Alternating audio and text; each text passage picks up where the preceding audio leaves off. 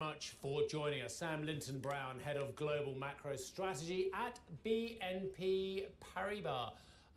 Little bit glitchier now, but what you can see is the arrival of the US President in Japan for the G7. Looks to me that he's talking to US servicemen there, US servicemen and women, chatting to them there in Japan, of course, key ally in many ways. I mean, Japan obviously historically has been incredibly dovish and not wanted to get involved in a lot of the military increases that we're seeing in Asia Pacific as well. But are events around the world forcing Japan to go on the front foot? And as we've seen with your own country, Karen, as well, Australia as well, there is unfortunately a remilitarization on all sides going on in the Asia Pacific region. Yeah, I mean, we've seen it through what AUKUS play out.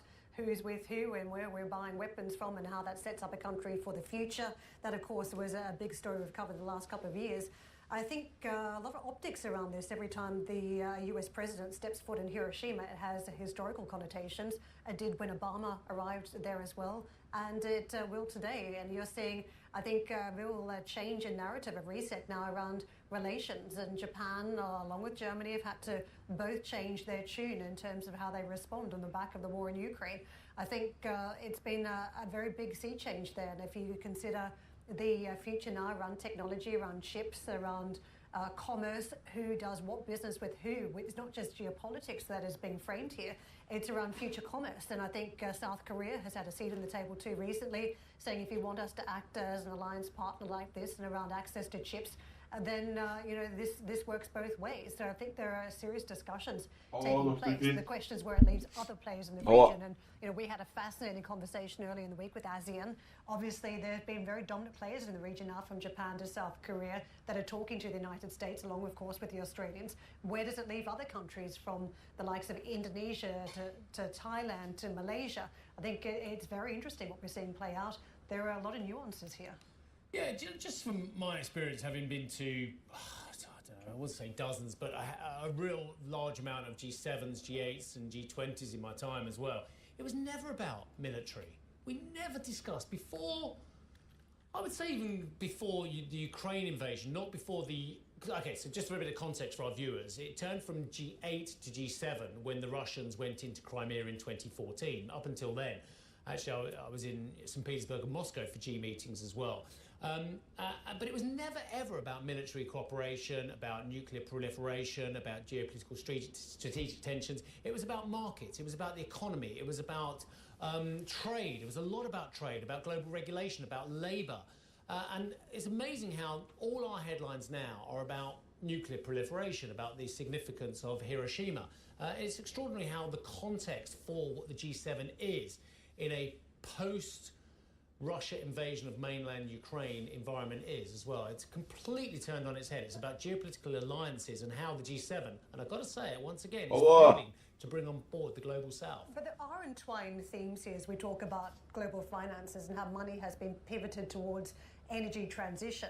As energy security came to the fore around the war in Ukraine, particularly for many member nations across Europe, there were concerns about where that energy was coming from, and obviously an acceleration in energy transition. What we're talking about now is whether those sanctions need to be stepped up to protect those investments. Effectively, there's no U-turn on areas where supply has been throttled by the Russians. So I think as we talk about geopolitics and finances and economies, it is so entwined these days, which is why it's now cropping up at the G7.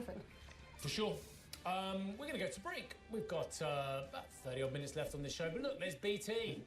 Down 8.5%. I mean, extraordinary job cuts due at this company. I will talk you through that when we return.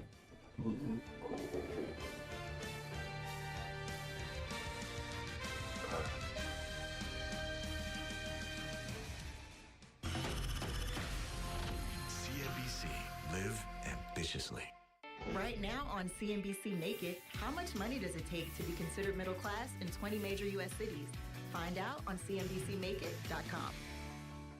The bathroom of your dreams is only a phone call away with BCI Bath and Shower. We can make your ordinary bath and shower extraordinary. This is not a cookie-cutter design. This is a complete custom build that will fit your every need. We have the best monthly programs in the industry with payments as low as $99 per month or no payments, no interest for 18 months with approved credit. Factory-trained, certified installers made in the USA and discounts for seniors and military. Call 800-319-6327. If you have diabetes, you know managing your blood sugar is critical, but finger sticks are painful and inconvenient. You may qualify for a continuous glucose monitor. A continuous glucose monitor provides blood sugar readings without uncomfortable finger sticks and alerts you to potentially harmful spikes Var det or toppen? readings Skal in jeg your ta blood gevinst? sugar levels. They work with Ja, over gjøres. 500 Ja, burde gjøre det. manufacturers to get your device at little or no cost to you. Call 888-710-0742. Jeg tok 2 sånn Sydtech nå. You may want to attend college. But you have a full-time job and kids that need your full-time attention. How can you possibly attend college?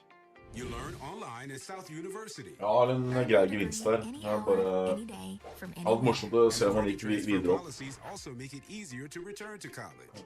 The convenience of taking classes where you want, The flexibility of taking classes when you want. so you can become who you want. South University Online. 1-800-207-0456.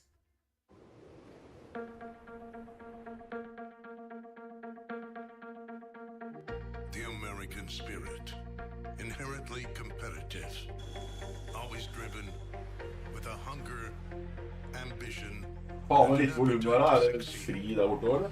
The pursuit of prosperity can be unpredictable and thrilling. From breakthroughs to breakdowns, the launches and the crashes. Perseverance is paramount. Knowledge essential. Good morning, everybody. Welcome to Squawk Box here on CNBC. That's what drives us.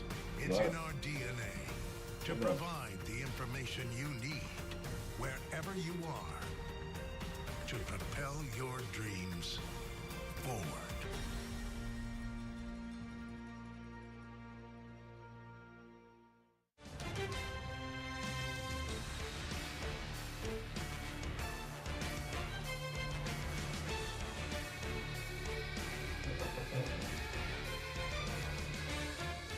Right, BP shares 1.69% higher. A BP unit called BP Products North America will pay a record $40 million penalty to settle air pollution charges in the US. The Department of Justice also required the company to make significant investments to cut benzene pollution in its refineries, as well as invest in new technology. I think there's some massive moves on the next stock. I'm pretty sure I saw it out of the corner of my eye. Jeg håper han så går mer, ass, enn det der. 19% higher for Aston Martin. It's unveiled a new partnership with Geely. Wow, that's interesting, isn't it? The Chinese automotive company will invest nearly £234 million in the British car maker, becoming the third largest shareholder with a holding of 17%. Well, look at that. 39% higher over the last 3 months, 19% higher on the session. British Telecom, BT, is planning to lay off up to 40% of its workforce by the end of the decade. That is equivalent to up to 55,000 positions as it looks to cut costs. Really interesting share price move on this one. I'll talk about that in a second. The telco reported a pre-tax profit of £1.73 billion for the full year, down from £1.96 billion a year ago. But it said it expects revenues and earnings growth in the year ahead on a pro forma basis. And the point here is, 2 days in a row now, we've seen big British telcos announcing job cuts. And it seems unsavoury, but the truth of the matter is, historically, when a company says, right, we're getting to grips with our problems, we're cutting a lot of jobs, I'm afraid very often, as much as it's a human misery story, the share price often rallies quite hard. It didn't on Vodafone yesterday. They fell fairly aggressively, and it hasn't today over at BT. So what the market is thinking on both sides of the, I would imagine, it's a very similar story, is that both at Vodafone and BT, they're saying, okay, fine, you're getting to grip with your costs, but what about your revenue side? And it was a problem for the German operations for Vodafone yesterday, and it's a problem for BT today on their UK operations. Karen. Just going to weigh in on this. I mean, we keep hearing the narrative that the AI revolution is not going to take away jobs. But it was pointed out to me at a telecommunications conference earlier this year that you are beginning to see the job cuts in the telecommunications sector thanks to AI, thanks to all the autonomous moves in recent years. And, you know, two big companies, as you say, Vodafone to BT, we are seeing large-scale job cuts. I mean, how does that happen? Is it just the AI, is it the autonomous nature of the workflow these days that's made it possible? Yeah, I hear what you're saying. And I mean, it's very difficult to... I'll give you an example. Yes, I was on the phone yesterday to my bank, to my credit card company, actually, because I tried to buy something and it was a fail. I think it must have been me that screwed up. And then I tried to buy the thing again, it was a fail. So then I tried to buy it using my bank, and that was a success in the end, eventually.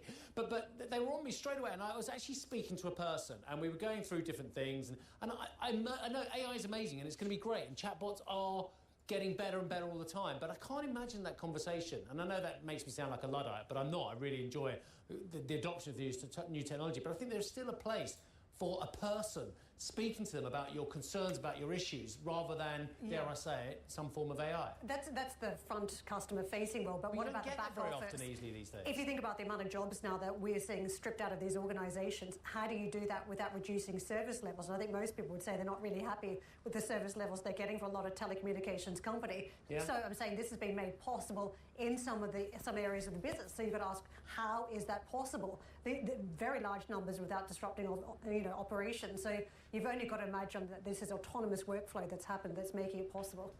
Yeah. There's plenty more we can say about the telcos, but I probably need to move on and tell you about the Bank of Ja, England, nå er jeg fingervinst. who has admitted for the first time something Man bør gå mye mer. most of you out there have been feeling for quite a while. That the UK economy is dealing with a wage price spiral. In his speech to British Chambers of Commerce, Bailey said the UK economy was experiencing second-round effects on inflation, adding they're unlikely to go away as quickly as they appeared. The Bank of England governor also pledged to continue, quote, lifting rates as far as necessary to fight pricing pressures. Karen. Coming up on this show, turbulence in the aviation sector as a star private jet firm's finances come under scrutiny.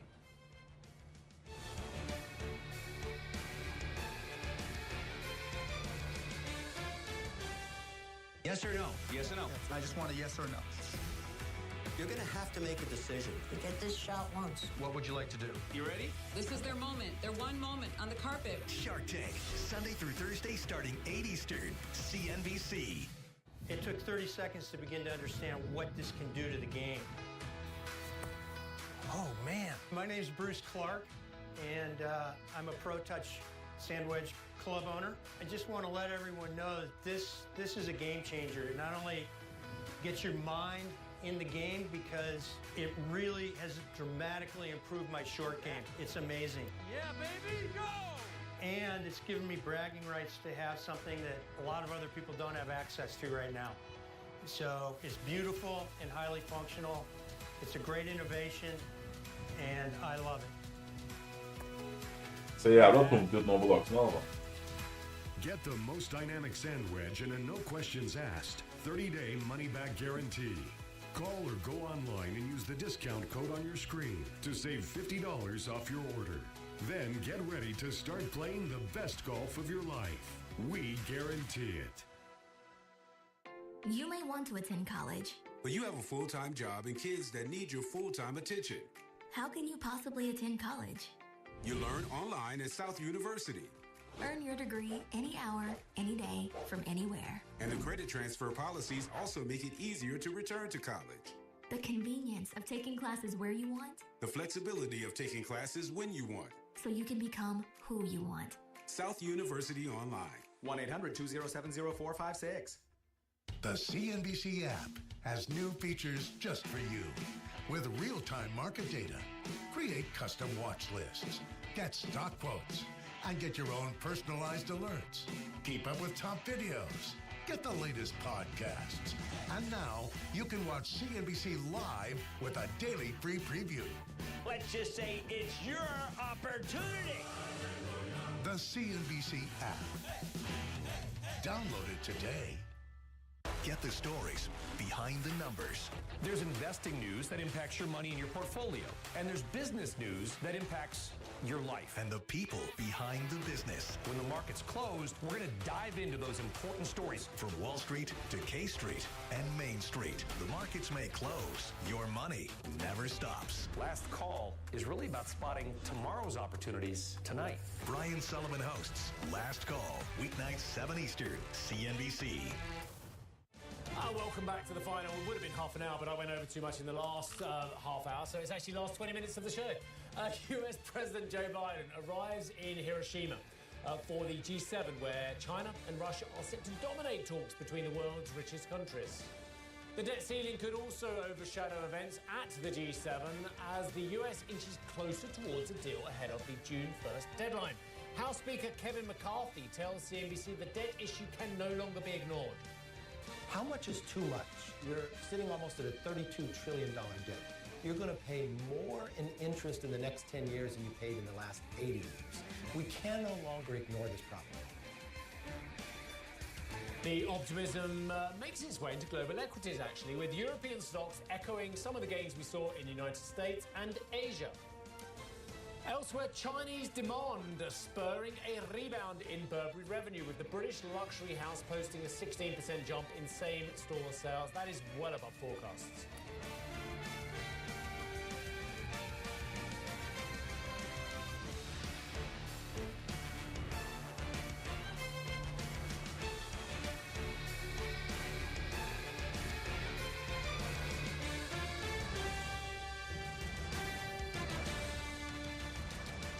The European stock markets have been open for half an hour plus so far, and what we've got across the market, a strong bounce in some areas, in particular the DAX. We're up 1% there, in fact, at the highest point so far for 2023.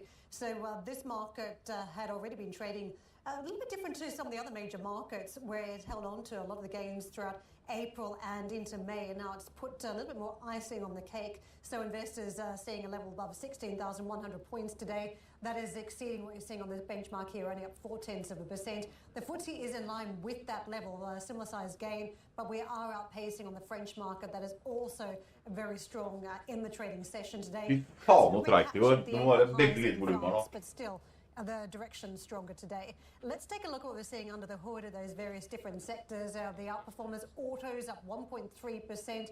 We've got technology racing ahead, a very similar tune that we saw out of the United States yesterday. Technology in focus, banking names, solid, oil and gas in the green, but some weakness around basic resources, and I wonder if that's still a hangover from the data out of China this week. Real estate still lurking concerns about what we are seeing in terms of some of the structural changes, but also the debt financing. Utilities, telecoms, all tracking weaker. Stocks on the move. These are the names. We've got Philips right at the top, 4.5% in the green. Convatec is higher. Air France, KLM in the aerospace, travel and leisure sector, 3% in the green. Weaker names, Burberry on the back of numbers. That's a slide, 6.4% down. And BT, as it's talking about workforce cuts and just what the landing zone looks like in future for the workforce. Just before we move on to the next segment, that Burberry move is very interesting and is exactly the same phenomenon that you identified and we were chatting about yesterday in Watches of Switzerland and JD Sports. So 3 very different companies, 3 consumer-facing companies who have all been doing a lot better recently. And 3 stories where it's one of those better to travel than arrive stories, i.e. we've seen it virtually the same story. Great recovery over at Burberry, really good going over at Watches of Switzerland, JD Sports making great moves to the upside, all 3 of them having substantial moves to the downside on the back of what were very good numbers. Yeah, and the CEO doubling down on the reopening theme out of China, setting pretty strong comments out there into the marketplace today, saying they're encouraged by the rebound, but it's not moving the needle on the stock. So I think that is fascinating.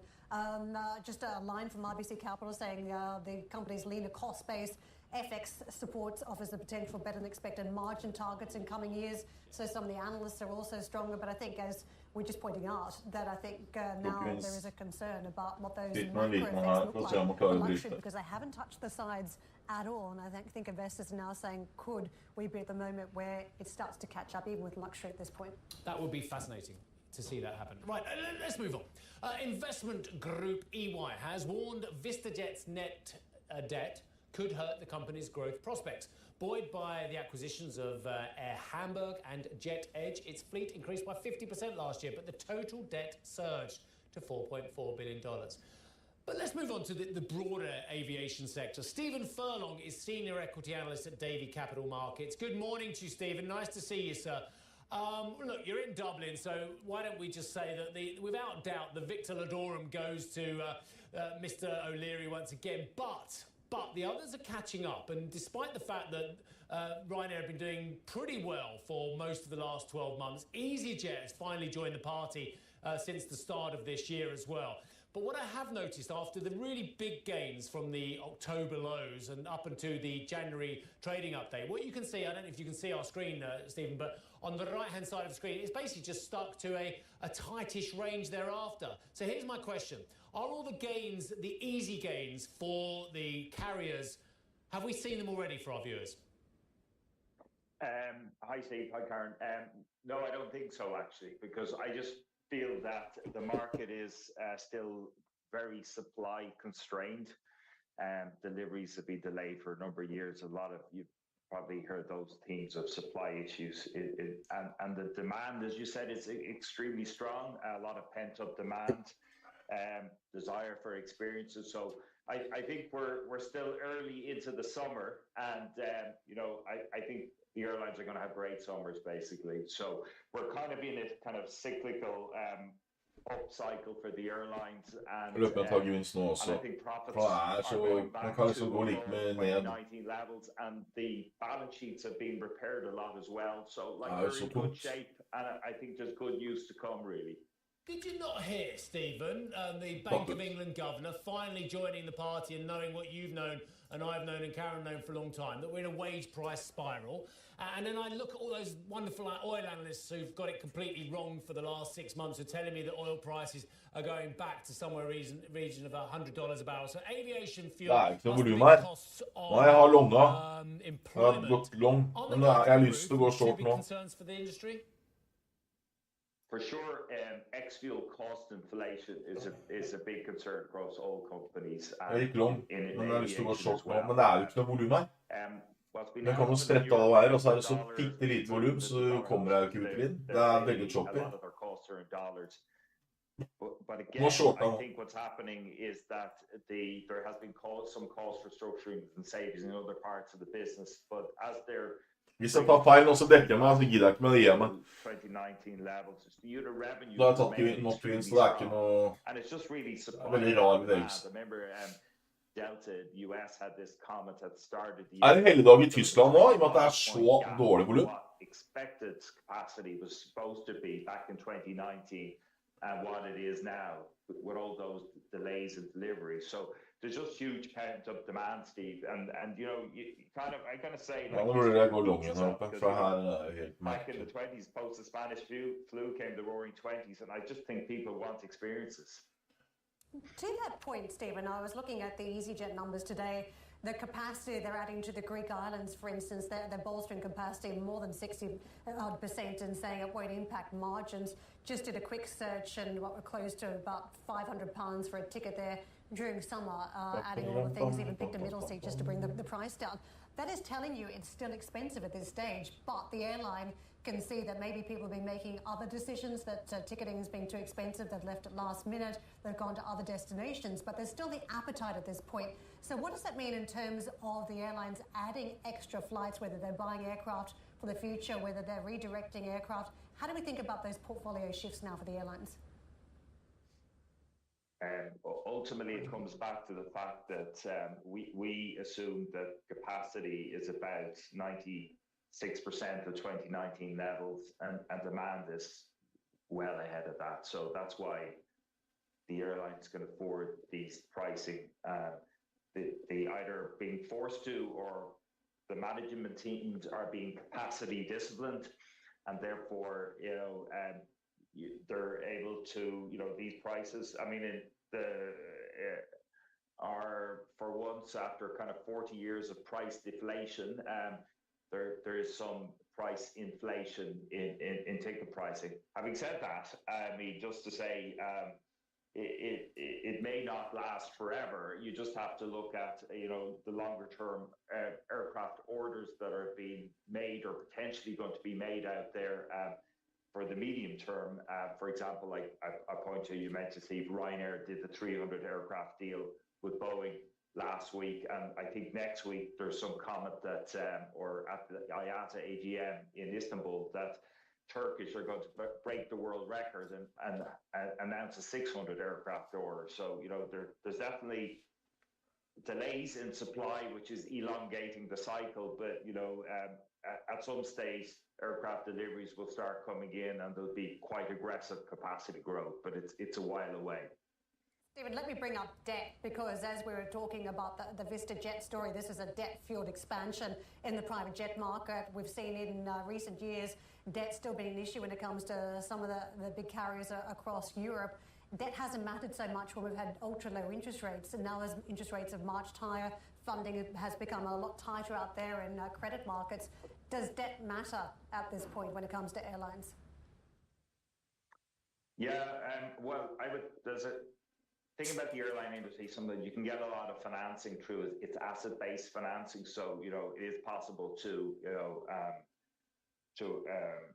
access debt financing. What I would say that the most successful companies in aviation, you take a Southwest, Stopplås huvudgrej går att kunna gå långt in på it's an nytt. industry with high operating leverage, and so combining that with low financial leverage has been a kind of a competitive advantage. So, certainly when you have elevated, let's say, net debt to EBITDAs, I think it's better that over time that comes down. And, we have seen that at least improvement in net debt to EBITDA for most of the major airlines in Europe. But I would just say that is one thing to watch. You don't want to have sustainably very high financial leverage in an industry which, of course, is very volatile. I do believe, though, the premium sector in general, you see Carsten Spohr of Lufthansa saying is in a way booming. And even though there was concerns at Zoom, as we have today, that there'll be less business travel, the front of the bus, in effect, is being more premium leisure, let's say, than premium business pre-COVID. Yeah, they all lied, Stephen. I tell you, they all told me they weren't going to get on planes again, and they're all on them constantly, every single one of them, and they admit it to me. By the way, thanks indeed for putting those headphones on. You look like a pilot or an air traffic controller in them. They're very nice. Yeah, well, it helps me to hear, I guess. Yeah, absolutely. Stephen, nice to see you, sir. Thank you very much indeed for your time. Stephen Furlong, Senior Equity Analyst at Davy Capital Markets. Coming up on the show, Retail in Focus, as investors eye Walmart earnings due before the bell. We'll be back.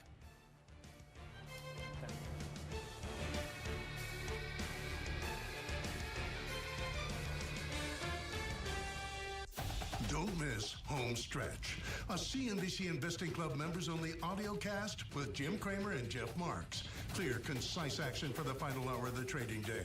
Subscribe now at cnbc.com/homestretch. Sometimes one thing leads to another thing. Then all of a sudden, it's on. With Roman, you can take care of erectile dysfunction discreetly. So whenever the moment happens, you're ready. Roman ready. If you don't have a good dental plan, or if your employer doesn't offer dental benefits, this is the deal you're looking for. Get the Carefree Dental Card, and for just $15.95 a month, you can see the dentist anytime and pay a whole lot less. On my first visit, I saved $650. Call the number on your screen and request your Carefree Dental Card free. See for yourself why Carefree is the best deal in dental. Call now to get your Carefree Dental Card and free plan information. The bathroom of your dreams is only a phone call away with BCI Bath and Shower. We can make your ordinary bath and shower extraordinary. This is not a cookie cutter design. This is a complete custom build that will fit your every need. We have the best monthly programs in the industry with payments as low as $99 per month or no payments, no interest for 18 months with approved credit. Factory trained, certified installers made in the USA and discounts for seniors and military. Call 800-319-6327. Listen up. Viagra works. That's why Roman offers Viagra and the generic option 100% online. Connect with a provider today to find out if treatment is right for you at ro.co/Roman. The American spirit. Inherently competitive.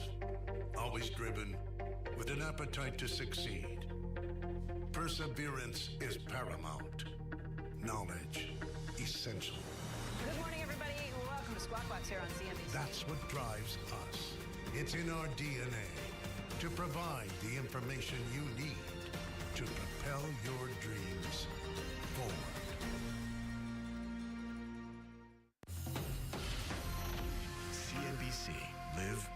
judiciously. It's that moment in Shark Tank. There's one shark left. One great idea can change your life. There's still one shark left. Talk to me, Laurie. I'm going to give you an offer. One shark left. Miss Barbara? I'd like to make you an offer if I may. Now there's one shark left, Damon. I'll give you an offer. Well, there's only one shark left. And it's you. I'm going to make you an aggressive offer. You've got to make a decision. What do you want to do? Shark Tank, Sunday through Thursday starting 8 Eastern, CNBC.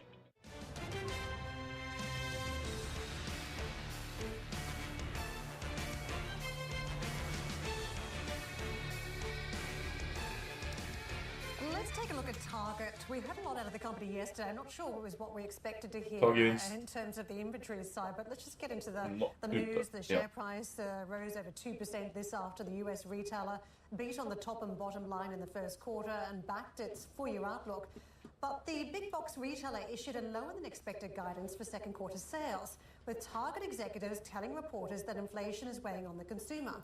The CEO, Brian Cornell, also warned that organised retail crime will see inventory losses increase by $500 million to surpass $1 billion this year. Again, I'm not sure that's what we expected to hear, that the inventory problem was one where the organised crime syndicates had been having an impact. I have been in this business for decades, and I've never heard a retailer say, "Yeah, we were a victim of organised crime." We heard out of COVID that we had too much stock and didn't have enough stock, and then it was a problem when people wanted to buy things. Now we're hearing that it's crime that's impacting the stores. So let's go into a bit of detail. I was going to talk about something else with Target, but I'll do this. Cornell said that organised crime carefully planned operations in which criminal groups steal large amounts of merchandise to resell for a profit has become an increasingly urgent issue. David Klink, Reuters copy, I should clarify. Reuters copy saying, David Klink, who's a senior equity analyst at Huntington Private Bank, said he found Target's comments on retail crime suspicious. There's a huge drag coming from organised crime when we hadn't even heard of it before, so says the analyst, who holds $24 million of Target shares. Not that the claim is necessarily untrue, so goes on this analyst, but it seems to be a bit amorphous excuse for some weakness on the gross margins. Isn't that extraordinary? So the industry body was also talking about this, saying it's quite sophisticated, right down to, we think about, grabbing merchandise running out of the store, but flash mobs apparently organised, as well as use of firearms and threatening of staff. So apparently it is somewhat an issue in centres more so than others. San Francisco has been an area where some of the retail groups have decided to close down operations because they think worker safety is an issue. But the scale that Target is talking about is just mind-boggling, isn't it? I could not agree more. Going back to the stuff that we talk about more bread and butter on this kind of company. Now, apparently in the call, the executives used the word cautious, not talking about the crime, but talking about the environment. Cautious at least 13 times during the hour-long earnings call. Cornell himself, who's the CEO, said the continued signs of caution amongst consumers have reinforced why we've entered this year in a conservative inventory position. American consumers continue to face difficult decisions on trading off what they do as they juggle their wants and needs of the families. It sounds really tough out there, and yet what did all the shares do? They all rallied hard. So perhaps it's telling us a story about margins, that if you have another external issue that impacts the organisation, that it does impact the overall numbers. But, again, this is not something that we've been up close around because we're a little bit more removed than this organised crime story, maybe impacting retailers more broadly than we thought. But just a bit of a dive into it. Home Depot, Walmart, Best Buy, Walgreens, CVS, some of the other major stores that have spoken about the problem and how it's been worsening as well. But I think, again, when you've got very tight numbers to work with, the consumer more price sensitive now, given the interest rate story, the price of goods, that, let's face it, a lot of these big suppliers have been keen to pass on those price increases, and it's the stores themselves that have been pushing back. It does put a lot of pressure on the numbers. Now, as for the results, Target's results came in hot on the heels of weak numbers from Home Depot, with the home improvement retailer posting its worst revenue miss in 20 years. But another big report card today, that is Walmart. It is due to report today before the US market opens. Investors are keen to see whether the retailer's core businesses have managed to hold up amid a challenging environment. Don't forget, last quarter, there was trading down by wealthier consumers using the Walmart stores, and that did shield them to an extent versus other retailers. With this as the backdrop, the US President Joe Biden and the House Speaker Kevin McCarthy appear to be closing in on a deal to avert a debt default. After a months-long impasse, the two underscored their determination to raise the debt ceiling, agreeing to negotiate directly with one another. the government could run out of money as early as June 1st if they're unable to find a middle ground. Well, McCarthy told CNBC the pair have to find an agreement. Look, we could be really sensible and responsible about this. How much is too much? You're sitting almost at a $32 trillion debt. Your debt is now larger than your economy. You're going to pay more in interest in the next 10 years than you paid in the last 80 years. We can no longer ignore this problem.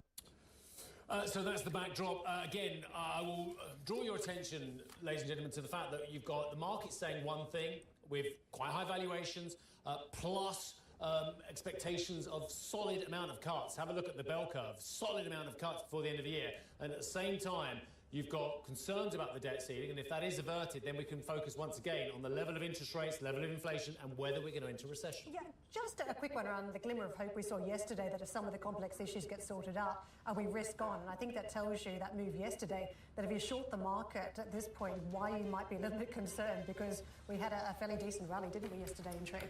Absolutely. That is it for Squawk Box. Up next is Street Signs, and well, they will take you through all these concerns over the next hour, but we'll be back same time, same place tomorrow.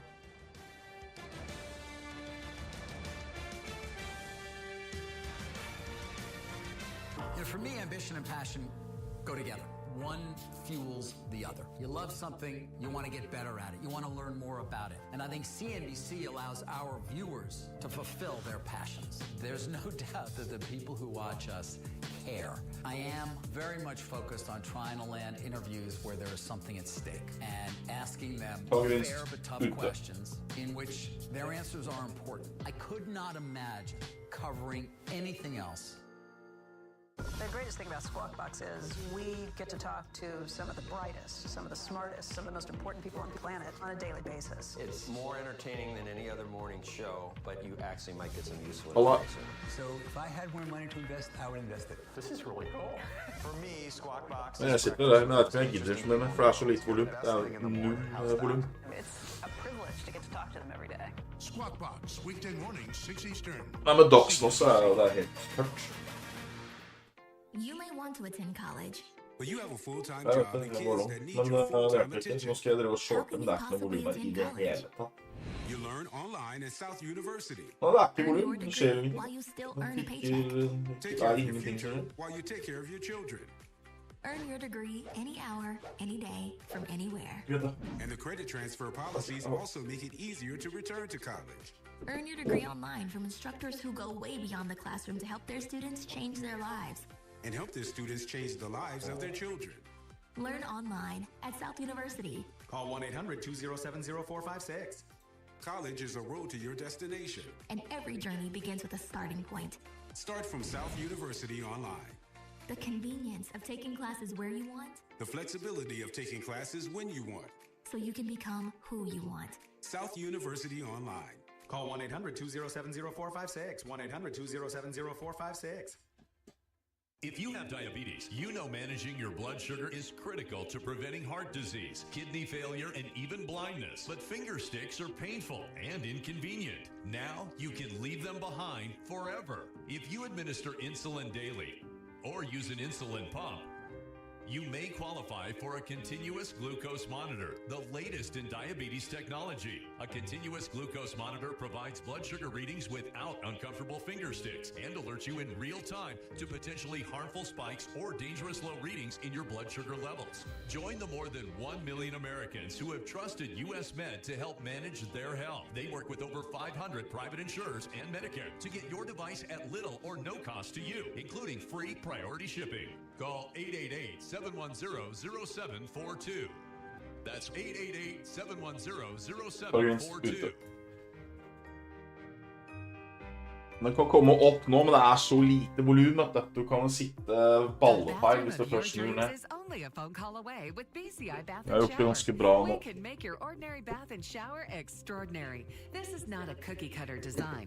Tilbake straks. It's never been easier or more affordable than right now to get the bathroom of your dreams. We have the best monthly programs in the industry with payments as low as $99 per month or no payments, no interest for 18 months with approved credit. The hardest part of your new bathroom is gutting and building the tub and shower. If your bathing area is old, there could be damage behind the walls and possible mold and mildew, which can be a serious safety issue. At BCI, we don't cover a problem, we fix it. Call now to get a never clean glass treated door with a no-track system at half off for the first 50 callers.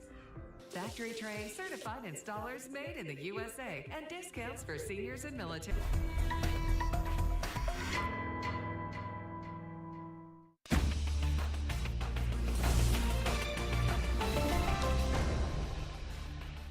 Good morning and welcome to Street Signs. I'm Jemana Versace. And I'm Juliana Tattlebaum. These are your headlines. U.S. President Joe Biden arrives in Hiroshima for the G7, where China and Russia are set to dominate talks between the world's richest countries. The debt ceiling could also overshadow events at the G7 as the U.S. inches closer towards a deal ahead of a June 1st deadline. House Speaker Kevin McCarthy tells CNBC the debt issue can no longer be ignored. How much is too much? You're sitting almost at a $32 trillion debt. You're going to pay more in interest in the next 10 years than you paid in the last 80 years. We can no longer ignore this problem. The optimism makes its way into global equities, with European stocks echoing gains in U.S. and Asian markets. And out of fashion, Burberry warns of a challenging environment in the Americas despite Chinese demand spurring a rebound in the luxury group's revenue.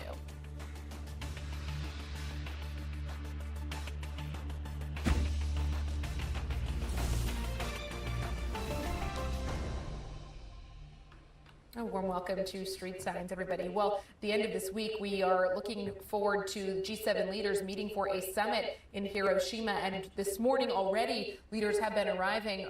Right now, we are looking at Canadian Prime Minister Justin Trudeau, who's arriving in Japan for this summit. Just a little while ago, President Biden of the U.S. Made his way over. Rishi Sunak also in focus and drumming up a bilateral agreement around semiconductors with Japan. We're going to discuss that a little bit later in the program, but we just wanted to give you a look there at the Canadian Prime Minister's airplane, and we will bring you any further arrivals as they come through on Street Signs. Now, as I mentioned, U.S. President Joe Biden has arrived in Hiroshima for a shortened G7 trip amid growing concern over the U.S. debt ceiling. Biden greeted U.S. service members in an aircraft hangar ahead of the start of official proceedings, which are expected to be dominated by geopolitical risks from Russia and China. Biden is set to head back to Washington on Sunday, earlier than planned, and will give a press conference later that day. Well, you got a little glimpse of where we're going to kick off the show, and that is with markets. So, Jemana, take it away.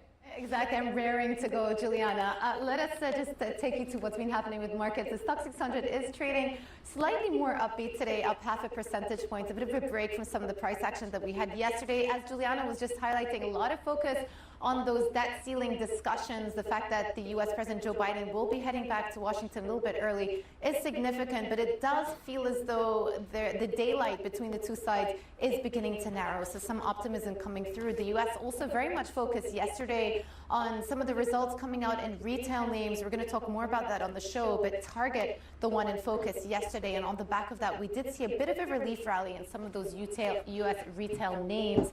In addition to the regional banks, KBW index bouncing. We had some good results out of Western Alliance showing an increase in the deposits, which is a very welcome development given some of the focus we've had on U.S. regionals. But over here in Europe, we're focused on some individual company earnings. So let me just get you to the bourses.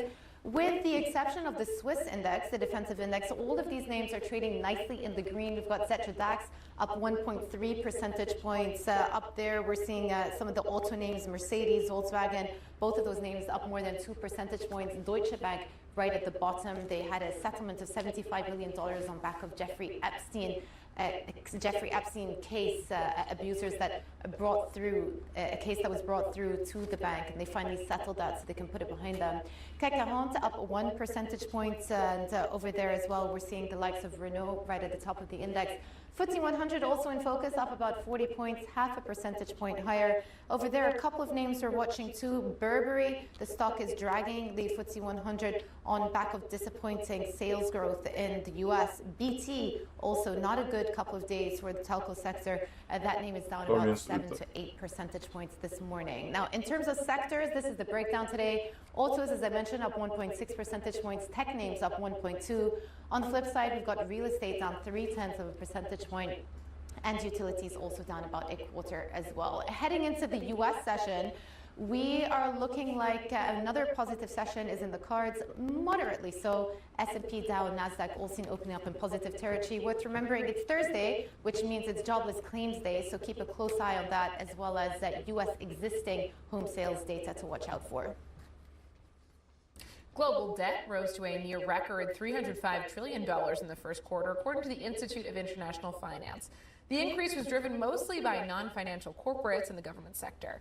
The IIF says aging populations and rising healthcare costs continue to put pressure on global governments alongside other macroeconomic factors. Bank of England Governor Andrew Bailey has admitted for the first time that the UK economy is dealing with a wage price spiral. In his speech to the British Chambers of Commerce, Bailey said the UK economy was experiencing second-round effects of inflation, adding they are unlikely to go away as quickly as they appeared. The BOE governor also pledged to continue lifting rates, quote, as far as necessary to fight price pressures. Well, to discuss markets with us this morning, Rob Dishner, Senior Portfolio Manager, Multi-Sector Fixed Income at Neuberger Berman, joins us. Rob, good morning to you. Let me kick off by asking you about the debt ceiling and what is priced into fixed income markets here. What is your sense of how markets would react if we do get a resolution around the debt ceiling before June 1st? Well, I think yesterday was a great example, as you noted, that we did get some relief in markets as we got closer to a resolution.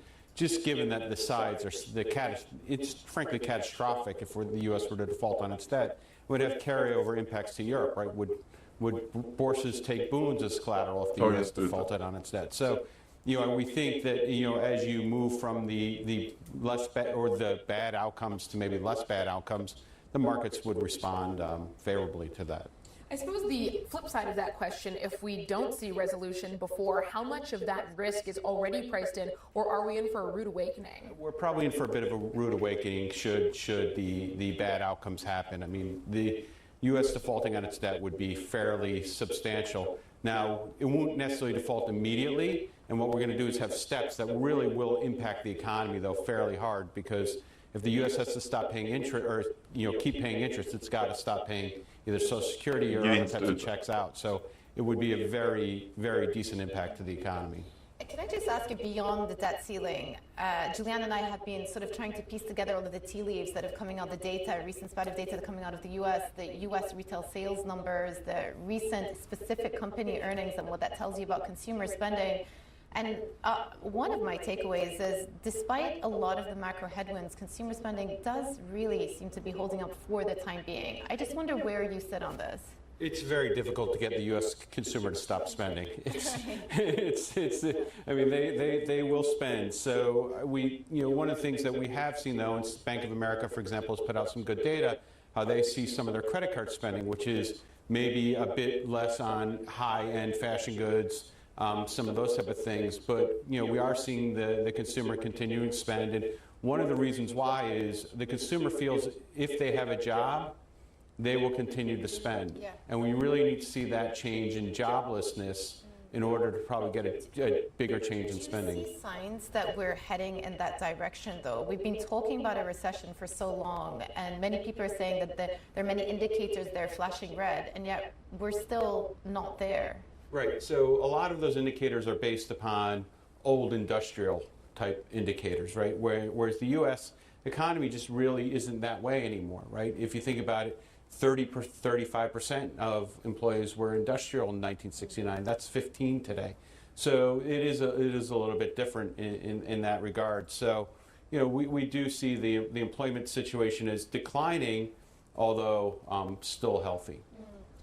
Markets are pricing in rate cuts, though, by the end of this year, and some of that has been taken out of the market pricing in the last couple of days. Do you actually envisage that the Fed may start cutting rates by the end of this year? We view that as a low likelihood. And if you think about what the market's pricing in either the Fed on hold, or if the Fed has to cut rates, it's not going to be 25 basis points. It's going to be 50 to 100. So when you average those out, you sort of get to the market pricing. We could see a mid-cycle adjustment next year, but so far this year, our base case is that the Fed remains on hold. Fascinating. That is something we've been hearing more and more, that if the Fed does cut, it's not going to be a 25 basis point cut, but it's going to be something much larger. So they're actually really binary scenarios. My question to you is, if we do see the Fed pause and eventually cut rates, what does that mean for the dollar? Is that going to cause a depreciation in the greenback? Sure. I mean, the dollar over time is likely to continue to get weaker. Now, might we have periods of time like we've had in the past few weeks where the dollar strengthens? Sure. But if you think about all the money that flowed out of Europe and Asia into the dollar over the 2010s due to negative rates and elsewhere, and as that money comes back, rate differentials may not be enough to support the dollar going forward. So yes, I mean, if we do get those rate cuts, the dollar could go lower, and we saw, who was it? The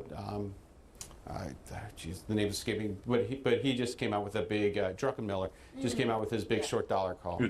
Yeah. Well, just to, I guess, the follow-on from Juliana's question, when you think about currencies, it's obviously a relative game. And I do wonder how you are thinking about U.S. fixed income versus European fixed income, because the ECB still they've got, to quote Christine Lagarde, some ways to go, more ground to cover. They're not pausing yet. Right, and that's why you don't have the same type of cuts priced into the European curve as you do in the U.S. curve. And you still have some hikes. So, look, it is a relative game. The U.S. is likely on hold. The ECB likely has a little bit more to do. The Bank of England probably has a little bit more to do, as you just mentioned, right? That we are seeing some of that wage price spiral happen. So, we will see some of that. But we really think about it. Yes, there's the interest rate differentials, but there's also just the flows. Yeah. Well, just to wrap up the currency conversation, we've been watching the Japanese market a lot this week, but in particular equities. The Japanese equity market has been on a pretty strong run. The Nikkei is up 17% year to date, 6 positive sessions in a row. What do you make of the outlook for the yen, and do you buy into the more encouraging economic data that has come through in the last week? Yeah, I mean, I think one of the things that we're seeing in Japanese equities, it's a potential growth area, right? So people are putting money into that market, particularly as people get a bit more wary of the China reopening trade, right? We've seen that China, some of the steam come out of that China reopening trade, and probably into the Japanese market. And Japan will likely exit yield curve control at some point this year, and that could be positive for the yen. And we've seen people act appropriately. Just quickly before we let you go, what is your top call in fixed income right now? Oh, gee, it's mortgages. Yeah, I mean, U.S. mortgages. We just saw the FDIC auction some of the securities from some of these failed banks, and they got prices better than they thought they were going to. So I think that's really sort of the focus that we've had. Fortune favors the brave, always. Rob, thank you so much for coming on the show today. Rob Dishner, Senior Portfolio Manager, Multi-Sector Fixed Income from Neuberger Berman. And also coming up on Street Signs, the UK and Japan announced a new partnership as the G7 looks to counter China's global influence. More on that after the break.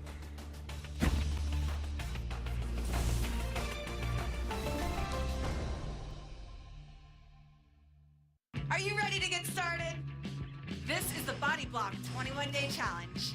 Let's go, let's go!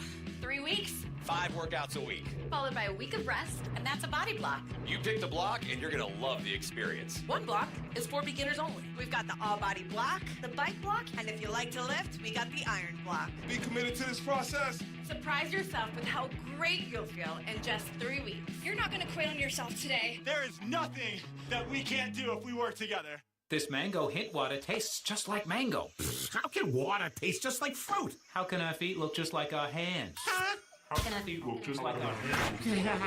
For a limited time, new customers get 45% off on our top flavors at drinkhint.com, including our new exclusive online flavor, coconut, just $1 per bottle. And if you order now, we'll ship it right to your door for free. Did he just say there's coconut hint? Hint. Water with a touch of true fruit flavor. Everybody come around, get together, we're helping out. Can't you see? Get together, moving and singing. You save me, save all the day. You save me, save all the day. Won't you come and save me? Won't you come and save me? You save me, save all Joybird.com takes customizable furniture to a whole new level, so you can create furniture that complements your art, your green thumb, your fur baby, your style, your vision, your room, or just you. Mix and match your favorite colors, styles, and fabrics. Create your dream space with Joybird, plus get free design services at joybird.com.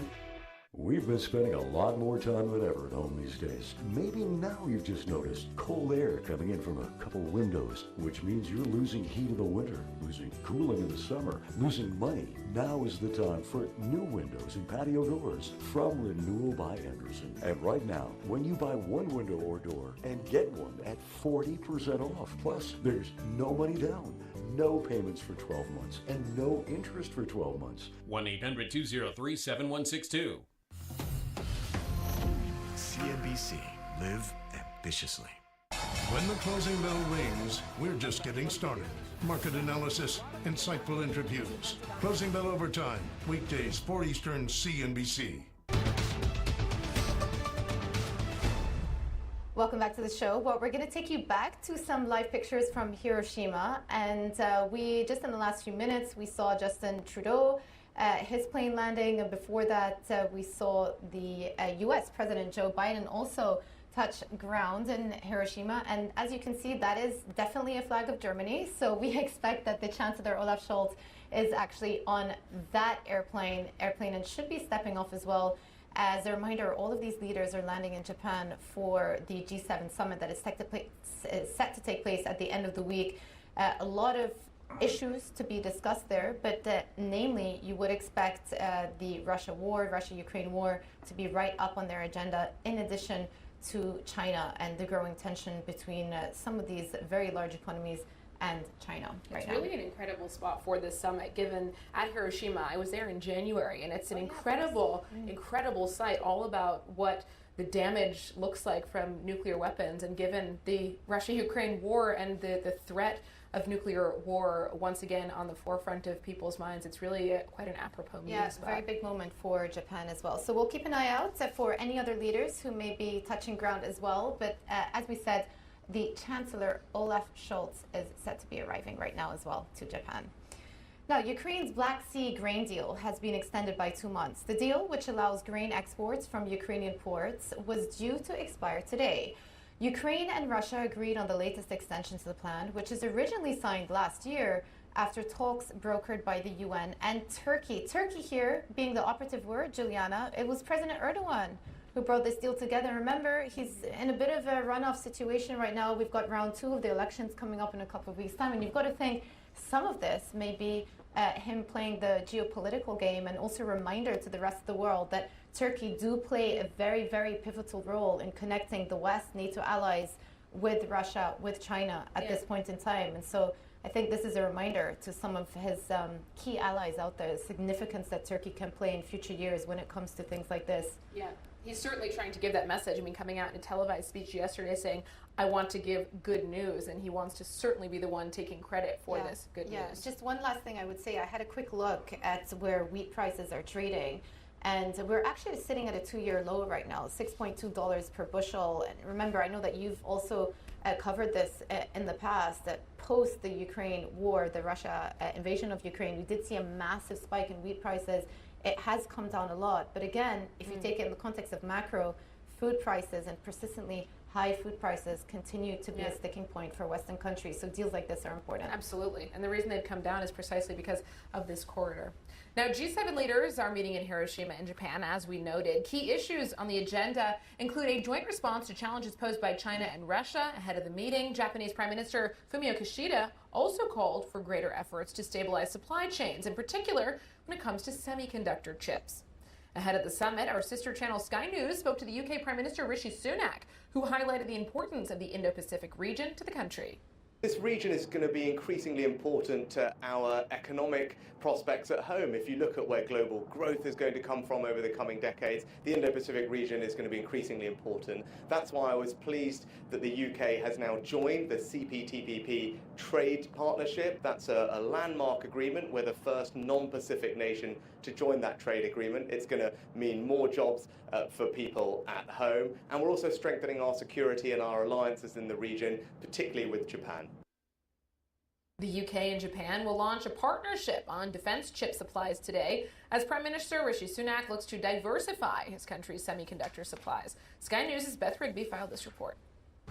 The Prime Minister's here in Tokyo to amplify the new Hiroshima Accord. Now, this is a new agreement between Japan and the UK to strengthen and deepen ties in areas of technology, economy, defence, security. Now, when it comes to technology, the two countries are signing a deal to try and research and develop semiconductors.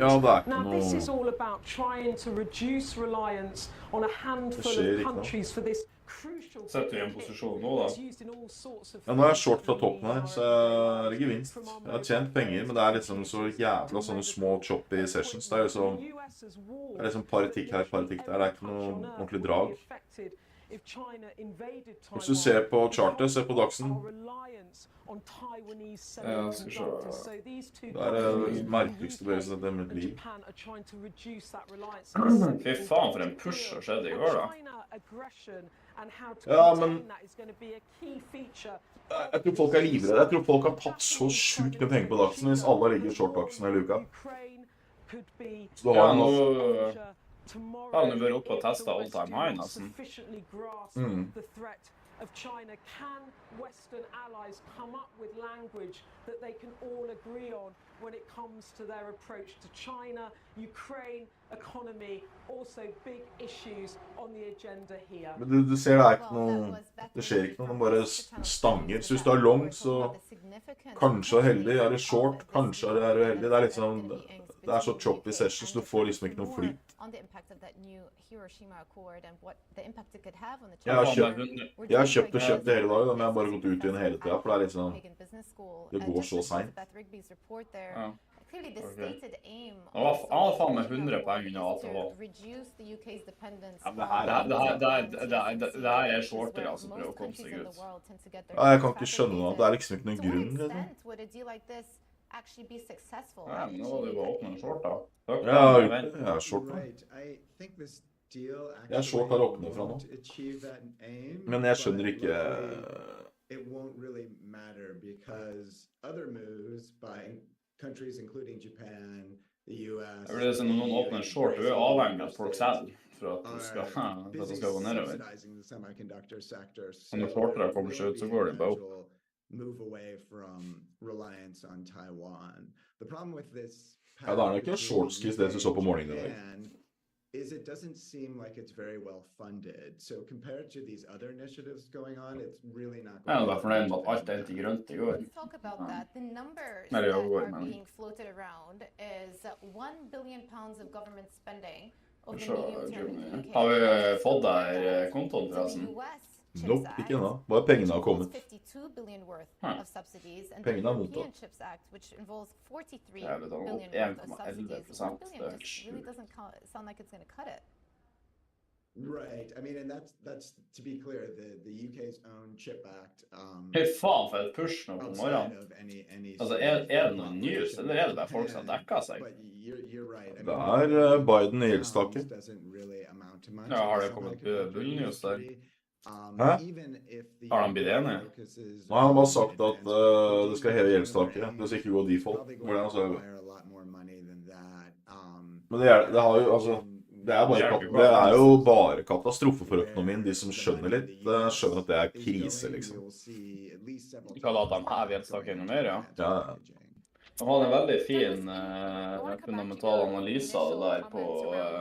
en veldig fin relativ analyse med meg av på All-In-podcasten her om dagen. Da hadde han satt og regnet på det med på en måte gjeldsveksten til USA. Så kom han til å trenge 70% av den årlige GDP-en til USA om 15 år bare for å betale rente på lånet. 80 år. Hæ? 80 år. Ja, nei, om 15 år så gjelder de for høy. Nei, det de sa nå var det at den gjelden du betaler nå mer, på løpet av 3 år så det mer enn hva de har betalt til sammen renter på 80 år. Ja, da skjønner jeg hva du mener. Ja, men om 15 år så kommer det til å ta 80% av den årlige GDP-en deres bare for å betale rente, ikke engang for å betale på lånet. Og da dekker du ikke Social Security, du dekker ikke forsvar, du dekker ikke noe. Så det der jo krise. Nå jo den neste store krasjen som skjer, og det blir jo bondmarkedet. Nå jeg ganske glad i penger, men jeg tror det skal falle mer. Jeg har vurdert å åpne en short her, for her det jo så høyt opp i skyene med ingen grunn.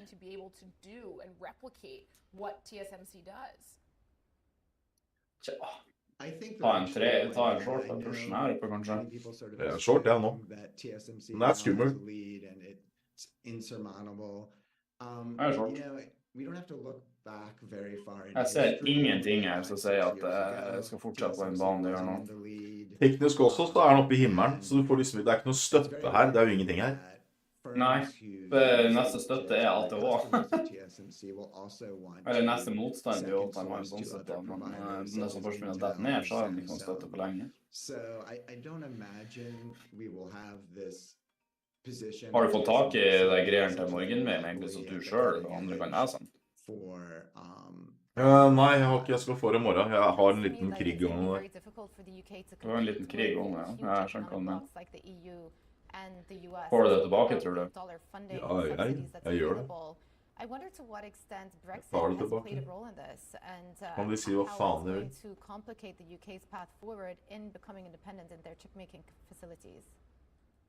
Yes, I mean, that's a good point. I think, unfortunately, being outside of the EU does negatively impact the UK's... Jeg vurderte å ringe han Stig I dag og høre hvordan det går med han. The UK does have... Trodde du gjorde det i går, sort of critical... Nei, jeg lurte på hvor det ble av deg I går. Jeg stakk fra 17. mai-lunsj og skulle sitte her med deg og trade på USA. Det var ikke noen plass der. Jeg glemte å slå på kameraet. Jeg satt og trade I går. Men det var ingen som her. I dag også bare 13 stykker der. Jeg ikke kjeft der. Så folk sikkert slapper av. Jeg prøvde å ringe deg en gang, men det svarte ikke. Så det kjipt. All right, we're going to leave it there, Professor. Thank you so much for joining us. Da satt jeg her alene og tredet selv. Associate Professor from Copenhagen Business School. Fy faen og kjedelig, altså. You did hint that it might be the Chancellor of Germany arriving in Hiroshima. And ja, men det også på de dagene her du blir å få de rare dragene ut av ingenting. I hvordan ser retningen, så du kan gjøre gode penger på, eller dårlige penger på, alt ettersom. But this follows on the heel from other G7 leaders also arriving to Hiroshima in the last couple of hours. We spoke about US President Joe Biden landing, as well as the Canadian Prime Minister Justin Trudeau also arriving to G7, a key summit coming up this weekend. But also on street signs, McLaren Racing CEO Zach Brown will step away from the paddock to focus on a different race, a race to sustainability. We'll bring you our interview just after the break. Hva det daglige?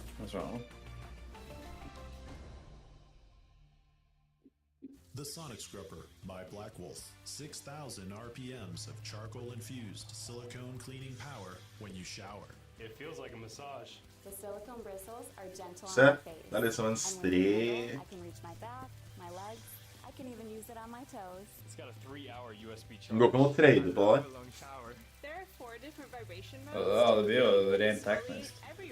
The Sonic Scrubber by Black Wolf. Get 20% off now at getsonicscrubber.com. Jeg shorta bare med en kontrakt, jeg. Så det er forsiktig, tilfelle vi får dragen ned.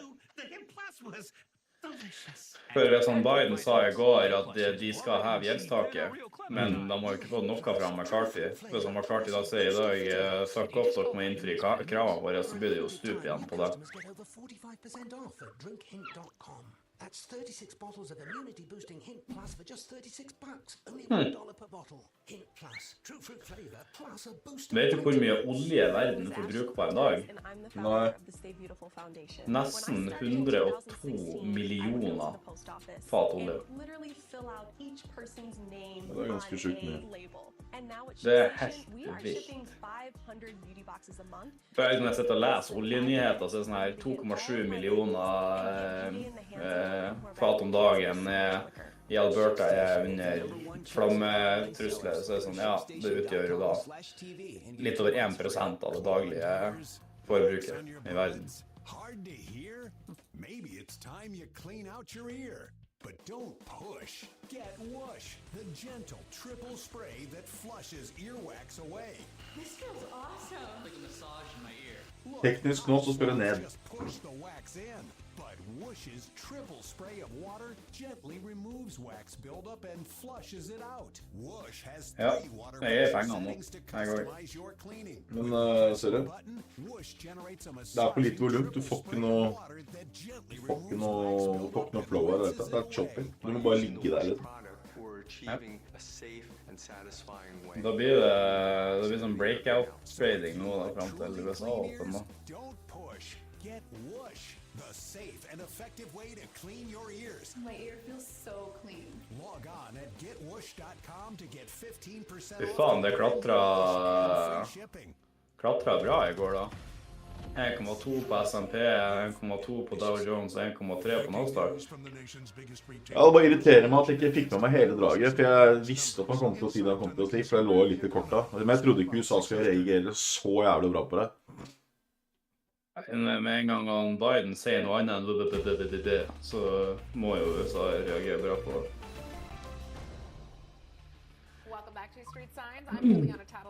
Olja gikk jo opp 2,6% på det år, det var ikke verst. Olje og gull gikk ned. Det ganske interessant når man begynner å forstå makroen på det her. En som ikke jeg liker med Daxen akkurat nå, at nå har han nå følger han ikke noen ting. Nå lever det seg I verden. Han følger ikke futurene, han følger ikke olje, han følger ikke Europa. Han helt I sin egen verden. Europa litt på vei ned nå. Daxen går ikke ned. The optimism makes its way into global equities with European stocks echoing gains in US and Asian markets. Out of fashion, Burberry warns of a challenging environment in the Americas despite Chinese demand spurring a rebound in the luxury group's revenue. Altså nå skal Daxen ned da. Europa på vei ned. Ja. Men den holder seg på 16,2. We're off to a strong start. The CAC 40 up 1%. The Z up a very strong 1.5%. We've got Siemens, Commerce Bank, Siemens Energy, all Akkurat nå ser det ut som han bare teknisk må bryte EMA-en, så det kanskje det som satt han ned hvis den kun tredes teknisk akkurat nå. Ja, han følger ikke resten nå. Europa på vei ned nå liksom. Jeg ser det, Olje kommer ned We are seeing the dollar trade firmly Futures this morning litt versus unntatt the euro Daxen. and sterling. Sterling down Ja, alt kommer ned unntatt 0.4%, 124.37. The euro meanwhile down 0.2% versus the greenback 108.16. Jeg I penger om det så vidt, liksom det sånn helt latterlig. Jeg kan like gjerne gå I minus om 2 sekunder. Hvis ikke det snur ordentlig ned nå, liksom. Ja, jævlig rart om det ikke faller, ass. Jeg tror det kommer. In terms of US futures, here's what's in store for the Wall Street Open. Kan du se hvor mange som har short nå? Jeg prøver å finne ut av hvordan jeg har sjekket det. All 3 of those major indices gained quite strongly. 1.3%, 1.2% worth of gains for both the Dow and the S&P. Tesla was the big mover yesterday, gaining about 4.4% after its shareholder. Jeg I penger nå, men jeg kommer til å hate meg selv hvis det ramler nå og ikke med. EasyJet is in focus this morning after reconfirming its 2024 and midterm targets, despite posting a first-half pre-tax loss of £411 million. That was in line with expectations. The British budget airline expects to see a boost from summer bookings, forecasting a 20% gain in revenue per seat, with capacity in the fourth quarter returning to around pre-pandemic levels. Hvorfor I helvete går det ikke ned? Hele Europa kommer ned nå. Se til svarte helvete kom det, den jævla nazibørs. Faen, ass. Excellent response to its new brand aesthetic with Jeg får chat-GBT til å sjekke confident about its medium-term targets, but there were some concerns around what it's seeing in the Americas, and that is part of why we're seeing Burberry pull back this morning. It's down more than 6%, one of the worst performers in the European market. BT, another downbeat surprise. We've got BT planning to lay off up to 40% of its workforce by the end of the decade. That's equivalent to up to 55,000 positions, huge numbers, as it looks to cut costs. The telco reported a pre-tax profit of £1.73 billion for the full year, down from £1.96 billion a year ago, but said it expects revenue and earnings growth in the year ahead on a pro forma basis. Ja, du ser det her, da. Det er den mest solide børsen i hele Europa. Og så er det null volum. Today we have the likes of BT also Så der, da. announcing 40% of their workforce is going to be cut as well. So it does reflect how challenging it is for the telcos, especially in a rising interest rate environment, because they've got to fund all of the very expensive capex spending. So something to bear in mind. Now, switching to U.S. retail, Target shares rose after 2% of the U.S. Well, Target rose over 2% after the U.S. retailer beat on the top. Det er bottene som har ødelagt hele børsen. Alt sammen. Its full-year outlook. The big box retailer issued lower than expected guidance for second quarter sales, with Target executives telling reporters that inflation is weighing on the consumer. The CEO, Brian Cornell, also warned that organized retail crime will see inventory losses increase by $500 million. Hvor kan man trede deg, Skort? Det er jo helt latterlig her. Jeg er i penger, men jeg kan like gjerne gå minus. Jeg kan gå minus om 1 sekund, for det er jo ikke noen bevegelser i det hele tatt. Det er ganske sprøtt. Det er liksom, kan kalle det hovedindeksen til hele Europa. Og det er mer volum på kjøkkenet mitt, hvor det ikke er noe mat, enn det er her nå. Than last year, making loss from shrinkage more than $1 billion in 2 years. The retailer says it's being fueled by organized retail crime theft, which has been a growing issue for the retail industry. Target is reaffirming its full-year guidance, even though sales weakened as the quarter wore on. Beauty, food and beverage, household essentials, those sold much better than discretionary and higher margin items like apparel, toys and electronics. Jeg går i ferdig. Hennington told reporters, quote, the consumers under pressure and the consistent inflation, savings, as well as just economic uncertainty in general is having an impact on their choices, and they're making trade-offs. Courtney Reagan, CNBC Business News. Target's results come hot on the heels of weak numbers from Home Depot, with the home improvement retailer posting its worst revenue miss in 20 years. Walmart is due to report today before the U.S. market opens, with investors keen to see whether the retailer's core business have managed to hold up amid a challenging environment. Just to pick up on the discussion that we were having yesterday, obviously then we had Home Depot results, we didn't have Target. Target, I guess, on the margin slightly better than what the market had been anticipating. If you go by the reaction of some of the U.S. retail stocks yesterday, I just want to pick up on something that Jim Cramer was saying yesterday afternoon. Target have been very good at managing inventory, and it's been very impressive to see them actually expand sales, although marginally so, only by about 1%, but at the same time, significantly reduce the amount of inventory that they have in their warehouses. So that actually is a positive development for them. It was also the biggest problem for Target, and the inventory management was woeful in the wake of the pandemic. 2022 was an incredibly turbulent year for Target's inventories, and so the fact that they're making progress, I think, definitely encouraging. I would just flag one thing. Basically, the trends are in line with expectation here. Discretionary spending is coming down, as you would expect. Consumers are opting more for essentials like grocery and grocery, home essentials, beverages, things like that.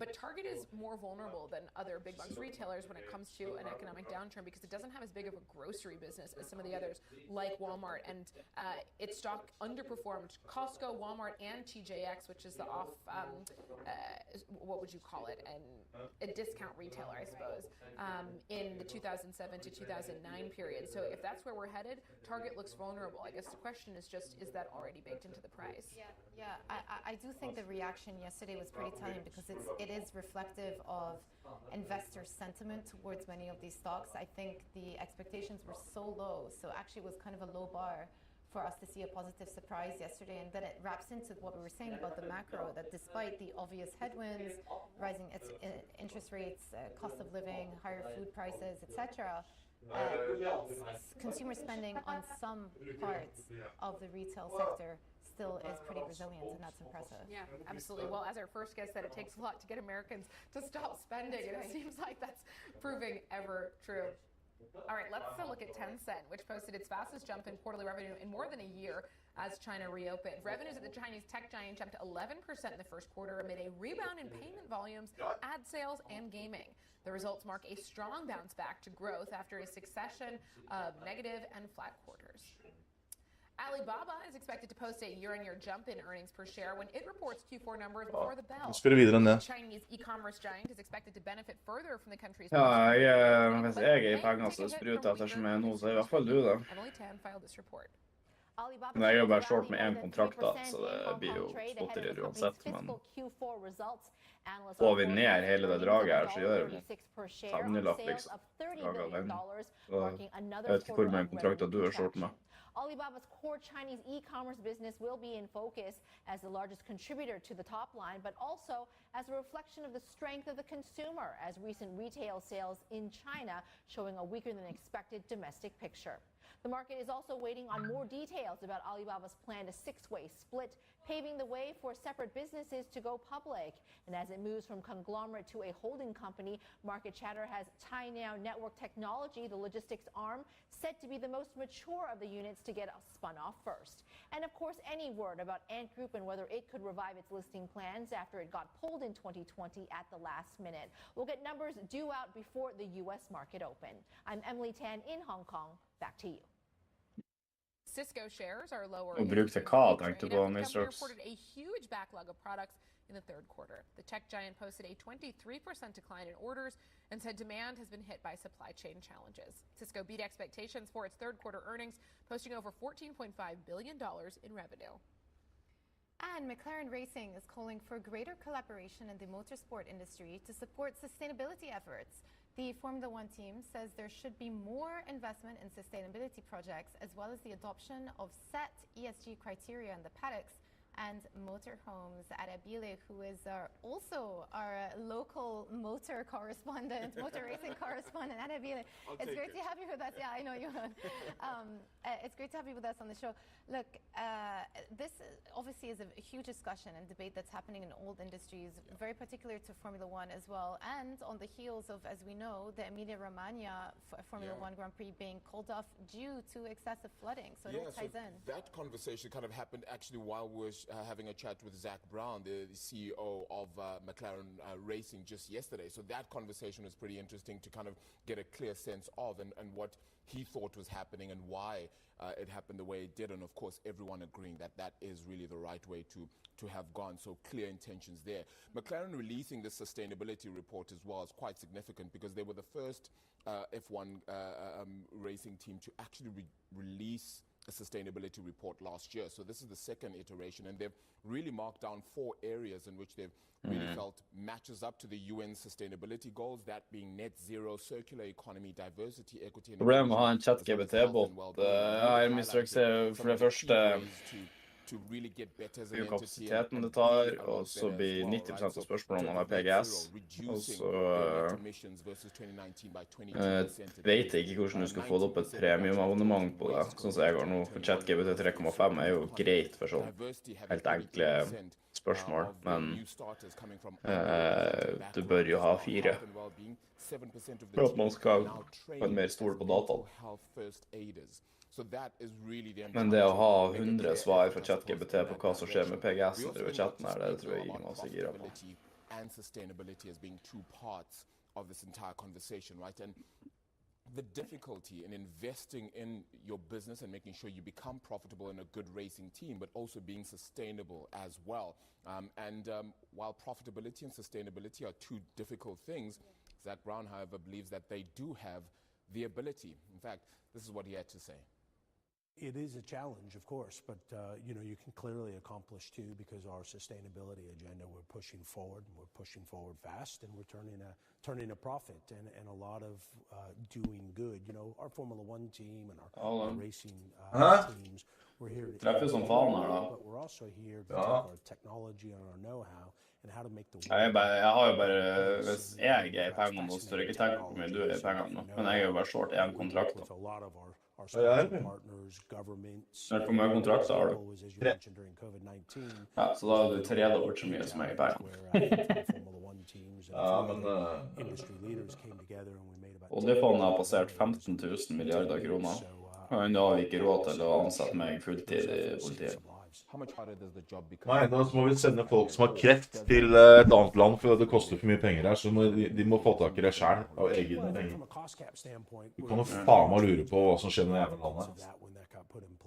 Når jeg er god for mye penger, så skal jeg være så ekstremt synlig i media. Jeg skal si så mye drit om de politikerne. Jeg skal møte opp på alle talkshow, så skal jeg hamre løs på det. Jeg skal få dem til å føle seg så dumme at de ikke...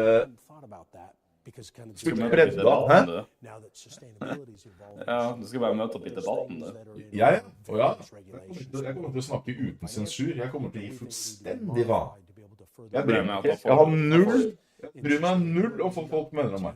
Fy faen. Skal si til Støre, du er et forbanna brødhue. Og Vedum også. Hold deg til kurunking, liksom. Problemet er at sier du det, så får du ikke komme på noe talkshow i Norge. Du må være litt mer politisk korrekt. Du må drite på dem pedagogisk. Jeg har svar på det. Jeg har noen til å filme dem med kinoen. Jeg filmer dem med iPhone sin, så legger ut på sosiale medier. Så går det viralt. Ja. Dette er det du ikke fikk sett på TV. Even more still can actually be done to improve things quite significantly, and this is what he had to say. Jeg skal ikke være så breial og harry når jeg prater, men jeg kan snakke så det blir forstått. Da blir jeg ikke sensurert. Ja, det har du lurt ut. Men... It's not us versus them. We should be doing this together. And there's a lot of I also think it's a journey where you might see the light at the end. You're never going to get to the end of the teknisk så vi begynner å nærme oss. Vi ligger litt i sånn støttesone egentlig. Hvis vi går tilbake til, vi må helt tilbake til november i 21, der vi er nå. November i 21 og på januar i 22. Da er vi i nærheten av noen områder hvor vi kan kanskje se noen form for støtte nå, men jeg tror det er så langt tilbake. Ja, der kommer det til å se det nivået. Skulle egentlig tatt profit i bunnen her, og så gått på nytt i toppen.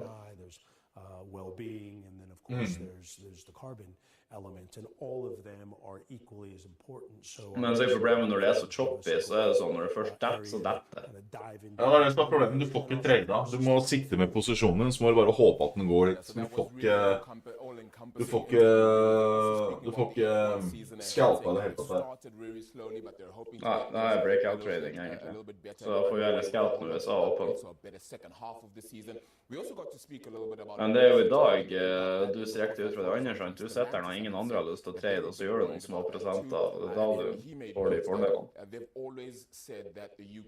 Og nå kan du komme rett opp, så jeg bør egentlig ta gevinst nå, og så gjør det en gang til.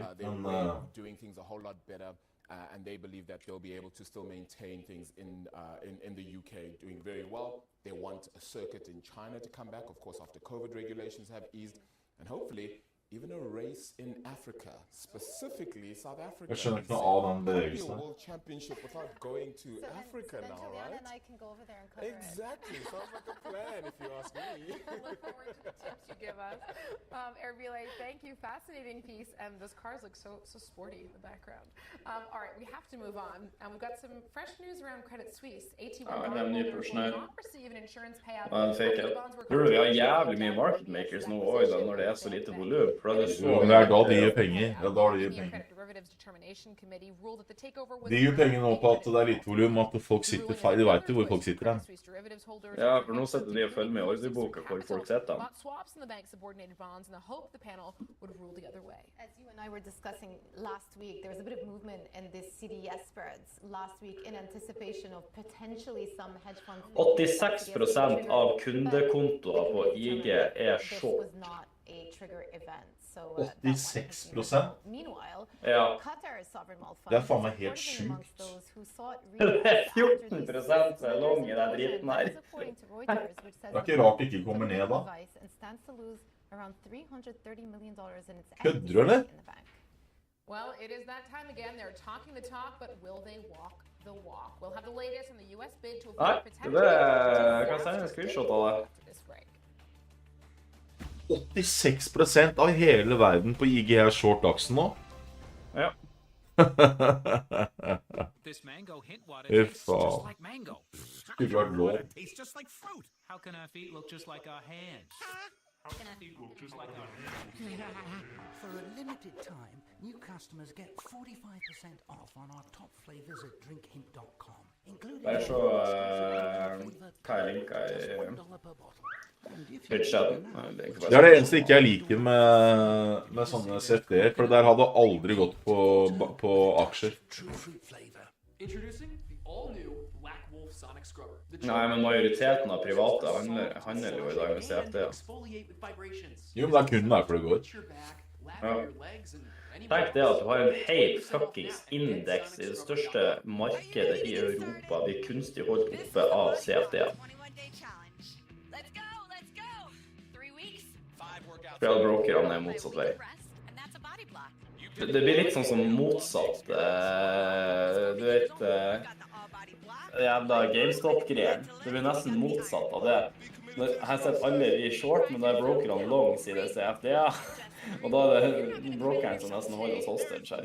Eller vi holder oss selv hostage på det her nivået. What if we live to 100? I don't want to outlive our money. I keep eating all these cheese seeds. I could live to be 100. We work at Empower. Even if we do live to 100, we don't have to worry.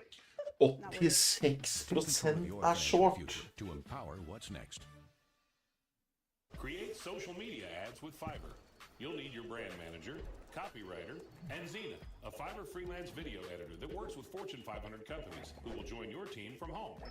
Her home, not yours. Expand your team with a Fiverr freelancer. We've been spending a lot more time than ever at home these days. Maybe now you've just noticed cold air coming in from a couple windows, which means you're losing heat in the winter, losing cooling in the summer, losing light. Now's the time for new windows and patio doors from Renewal by Anderson. And right now, when you buy one window or door and get one at 40% off, plus there's no money down, no payments for 12 months, and no interest for 12 months. 1-800-203-7162. Create amazing work with Fiverr. All you need is your team and a talented freelancer who will lend a hand and seamlessly join your team from just about... Fy faen, det er så mange. Altså, så det er 14% av kundene er long. Ja, faen. June 15th, join CNBC's Financial Advisor Summit. Hear from top advisors and market experts. Av kundene, eller er det... Ja, market makeren som sitter og trykker. Det er av kundekontoer. Welcome back to Street Signs. U.S. President Joe Biden and House Speaker Kevin McCarthy appear to be closing in on a deal to avert a debt default.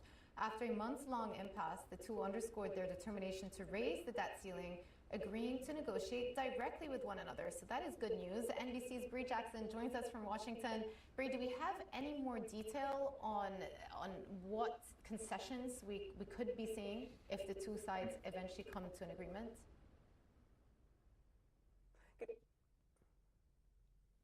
Hi there, Jumana. So the two sides are both expressing optimism when it comes to these debt. Jeg må så jævlig pengene ut opp, President Biden right now is in Japan focusing on foreign affairs issues. Nå ligger jeg så vidt i pengene. Europa fortsetter å gå ned. Dagsen går oppover. Trying to avoid a debt default. Now, before leaving for Japan on Monday, Biden said he's confident that the two sides would reach a deal.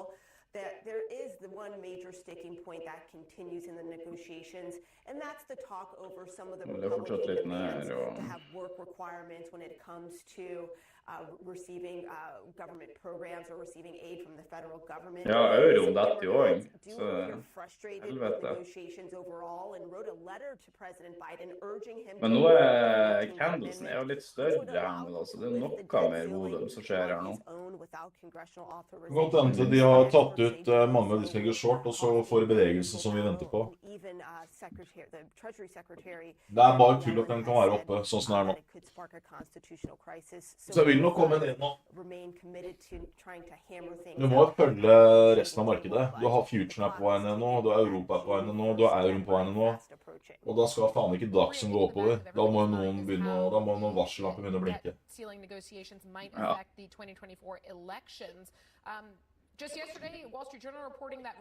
Men det skulle være interessant å støtte på innsiden og sett hvordan de store meglerhusene, om de posisjonerer seg da. De er short.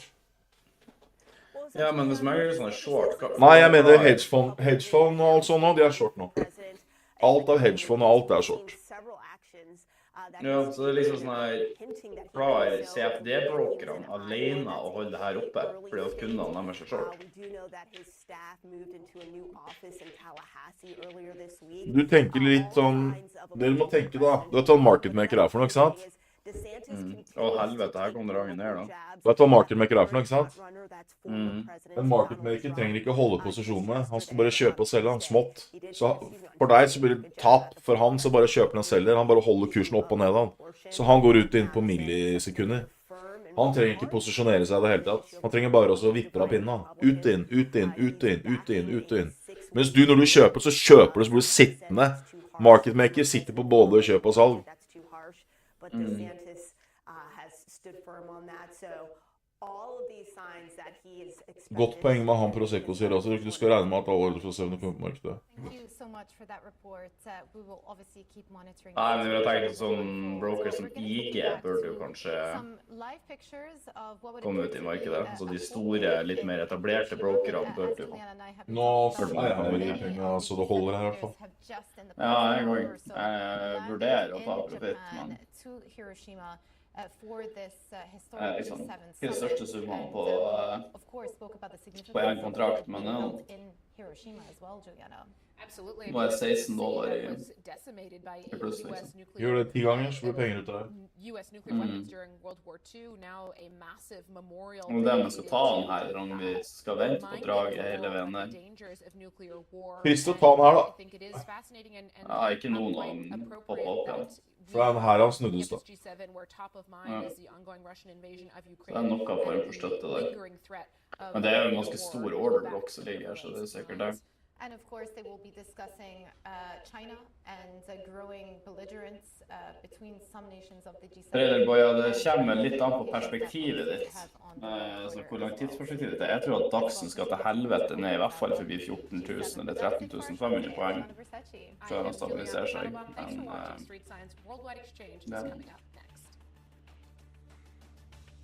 Men det så det frister liksom å bare ha den her.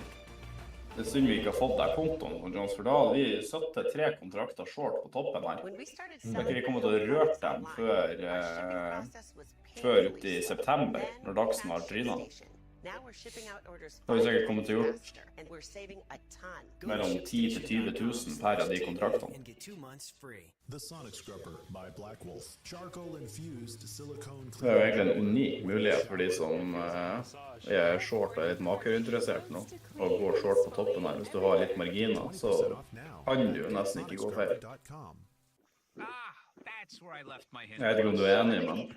Hva sa du nå? Først sa jeg at hvis vi hadde hatt der kontoen vår nå, og støtte 3 kontrakter short på toppen her i dag, og støtte på det til september, så vi kommer til å gjort sikkert 30, 40, 50 000 på de 3 kontraktene alene. Mye med dette.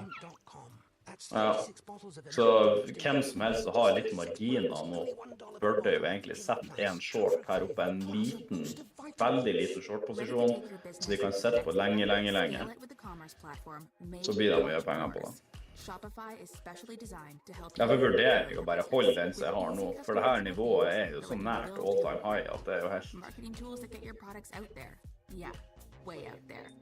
shipping solutions. Ja, han duden ifra Fed skal prate igjen om 2 minutter. Helvete. From startups to scale-ups, online, in person, and on the go. Shopify. Er du klar for det, E-commerce platform. Jones? Jeg? Ja.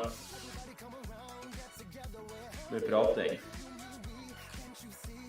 La garde. Går sikkert opp på det. Alt går opp på det.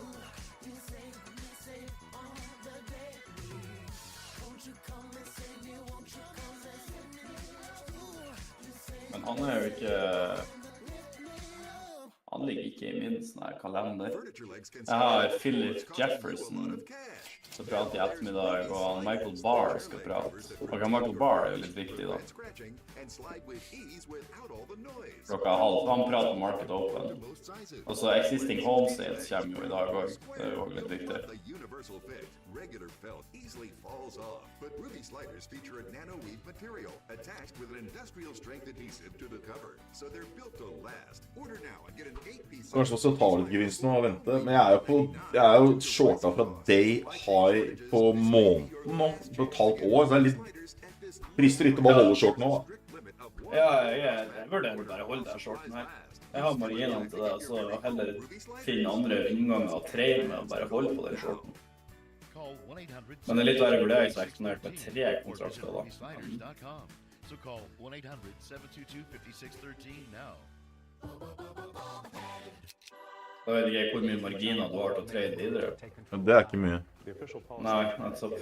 Da må du kanskje ta det. One does not need to read between the lines, one can simply read the lines. I think Tesla will have sort of a ChatGPT moment. Suddenly 3 million cars will drive themselves with no one, and then 5 million cars, and then 10 million cars. I used to be close friends with Larry Page. I would be constantly urging him to be careful about the danger of AI. Let's talk a bit about your tweets. I'll say what I want to say, and if Ja, det forklarer på seg hvorfor det ikke kom opp I det charten, men de bryr seg jo kun om USA nesten. It is 5 a.m. here at CNBC Global Headquarters, and here is your 5 at 5. We begin with debt deal optimism, lifting Wall Street with stocks coming off their best day in 2 weeks. Futures getting a boost this morning. Front and center this morning also retail. After Target's cautious outlook, cast a cloud over the sector. This morning, it is Walmart's turn. Overseas, a split decision on the outlook for Chinese equities as Alibaba gets set to report its results. Helvete, så vi traff på den her da. Det bør falle mye mer. Faller jo faen ikke. Han jobb der. Should be on your radar ahead, and then later in the show, gauging the AI impact and how this controversial tech is upending healthcare. It is Thursday, May 18th, 2023. You're watching Worldwide Exchange right here on CNBC.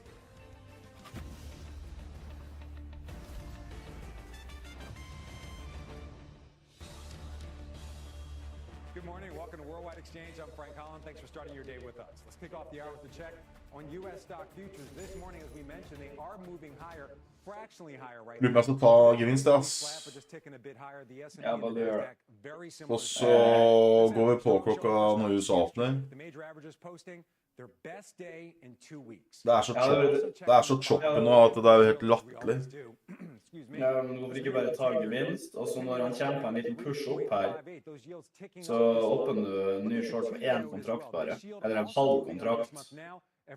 Hvis du åpner en halv kontrakt med det du har, så har du marginer til å trade aktivt med 2,5 ennå. Så kan du være med på draget ned, det kommer.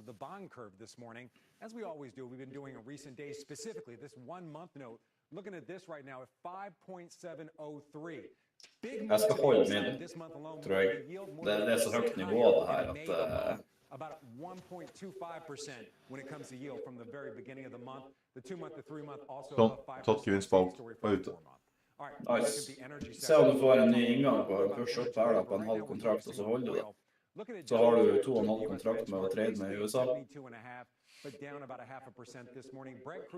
burde være greit det, eller du helt uenig? Nei, jeg bare synes Daxen skulle falt mye mer. Europa har falt masse nå. Daxen har bare rørt på seg med bare mange tics her da. Eller pips, det faen ikke mange I det hele tatt. Nei, fra toppen, der har han rørt seg. Det ingenting. Det burde falt mye mer. Fra toppen har han døtt 50 pips. Hvor mye var det? 50 tikk, 0,4%. Det blir faen mye mer. Nå fikk jeg lyst til å shorte mer her. Da vil jeg ta den skamliten den. All right, let's get a check on this morning's top corporate stories. Our Pippa Stevens is here with those. Pippa, good morning.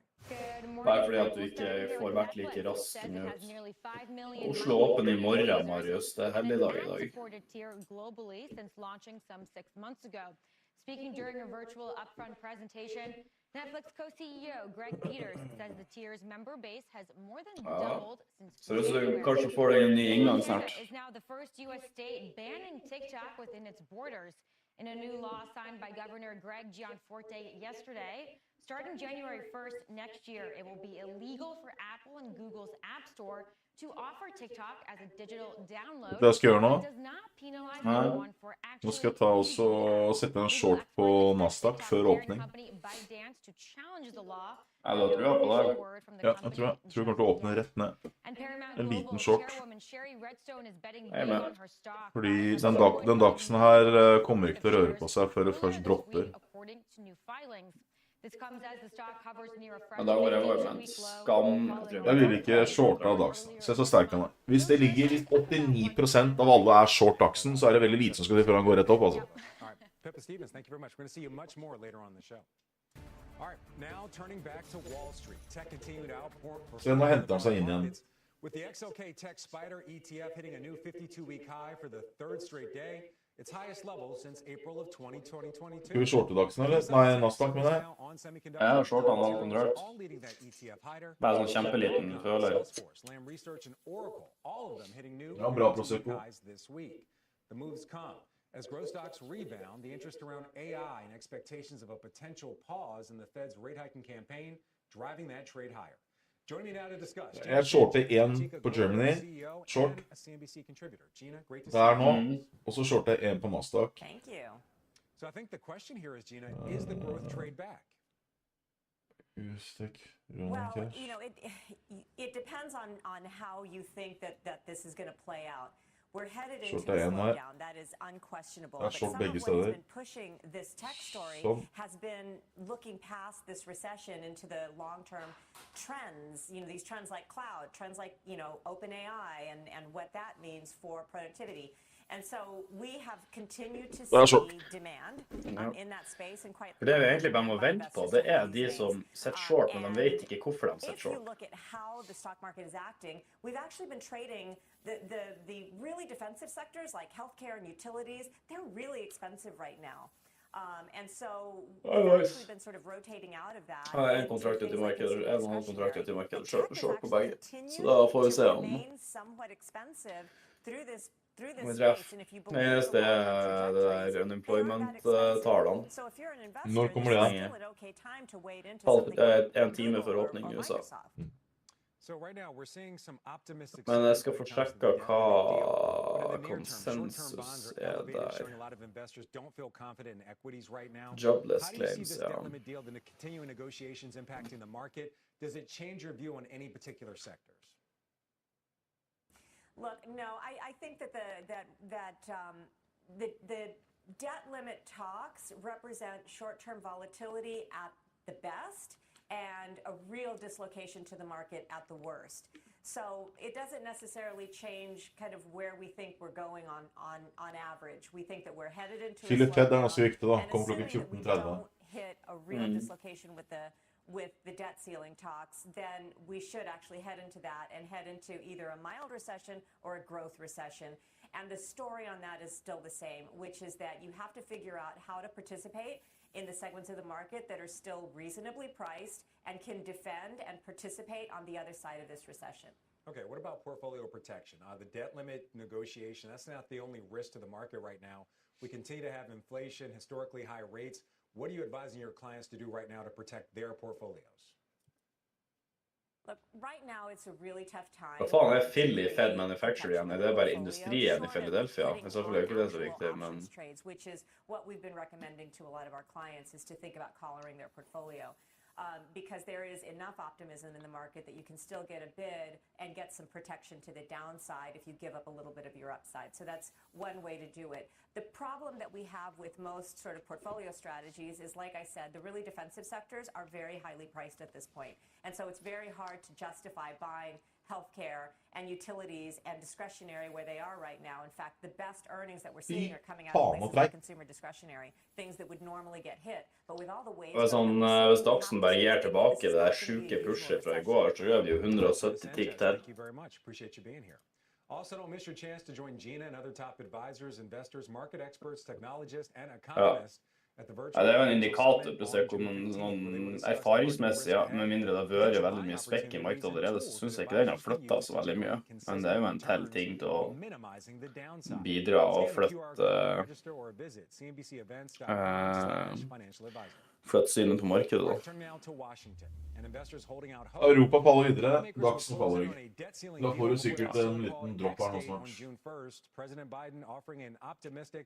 After an optimistic meeting with House Speaker McCarthy earlier this week, landing in Japan this morning for the annual G7 summit, as we showed you just a short time ago. He is currently meeting with Japan's Prime Minister. NBC's Bree Jackson joins me now from Washington. Bree, good morning. Good morning, Frank. So before leaving Washington on Wednesday, President Biden did express an optimistic picture about the debt ceiling talks, expressing confidence that negotiators would reach a deal. But some Democrats are pushing for the president. Ja, jeg tror faktisk det skal være steinhard på den kontrakten her. Jeg skal holde den. Uansett fall. President Biden in Japan, focusing on foreign issues amid optimism. Ser du Nasdaqen din? Ser at den holder seg, går ned? Ja, den ligger ikke på samme nivå som når jeg shortet. Ja, men ser du Daxen? Ja, den går imot alt. Har du sett teknisk på Daxen da? Altså, hvis du har 200 EMA, jeg får ikke mening engang. Critics blasted the president, saying he waited until the last minute to negotiate directly with GOP leaders. Accept the fact that we must change how... Nei, den svir årene italiano. Men der har du problemer med marginer, hvis du... Some Democrats appear frustrated with negotiations. Men du blir jo ikke cashet ut automatisk med mindre du blir fri for marginer da. It would be Hallo? unconstitutional for the government to not pay its bills. I do think it's very, very, very important that the president keep his constitutional option on the table in case negotiations break down. Experts say doing so could spark a bitter Ja, legal fight. Hvilken timeframe tenkte du da, Prosecco, at de helt lik som Dow Jones? I'm hopeful the president's team will join House Republicans to produce a responsible spending agreement. We're going to come together because there's no alternative. Negotiators have less than 2 weeks to either find a solution or risk a first ever debt default. And today, Vice President Harris will provide an update on the debt ceiling and the potential impacts. Okay, so then, yeah. All right, our Bree Jackson live in D.C. Bree, thank you very much. A lot more to come here on Worldwide Exchange, including the one word that investors just have to know today. But first, gauging the AI impact and how the controversial tech is upending a major part of the U.S. economy. Plus, we lay out the bull and the bear case for Chinese stocks as Alibaba gets set to report its results. Ja, det tenker jeg åpen, ja. As Walmart gets set to open its books, we have Da har man ganske lik industrikurs, ja. Siste timen, ja.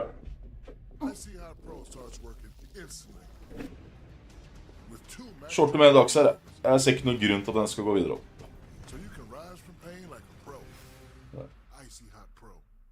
About 13 years ago, we added a wood deck. It was constant maintenance. Constant maintenance. We just wanted something that we didn't have to keep working on year after year after year. We chose TimberTech because it's a quality product. It's a forever home and a forever deck. The transition to a carbon neutral future is very exciting for me. Natural gas has a key role to play in the energy transition. The LNG is natural gas cooled down. This allows us to transport large amounts long distances. Vi er I en cellblokk nå da på Dow Jones Future, så vi får se om vi får det samme på So we are leading the way. Daxen. I'm hopeful for the future. If you're like I was, you're tired of worn-out plastic mats Jeg skjønner ikke hvorfor den skal være så sterk her oppe I det hele tatt. and they're uncomfortable to roll on. I found a premium alternative, a glass chair mat by Vitraza. I liked it so much, I bought the company. I'm George Pardo, president of Vitraza. Our glass chair mats are made of super strong glass and protected with a nanotech coating, so you'll always get a smooth, easy glide. Ja, nå jeg spent på den indikatoren på trening du treffer. Ifølge det her forbanna orderblock-indikatoren så befinner vi oss I en cell, altså en cellblokk akkurat nå, eller bear-blokk. Det på TradingView? Ja. Så ifølge den så befinner vi oss I en cellblokk nå på bakgrunn av tidligere en sånn orderblock-pattern. Og hvis vi ikke bryter over den nå, så skal vi ned. Her jo sånn fantastisk nybegynnerverktøy egentlig. I helvete. Det sånn her, om det ikke 100%, så det I hvert fall. Oh, these must have cost a fortune. Nope, it was actually less than we expected. They have old floors at home. Oh. Steve, you gotta get down here. And bring the chips. It's time to love your floors. Jeg sendte deg det på Discord. LL Flooring. Our experts make it simple to find the right floor. Nei, greier må jeg egentlig vise at vi ser litt på Jones for grunn av du vet hva. Hæ? Vi burde jo egentlig sette og se litt inn på det her på grunn av du vet hva for noe. Hvor da? På TradingView. Det jo det så bra, synes du? Jeg har aldri sett på det. Bare litt. Det det beste, desiderte beste. Det I hvert fall. Smoothest layout. De har alt. De har fjernet veldig mange av problemene som var på andre brokere. Det raskt. Det faktisk litt bra. Dr. Matthew Tollefson, a Mayo Clinic urologist, Hvor har du sendt meg den da? Jeg sendte deg en melding på Discord, så da trykte du på den blå Direct Messages helt oppe til venstre, og så bør det komme opp I Direct Messages der. Hvis ikke så må du trykke på Friends, og så finner du meg på Friends. Og den lager sånne streker? Ja, den har en indikator der som identifiserer det han tror ordreblokket. We're enabling pattern recognition at a scale that's never been seen before, learning from Nå det en litt dårlig screenshot da, men hvis du ser før den store stigningen, så hadde han faktisk en orderblokk da, så da han søtte det samme nivået lenger frem, som en ny orderblokk, på selvsiden. But this AI helps them instantly jump to key moments. Så, men det litt sånn for å se hva si, det jo egentlig bare at han gjør elementær kanskje ikke det han hintet til, men den gjør elementær teknisk analyse, og så identifiserer den plasser med motstand og støtte for deg. Eller sånn særlig interessante nivå. Ja, han gjør det for de som ikke ser sånn, forstår jeg. Ja. Og så det litt greit også å bruke sånn selv og støtte I egen trading hvis du ser noe, og så mener du at du begynner å nærme deg et nivå, og så trykker du bare på den indikatoren, og så ser du om den indikatoren enig med at du synes det nivået virker interessant. Like if a person is having a heart attack, it equips nurses and paramedics with real-time suggestions. But like in any new technology, there are risks. And in healthcare, patient confidentiality is always a top concern. And that has been a big focus for companies applying AI in the medical space. But many doctors see the upside from AI as massive. Frankly, I think most of these major obstacles are really addressed. And I think the sky is really the limit for where this technology can go. Ja, fuck it. Jeg skal være steinhard. Jeg skal holde den her shorten helt til... And also designed for use by professionals is so different from the ChatGPT model that has captured the imagination of Jeg skal holde den her shorten der helt til over sommeren. Frank, over to you. All right, that was our Julia Borston reporting. Det har vært artig da, se hvor mye man kan tjene på en kontrakt på 3 måneder. Ja. Jeg shortet Dagsna forleden med en kontrakt. Bare sånn kjapt, $56 på en kontrakt, på 2 timer. Ja. 560 kroner på en kontrakt, det ganske nice det. Det jo ingenting, men det var bare fordi jeg skulle ut, så tenkte jeg pocket, det ser greit ut, går short. Men jeg tørte ikke ta noe mye da. Order block detector heter den Tredje på, ja. Home cooks, start your ovens. Sist jeg var Steinar, røk nesten alt. Ja, men hvordan var marginene dine da i dagene? Nå er jeg med denne kontraktstørrelsen jeg har nå, så kan jeg sette feil i dagsen langt forbi. Jeg tror jeg regner at jeg kan sette 60 tick forbi all time high. Delicious, meat simple. Get 18 free meals at homechef.com. Så jeg tror det skal gå ganske greit. 6,000 RPMs of charcoal-infused silicone cleaning power when you shower. Ja, det er liksom problemet er at du må, skal du ha høye marginer, da må du være inn og ut hele tiden. Du kan ikke holde kontrakter med for høy margin, nei, med for liten margin blir det heller. Da har du lastet til pipa med for lite margin, da går det ikke. 20% off now at getsonicscrubber.com. A third kid? What if she likes playing Den er golf? kjip, Marius. Expensive. We're outlawing golf. Wait. Can I still Det skjer det beste. We don't have to worry about planning for a third kid. You can Skjer hele still play tiden. golf. Du må følge med. Jeg har tapt så mange ganger bare på at jeg har gått ut til butikken. Så tror jeg at jeg skal klare å følge med på telefonen, og har ikke sjans. Ja, den ene uka i fjor, i sånn november eller noe sånt, hvor altså 4 ganger på rad hvor du gikk på dass, og så ble du stoppet ut. Ja. Mens du var på dass, så endte du opp med å bare slutte å gå på dass. Ja, helvete. Det går så fort, da. Into your life with QB. QB helps you add more movement to your day on your Ja, det er jo noen som aldri lærer det der. Folk tror jo, noen setter fast med at har du 1 million på kontoen, så har du 1 million å trade med. Det er ikke sånn det fungerer. Don't wait. Get 10% off for a limited time at QB.com. With Allegra, allergies don't hold us back. Allegra starts working 2 times faster than Claritin. Fy faen, se dagsen nå. Ja, han skal gå på en liten tur. And Allegra Hives works from the inside to relieve itching and Europa fortsetter å falle. Nei, han skal opp og lukte litt på blomsten. All right, welcome back to Worldwide Exchange. Hva skal jeg si, tallene som er forventet i dag på jobless claimsen i 11. mai 2023 var det 264 000 jobless claims, og det er expectet i dag å havne på 245 000. Så det er forventet at det skal synke i folk som file for unemployment. Så hvis det kommer inn bearish, så blir det nice. Skal det ned. Musk telling our David Faber that issues in China should be a quote concern for everyone. Then there's Warren Buffett selling a stake in Taiwan. Jeg skal bare passe. Despite it being what he calls a fabulous enterprise, Buffett is also concerned about the growing geopolitical tensions in the region. All this as Chinese e-commerce giant Alibaba prepares to report results in just over an hour from now. While moves in that stock this year are just one indicator of the split investor sentiment in the region. Let's talk a lot more about this with Brendan Ahern, Chief Investment Officer at Crane Funds Advisors. Great to see you, Brendan. Hey, good morning, Frank. All right, so what is your view right now on China's overall economy and on Chinese equities? On an absolute basis, China's economy is coming out of a trough after the Q4 removal of zero COVID. So China is on a path of recovery, Frank.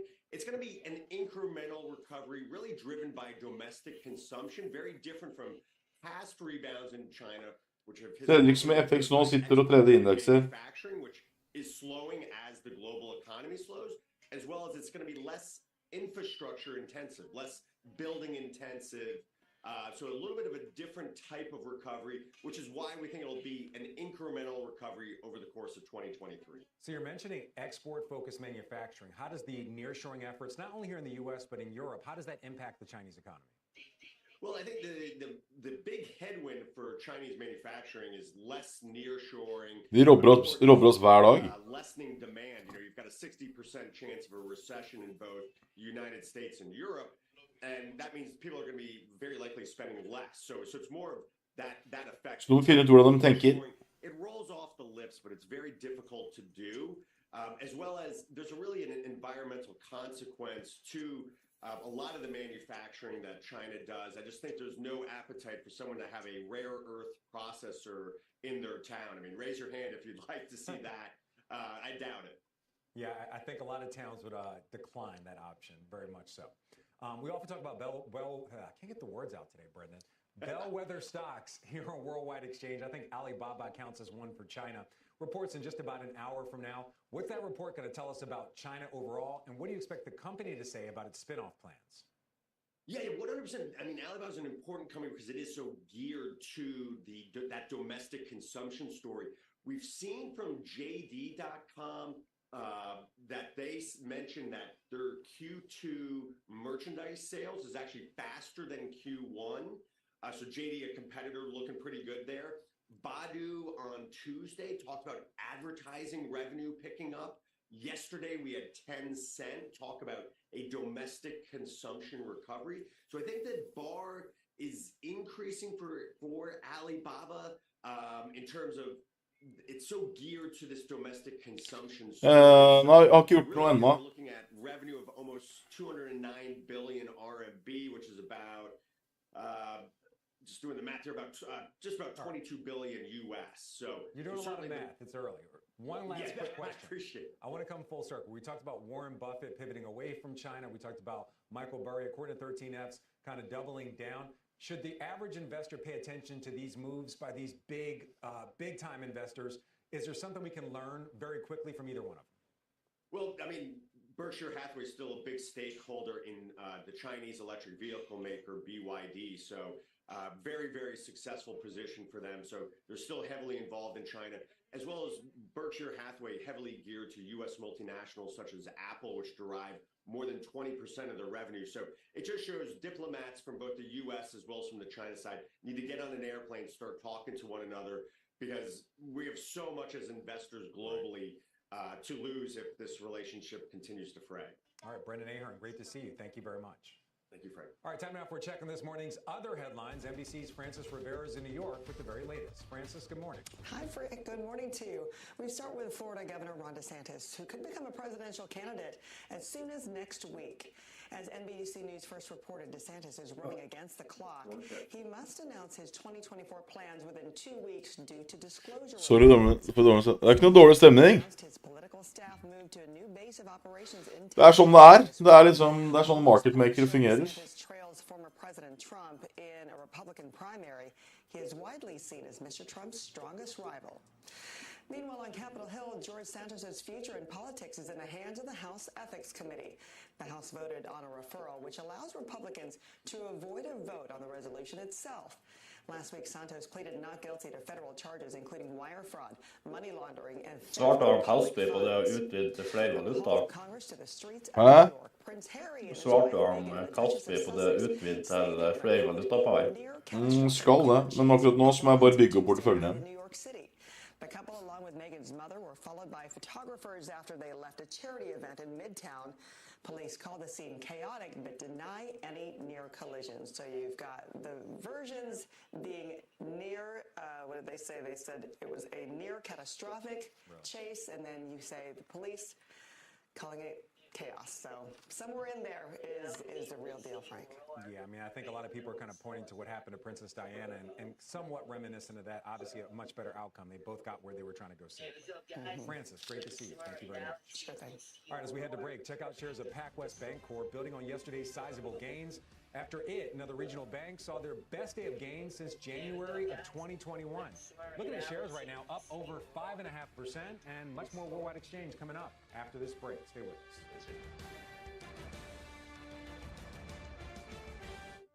Your brain is an amazing thing, but as you get older, it naturally begins to change, causing a lack of sharpness or even trouble with recall. Thankfully, the breakthrough in Prevagen helps your brain and actually improves memory. The secret is an ingredient originally discovered in jellyfish. In clinical trials, Prevagen has been shown to improve short-term memory. Prevagen, at stores everywhere without a prescription. What if we live to 100? I don't want to outlive our money. I keep eating all these chia seeds. I could live to be 100. We work at Empower. Even if we do live to 100, we don't have to worry. Not worried. Take control of your financial future to empower what's next. This is Rebecca. Who needs a new script? And this is Fernando, searching saves with a click. Online or in store for your health and your wallet. 85% of scripts are under $10. CVS Pharmacy. Healthier happens together. CNBC. Live ambitiously. Breaking news from the nation's biggest retailer. First reaction and instant analysis of Walmart's numbers. Insight on the consumer and the economy. Squawk Box 6 Eastern. Weeknights from Wall Street to K Street and Main Street. Get the stories behind the numbers. Last Call is really about spotting tomorrow's opportunities tonight. Brian Sullivan hosts Last Call. Har du lyst til å prøve noe kult mens det litt dødtid, Jones? Hæ? Har du lyst til å prøve noe kult mens det litt dødtid? Hva da?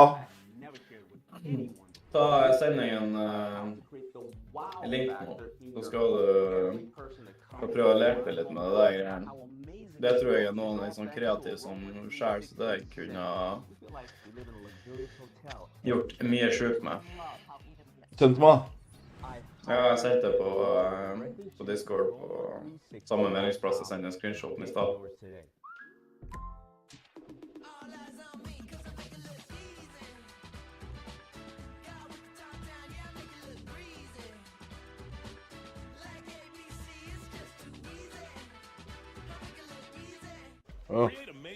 Må ikke registrere meg? Nei. Det gratis? Eneste gang du må registrere deg når du skal få fullført hele nettsiden og få den ut. Det koster $12 eller noe sånt, så kan du lage 1000 nettsider. Så prøv å være ikke for eksempel financial planning. Walmart results are coming up. They're coming off some concerning signals from two other retail giants. As worries around the economy bubble up, we lay out the fresh ideas to protect your portfolio, including why our next guest is turning overseas for opportunity. And ahead of the G7 summit, some of the world's biggest chip makers are looking to Japan to boost their output and to counter China's semiconductor strategy. It is Thursday, May the 18th, and you're watching Worldwide Exchange right here on CNBC. Så går det oppover den her. Yeah. Welcome back to Worldwide Exchange. Thanks for joining me today with us. Let's pick up the half an hour with the check on U.S. stock futures. As we mentioned earlier, futures are solidly in the green across the board. S&P, Dow, and NASDAQ all up, a couple percentage points here. A strong start to the morning. We're also looking at the bond market, checking yields as we always do. We begin with the 10-year benchmark at 3.59, the 2-year note at 4.17. That 2-year note yield has moved back above 4%. Just about a week ago, it was below 4%. And as we told you yesterday, we told you about that deal between Russia and Ukraine, which allows Ukraine to export millions of tons of grain. Halvparten av jobben til en god trader også vite når han skal gjøre trades. Ikke bare trade for å trade. Just moments ago, the Kremlin confirming that extension. Yep. All right, let's get a check on some of this morning's top stories. Pippa Stevens is here with those. Pippa, good morning. Hello again, Frank. Tross alt verdens nest hardeste jobb det her. Jeg veldig spent på hva som verdens hardeste jobb. Det må jo være å være politiker. The Prime Minister of that country meeting with the heads of Intel, Micron, Taiwan Semi, and Samsung, among others, in Tokyo today as Japan tries to revive its chip sector.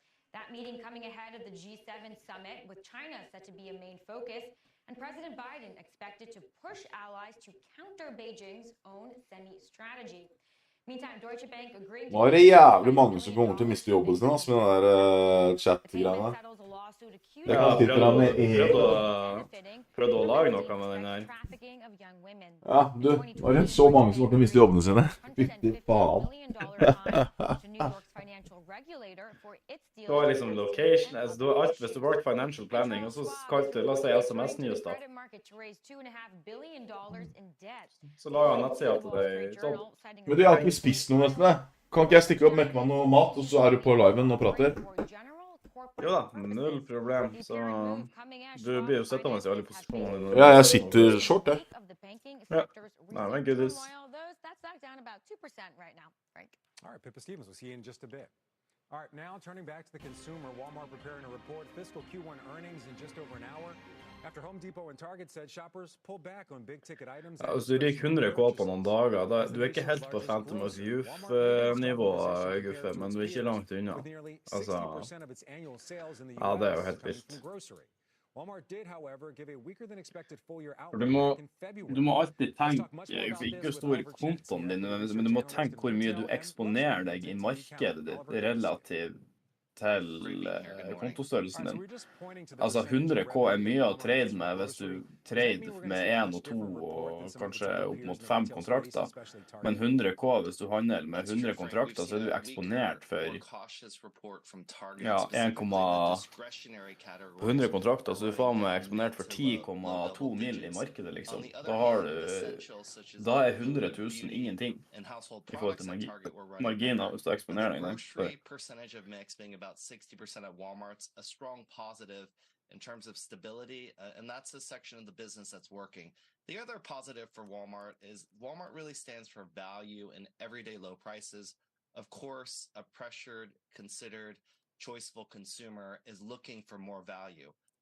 Ja, på dagsen er det 16 mil euro, det er helt jævlig.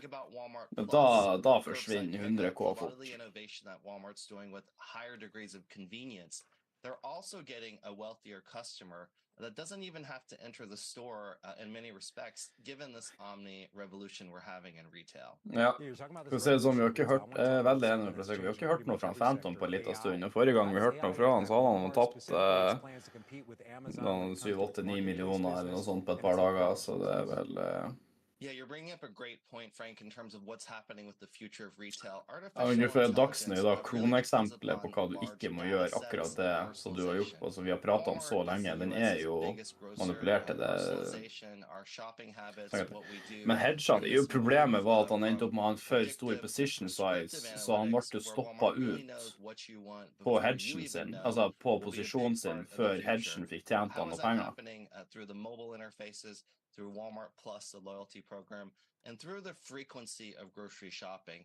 So we're excited about what will happen going forward for AI. And as we think about Amazon, the future of retail is bricks, clicks, and portals, but thinking about physical meets digital. And 90% of the US is what det er noe som du sier, go hard, die trying, men de fleste dør. Vi har jo sagt det han Phantom i desember når han traff, at han burde bare, når han hadde 30 mil på konto, så hiv alt av går i en indeksfond, og så trer han aktivt med 200-300K i stedet med en bra risikoprofil, og så ender han det bra. Nei da, han trer med alt han er i år. Da går man på smell. And putting those dollars into ecosystems. A lot of big deals for Walmart. It is a big company. Ja, Guffe, det er du som må ri hesten, det er ikke hesten som må ri deg, så noen blir hesten. Yeah, we're excited. We have a 180 price target. Ja, det er bra, men ikke gi seg. Men ta lærdom i det her da. Hvis du blåser 100K på et par dager, da er det bare å trade på Nasdaq. Altså, hvis du mener å trade Nasdaq-indeksen, så er ikke det så veldig safe. Ja, men Prosecco, han tok jo selv alt han eide og hadde, så han hadde 2 mil på konto, og så gikk han all in. Og han var jo nede i nesten ingenting før han traff på Fed-møtet i september i fjor. Og da traff han som faen, og så traff han på det neste Fed-møtet igjen, short, og så traff han på den siste og short, og så longa han på det bullrun vi hadde i januar. Så han traff på de tre, da var han på rett under 40 mil. Og så etter det så har det jo egentlig bare gått sidelengs, eller noe nedover. A different story for Take-Two Interactive. Shares rising on a revenue beat and a strong 2025 fiscal year outlook. For this video game, Take-Two CEO says rising prices for consumer staples led gamers to be more prudent when it comes to spending, which benefits its catalog of bargain titles and blockbuster games. Shares of Take-Two more than 10% higher this morning. And Sony says it's considering relisting shares of its financial services arm. A potential move would reverse its $3.7 billion. Ja, men det gambling-avhengighet er ikke lett å komme seg ut av. Det er noe med det.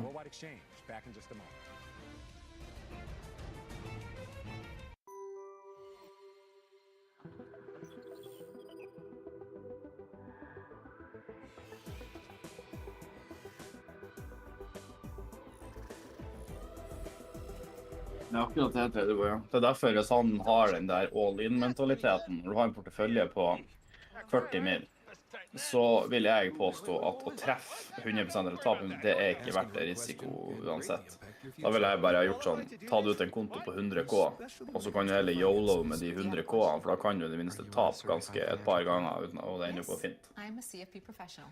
CFP professionals are committed to acting in your best interest. That's why it's gotta be a CFP. Find your CFP professional at letsmakeaplan.org.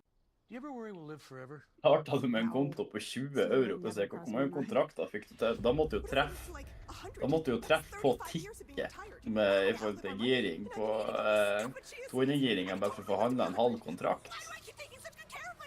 Since we started working with Empower, we're able to get all our financial questions answered. So we don't have to worry. So you never... No, never. Join 17 million people and take control of your financial future to empower what's next. Start today. Forex, ja. Ja, da kan du få handle en 13 years liten. ago, we added a wood duck. It was constant maintenance. Constant maintenance. We just wanted something that we didn't have to keep working on year after year after year. Ja, du begynte å bli streng med deg selv når du var på 2K euro. Da har du jo nok stor posisjon til at du faktisk kan tjene ganske bra på den kontoen alene. Når du begynner å havne opp i de summene. Det er sjukt å si det, men i verden av Forex og... Hvordan paret du har tatt da? Har du longet dollar mot euro, eller? Jeg skulle bare, ja, det er klassikeren. Det skulle jeg og Jones også når Daxen skulle gå til helvete, og så gikk han opp i ny high, og så dagen etterpå så har vi funnet ut at ok, da skal han vel opp i skyene, så da long vi, og så var det faen med missil som traff i Polen, og da stupte, og dagen etterpå skulle vi long igjen, og da ble det attentatforsøk på Tyskland. Det skulle bare helvete. Ja, du trer kun det bare, så du kjenner inn ut, så følger du med på makroen i Storbritannia og Japan da. Og så posisjonerer du etter det.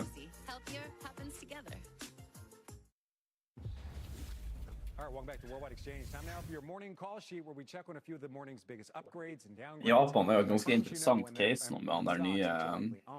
Ikke statsminister, men han nye sentralbanksjefen, så er litt sånn... Han er jo litt sånn rar i topplokket, kan du si. Så han... Japan er jo en ganske interessant case for på det største båndmarkedet i verden, og de har en så... Økonomien deres er ganske fucked, for å si det mildt, akkurat nå. Så derfor er planlegget å stikke litt og stå på ski nå i desember, før det går helt til helvete der nede. That stock up more than 1.5% this morning. Well, UBS not alone in its enthusiasm over lithium mining. Companies are sitting on a whole lot of cash after last year's surge. Det er akkurat den følelsen her jeg litt med Nasdaq når du kommer til å gå short i Nasdaq, fordi at jeg er makromessig så er jeg jo short til hele markedet på bakgrunn av de tallene vi ser, men når du ser på indeksene så er det jo Nasdaqen som har døtte mest og hadde en ganske sunn korreksjon i tech-sektoren generelt, som er den største andelen av Nasdaqen. Så jeg er alltid litt nervøs hvis jeg vil sette en feil i en short på Nasdaqen, for at du vet ikke helt når den snuen skal komme. For nå har jo faktisk både Amazon, Google, Microsoft og alle de reporter jævlig bra earnings relativt til de kuttene de har gjort i forhold til både spending og staff. Så det kan hende reversal nedover. He said security of supply is the #1 worry in the industry today. Now, in addition to the Live and Alchem deal, giant Jeg tror etter Q2 så blir det. Da kan se alt man er og har i Tesla, så er man en rik person uansett om 3 år. Albemarle is the world's largest lithium producer, with SQM and Gongfeng also large players. Then we also have some smaller players in various stages of production, and that includes Lithium Americas, Piedmont, and Ja, men da må du også se på funda og altså det fundamentale opp mot makronivå, for det er jo sånn, DAXen har aldri vært høyere før, så den kan ikke gå høyere. Det er sånn, der er jeg litt mer sikker på å si at den skal tryne. For det finnes ikke noe fundamentalt som holder den oppe nå. Altså, det er ingenting som tilsier at den skal gå høyere, så da, den må ned til slutt. Mens Nasdaqen derimot, den har jo allerede hatt en kraftig korreksjon på lengre timeframe. Så der er jeg litt mer sånn, den kan faktisk recover. Men Nasdaq, nei, men Dachsen, ikke faen I helvete. Den står på kanten av stupebrettet og skal faen betale døds nå. Jeg nekter å tro noe annet. Introduce policy to try and increase state ownership of what they deem as strategic projects. Remember, Chile produced around 33% Så har de nå pushet han, og sånn at det faen ikke pengene lenger en gang på forbanna Dachsen. the global lithium space. Fitteindex. And then third, and this is what's actually really interesting and piquing our interest on the space right now, is that the size of the lithium industry now actually warrants purchase by the diversified miners, right? So back 6-7 years ago, everyone thought this industry could have been a flash in the pan. That's not the case now. Right? ALB, they generated over $3 billion in EBITDA last year. Det må jo være en feil. Generated over $6 billion in EBITDA. Hvis jeg kan ta og se på day-charten på Dow Jones-futuren, og så ser du den 13. desember 2022. Hvis ikke det den sykeste weekend jeg har sett på en day-chart, på en fuckings future, så vet ikke jeg. They buy on the doorstep of new EV supply chain build-outs. Der snakker vi volatilitet. Hva I helvete? And then also major diversified miners. Now seeing the industry as too big to ignore. One second, I want to kind of broaden this conversation outside of just lithium. We still have Pippa here. So Pippa, lithium's not the only commodity industry where we're seeing increased M&A. Nei, jeg ser på Dow Jones 30 future en dag Blackbull. Så jeg på one day charten, og så ser jeg på den 13. desember 2022. Det faktisk den villeste weekenden jeg har sett på en future. Things like copper and lithium and nickel and graphite and kind of these metals that are essential for Nei, den heter Dow Jones 30 Future levert av Blackbull they're looking for larger deals to diversify på TradingView da, hvis noen bruker det. So they have more capability to kind of undertake some of these larger acquisitions. Yeah, so I mean, we're talking about large acquisitions. Cole, you were kind of saying the same story. We also had a guest on Worldwide Exchange just a few days ago talking about det US 30 da, men den heter, I hvert fall det den heter, Dow Jones Future, det heter på TradingView. Not as well versed on the platinum side, but I think the way you can think about it is these metals are critical to the EV revolution. Right, and at the end of the day, there's a saying in the industry: "Those who have the rock win." That's where you're going to see, I would say, the cost pressure. So, anything else we need to look out for when it comes to M&A right now and everything that's going on in this space? Obviously, the emergence of EVs are a driver. Is there any other? Nasdaqen ligger an til å ha en veldig sånn sunn sving nå. Han har jo tross alt.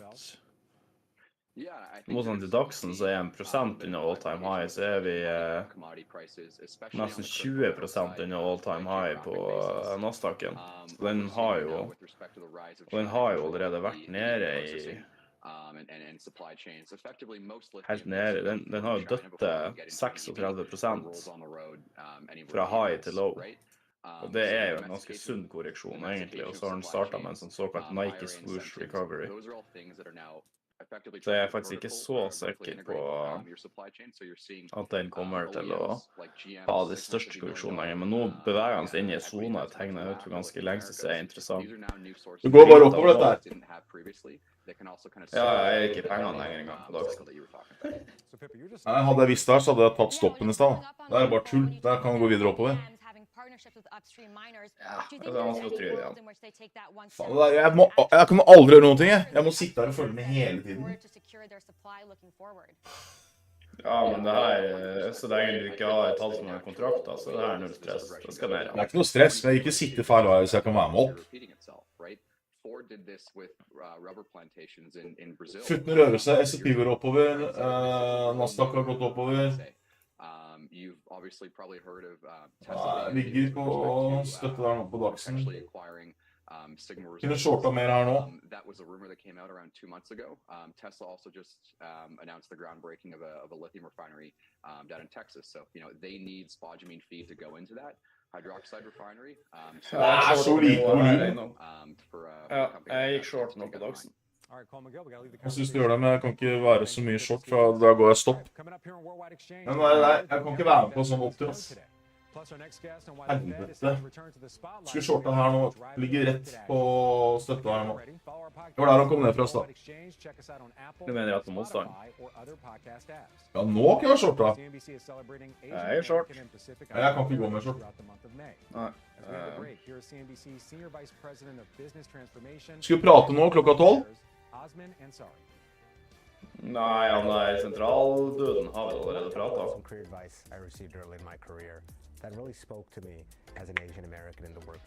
Vi var han Horn Italiano tappte, 100 case. Nei, det var en Guffe som gjorde det. Tappte 100 case. Penger som spruter etter på den der første shorten. Eller den nye satt på toppen her nå. Og nå går jeg penger på den ordinære shorten også. Men hva skal jeg si for noe? De bevegelsene vi har hatt de siste dagene er jo helt merkelige. Hvis du sitter og så hører på forvaltningen og sånn, så skjønner du ingenting nå. Det er bare som folk har bare gitt folk i faen i alt som heter resesjon. Ja. Og Nasdaq har jo gått som et helvete, og det er stort sett de 10 største selskapene. Ja, men de har jo levert jævlig bra tall. Alt annet er jo ned, og du kan ikke basere hele bevegelsen på 10 selskaper. Det er det største, ikke sant? Ja, men de 10 selskapene vekter jo 60% av Nasdaqen da. Jo, men det er problemet. Fordi de går bra, mens resten går dårlig. Så alt annet tryn, så er det sånn, du klarer de likevel å holde den oppe. Ja.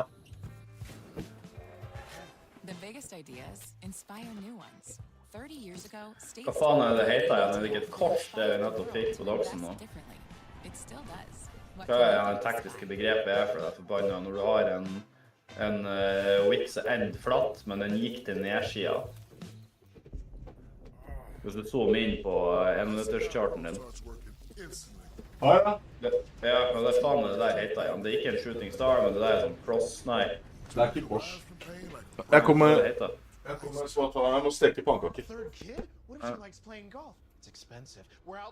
Death cross, ja. Ikke en shooting star, er jo til oppsida, er det ikke det?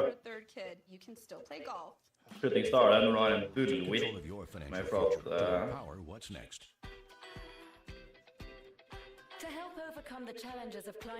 Ja, Knugen, det var årsaken til pumpen i går. Det eneste problemet at det var nå bare han Sleepy Joe som satt og pratet. Og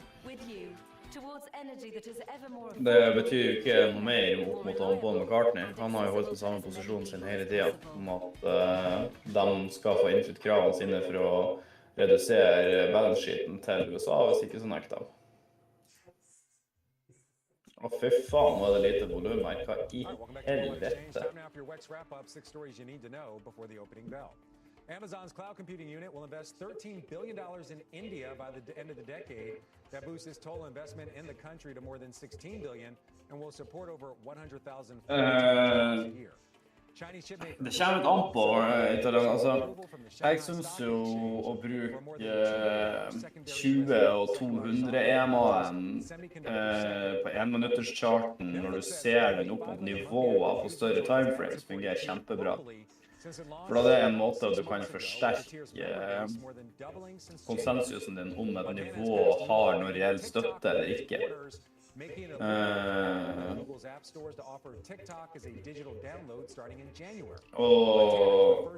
jeg har en veldig enkel chart. Jeg bruker RSI, og så bruker jeg EMA. Og så har jeg tegnet noen linjer på noen støtte. Altså på lengre timeframes så identifiserer jeg støtte- og motstandslinje, og hvis EMA-en tar de favør at den setter på et sånt støttenivå, så er det en ekstra indikator som kan på en måte forsterke min forståelse av det aktuelle nivået. Samme hvis du har da RSI-en på toppen av det, som tar den inn favør. Så indikatorer på den timeframen alene sier liksom ofte ikke så mye, men det er jo et verktøy for å hjelpe deg å forsterke den forståelsen du har av markedet akkurat der og da. Men på 1 minutt så er det kanskje RSI er det viktigste.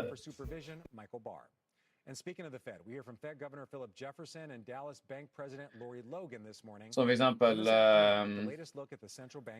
Dagsen da, så fungerer 20-EMA-en ganske bra i hele dag, egentlig, på det at når han har brøtet 20-EMA-en, så han måtte teste den flere ganger. Når han først har kommet seg over, så har han closet over nå hele veien. Så nå venter jeg på at han bryter 20-EMA-en igjen på de aktuelle nivåene. Så er det et godt tegn på at han da kommer til å ha en bearish trend når det følger på med RSI-en. Akkurat nå på RSI-en så ligger vi på 70-tallet, så da begynner vi å nærme oss overkjøpte nivå.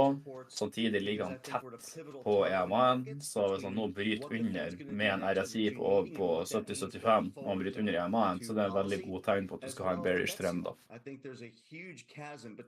Tenk meg, rent teknisk. Og nå kommer han Jones og sier at det er bare pratepiss.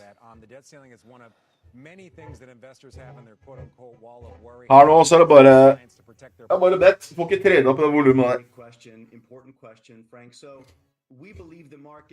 Det blir ikke noe fart der før USA åpner, ikke?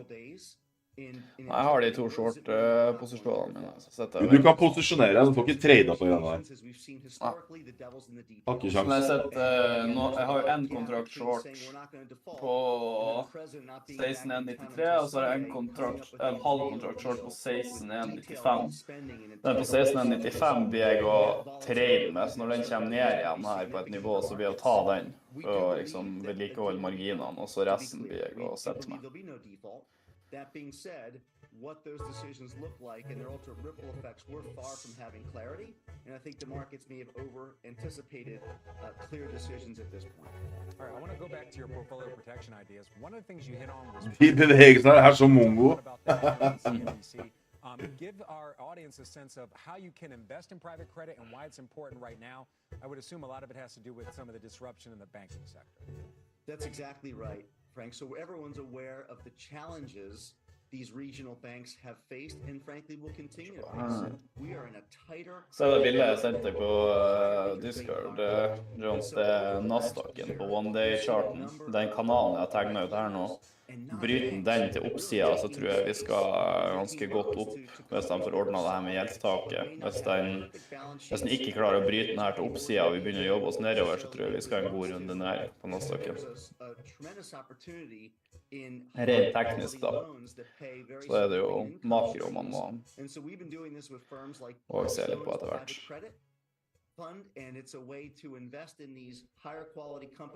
Det folk ikke skjønner er at når de setter opp gjeldstaken som man kommer til å gjøre nå, så kommer det til å gå til helvete med økonomien. De bare utsetter problemet litt lenger. Ja, men det er akkurat det. Det er jo det som er planen til demokratene. De skal jo utsette helt til de tar valget, og så skal de krasje det i det republikanerne tar over. Ja, indeksene oppfører seg annerledes når markedet er stengt. Clearly, the ripple effect, the damages we're seeing in the slowdown in housing and manufacturing, which we'll likely see today in these reports, is evident. It is our view the Fed will likely pause at the June or July meeting. But here's what's important. Several months from a pause to the first cut is historically big. So we want investors, we're preparing our clients for that pivot. That pivot when the debt ceiling is resolved, the Fed has clearly had a meeting and said, we're done for now. And we think that represents an opportunity for stocks to slowly grind higher into the end of the year. So wait, are you talking about a Fed pivot or just a pivot in what's going on in the... Og tredje del shop-greiene her, det er bare tull. Jeg sitter rolig. Jeg skal bare snu pannekakene. The stock market and the economy. I'm saying when the Fed announces a pause, we hope that's in June. That several months between when they pause and when they start to cut has traditionally been favorable. That we see as a pivot in the stock market, and we think those several months after in the stock market could be very favorable for investors. So what sector sees the biggest upside if we see that pause? So Frank, we like the international markets. We do believe that the dollar probably peaked at the end of last year from a valuation perspective. We think those are compelling markets compared to our own. And so we think it's appropriate for investors. Most portfolios we see, people have been underweight international because of the dominance of U.S. markets over the last 10 years.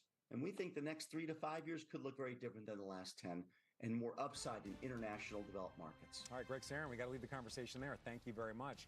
Before we let you go, one last look at the futures. Right now, looking green across the board. The Dow up fractionally, the NASDAQ and the S&P pretty much neck to neck, both up about just under 0.25%. That's going to do it for us here on Worldwide Exchange. We've got Squawk Box coming up next. Thank you for watching.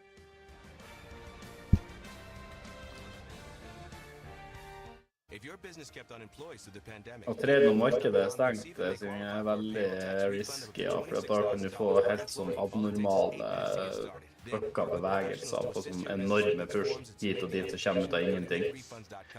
Så da må du I så fall ha en veldig, veldig sterk,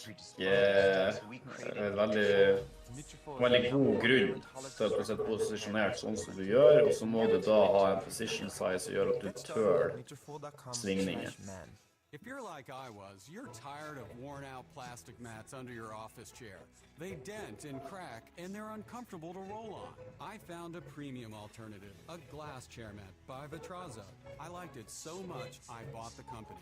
I'm George Pardo, president of Vitraza. Our glass chair mats are made of super strong glass and protected with a nanotech coating, so you'll always get a smooth, easy glide.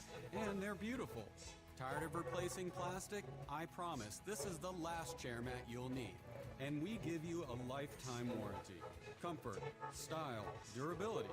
A Vitraza glass chair mat will completely transform your workspace. Home office or office office. We stock 18 Jeg lurer på hvor store summer det snakk om I dagsen egentlig, hvis vi ikke bare har en short squeeze eller contrarian bicycle, men at vi faktisk har ren market manipulation, liksom. At de ser hvor shorta dagsen og så bare klarer å drive opp prisen kunstig så fette lenge for å få folk ut. Det jo den bear-raiden, rett og slett.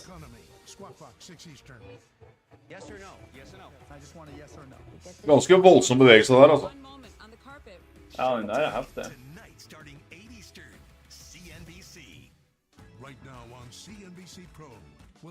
Når den så choppy, så det så lite volum at du ser ikke før det for sent. Man skal ikke trade indekset på den tida her. Det derfor jeg liker å være ferdig til klokka 11. Futures, very little change this morning, but it's a pretty color. Everything's green. There's no red on the screen. So, Vinner fra Agder vant nesten 200 millioner kroner I Viking Lotto. Begynte å grine. Gratulerer, da har du endelig råd til en 4-roms på Holmenkollen. Nå får man de utbetalt, eller kommer over en lengre periode? Du kan velge å få et redusert beløp utbetalt med en gang, eller så kan du velge å få det utbetalt over 35 år eller 20 år eller noe sånt, og så må du jo skatte noe inn I helvete. Lottobeskatningen, broren min skrev masteroppgave I juss om lottobeskatningen, hvor han dreit på hele greia, for at du blir skattet I hjel på lottogevinster. Det var noe så insane at hvis du vann 200 eller 250 millioner, så satt du igjen med langt under 100 når du var ferdig skattet. Hvis du kjøper på firma da? Det godt spørsmål, det vet ikke jeg. Men det kan vi få ChatGPT til å finne ut av. You're looking at the Dow futures up by about 36 points, S&P futures up by 7, the NASDAQ up by 25, and this comes after a day of pretty significant gains for all of the major averages. Dow was up by 408 Europa faller, Dagsen går oppover. S&P was up by 1.2%, the NASDAQ was up by 1.3%. All of that after those positive comments that made it look like a deal on the debt ceiling is more likely to get done.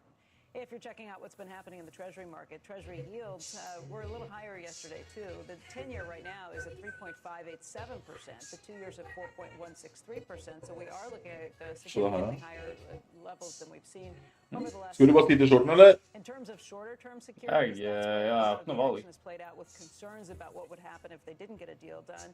The 1 month right now is at 5.71%. That's a little bit below the highest. Nå det market makers som tar over.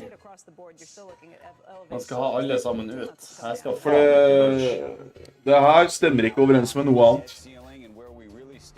President Biden delivering an upbeat message on the negotiations yesterday, this before departing for that truncated trip to Asia. Jeg driver og trekte ut prosjekt på vei. Give me one sec. And to be clear, this negotiation is about the outlines of what the budget will look like, not about whether or not we're going to, in fact, pay our debts. The leaders have all agreed we will not default. Every leader has said that. That's a similar message to what we heard in the day, earlier in the day yesterday from House Speaker McCarthy on Squawk Box. Den følger jo ikke noe annet der. I think we finally got the president to agree to negotiate. That was probably difficult for him to say as president he would negotiate with somebody, but it's really what the old Joe Biden was good at. And now we've got an opportunity for him to be back to what he used to be able to do, and let's get the job done. Said he will hold a news conference on Sunday. That's when he returns from Asia to share the latest. Det var ikke noe forskjell på Chrome Edge og like ræva. Some phone calls. Det bare opplegg EX som fungerer. Sånn det. Just struck by, I was thinking, 5.7 seems like amazing. And then, okay, it's for 1 month, so I was going to do the math on that. So if you put like $100,000 in, so that's $5,000 a year, right? And then for 1 month, it's divided by 12, so you get that. There were days, our entire life, where the 10 and 30 year we're at 8%. No, but didn't we like why didn't we think that 8% was holy cow? I can get 30% on a government bond because everything else you had to pay. What were you paying on your mortgage at that point? I know. Right, you were paying on that, but it's all relative. I know $100,000 you don't make a ton of money. It's not going to be a huge thing to write home about, but companies like Berkshire put in $3 billion. I know, and you get it back. and then suddenly it went from zero, basically getting zero on the money that the insurance companies had to put in these things, to really showing some significant return. And we also are now, I mean, wow, the 10-year used to be at 3.5. The rate soared in the last days to 3.5, 3.58. Yeah, 5.8. In the like 2 years. But we've been watching these so closely that it's like, wow, it's finally. Jeg tror du har rett på seg at det er skattefritt i Norge på Viking-lottoinstrumentene. Det var beskatning av internasjonale lottogevinster som var fucka, eksempelvis Eurojackpotten. People talking about. Or you might say that anyway. Yeah, of course, when you see people following around, dogs picking up the poop, you would think that the dogs were in charge. Cisco shares are falling. In fact, the dogs are in charge in my house. Earnings of $1 per share beat estimates of 97 cents. Revenue also beat expectations. Current quarter revenue guidance came in above estimates. That all sounds good. The company raised its full-year profit guidance. What's the story? But did not raise the top end of its revenue range for the year, as some analysts had expected. Orders were down 23% after a 22% decline the prior quarter. Executives said that supply chain improvements resulted in shorter lead times, which led customers to being less aggressive in their orders. That's crazy. Last night on Mad Money, CEO Chuck Robbins spoke about how the company is positioned for the rapid adoption of artificial intelligence. If you look back almost a decade ago when the first wave of the cloud build-out began, we were admittedly, we were left out of that because we didn't have the right technology. I would say today we already have design wins. We're already running the infrastructure, the networking infrastructure for some of these large language models. And I think we're better positioned than anybody else to actually take advantage of this over the next 5 to 7 years. Shares of Cisco were roughly flat year to date before. Nei, formuesskatten er noe forbannet drit. Faen, krona vår går til helvete. Faen, formuesskatt, ass. Hater. With a passion. Satan. It's not the metaverse. Is AI part of the metaverse? AI will be part of the metaverse, 100%. But Det er klart at man er så glad i det landet her, så skulle man faen meg støkke for lenge siden. Bare på grunn av den skatten alene. Did you know? I mean, I was after social media. Built into everything. Right, but after social media, I kept asking, Faith Popcorn and all the futurists, what is next? What is next? I guess a couple of people might have said, well, there are some advances being made in AI, but no one was like, we're right on the cusp. Suddenly, you started playing with ChatGPT. What was that, 6 months ago? Ja, for faen, nå kunne jeg gått short på toppen her, da. Helvete. Holy cow.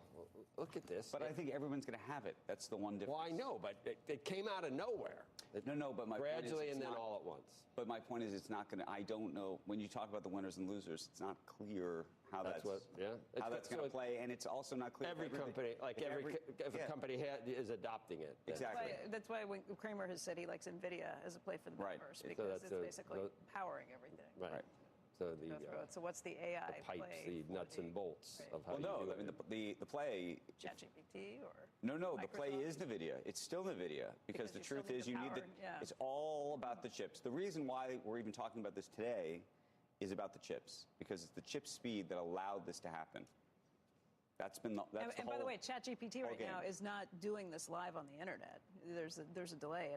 It's not the up-to-date version of it because the chip power is still not enough to be able to do it real time, instantaneously. Not really the chip power. It's that they haven't decided to. They will do. By the way, I would tell you, I think from all my conversations with, the Sam Altmans of the world and everybody else, within 18 months, it'll be real time. It'll be real time.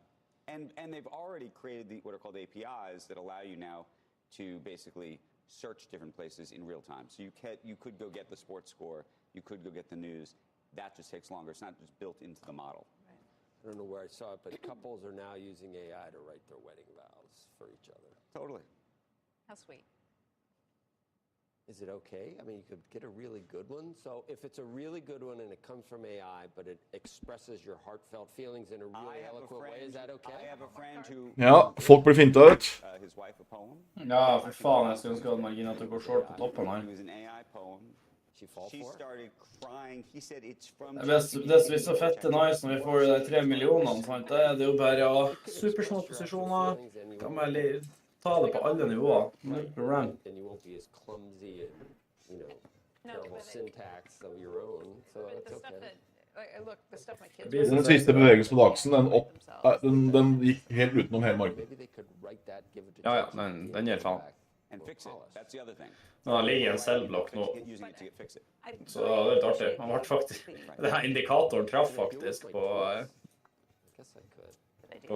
trading mye. Det jeg sendte deg i stedet med det der røde og grønne som viser liksom sånne. Ja, han ble rejectet i den røde blokka nå, og så nå prøver han å bounce av på den første grønne blokka her. Men jeg tror han blir bryte gjennom der, og så går han ned til neste. The next installment of Grand Theft Auto and that franchise. On the call, the CEO Strauss Zelnick struck a bullish tone. Det har vært nice med noen marginer nå, the company expects to release over the next 2 years. Fant du det med lotto, eller? Ja, det er gevinster på utenlands lotto, for eksempel Eurojackpot og sånt, så er fucka med beskatning og alt mulig. I norsk er det skattefritt, annet enn hva formuesskatt. Hvor er det regnet med? Så hvis du vinner 200 millioner i King Lotto, så må du ikke betale skatt, og du får alt utbetalt i én sum. Men hvis du spiller lotto som er organisert utenfor Norge, så må du skatte på alt som er over 10 000 kroner. Deilig, ja. Da må du skatte til det landet også. Og til Norge. Fy faen, Norge er bare sykere. Obviously, and by the way, we've seen this with all sorts of things. There's certain states, certain things are allowed, but in the digital realm, now you're talking about, some people are VPNing. We're talking about crypto and people VPNing to, Binance or something out in, in the Cayman Islands. Ja, det kom på formuesskatten antagelig. Ja, faen, jeg gruer meg sånt. But they really want to play on TikTok, and they're going to use some other service. And then is Apple liable? Is the internet service liable? Is AT&T and Verizon? Jeg gruer meg så jævlig til formuesskatten. Nå er jeg spent på hvor mye, eller kan jeg prøve å regne ut da. That's how they're going to try and defend this. Where they watch pretty closely. They haven't been around for a couple of years. Yeah, when everything else was getting suppressed, they were like, "This isn't. It's not our fight." Now they're back. The thing is, First Amendment doesn't Det en skatt som aldri skulle vært der. security issues. The Jeg question will be tror ikke hvor mye sterkere krona har vært av ikke være for den. issues and what do the courts actually rely on. Now the governor himself actually tried to change this so it wasn't just Det er ganske sprøtt at de rikeste i Norge flytter ut av Norge. Bare det i seg selv er sånn her. Det tror jeg kommer til å komme i historiebøkene etter hvert. Da Norge presset ut eliten i Norge, som genererte alle inntektene. Ja. Folk skjønner ikke hvor sykt det der er. Det kommer til å ødelegge for generasjoner. Jeg tror ikke det er et politisk parti heller som er for å avskaffe det. Nei, men det som skjer nå når de flytter ut, de får barn i utlandet, de kommer også 2 generasjoner til, så kommer de ikke til å komme tilbake til Norge. Det er ikke noe grunn å komme tilbake til Norge. Vi har så godt i Norge, vet du hva? Når du har så mye penger som de har, så er det godt over hele verden.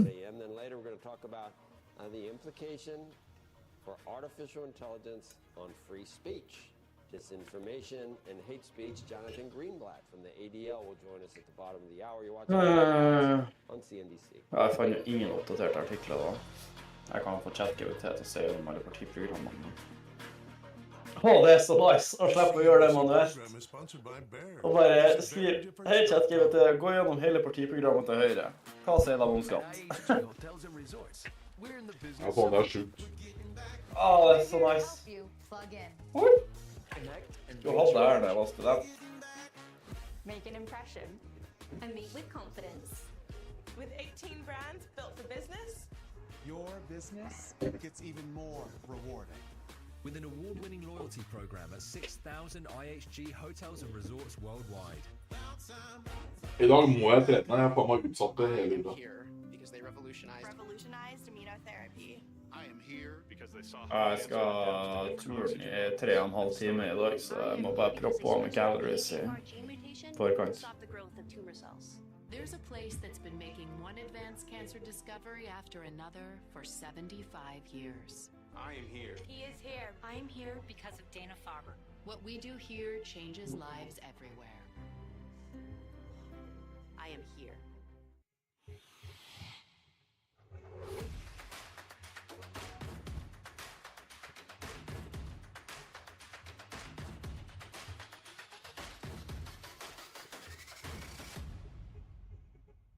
The first time you connected your GoDaddy website and your store was also the first time you realized. Well, we can do anything.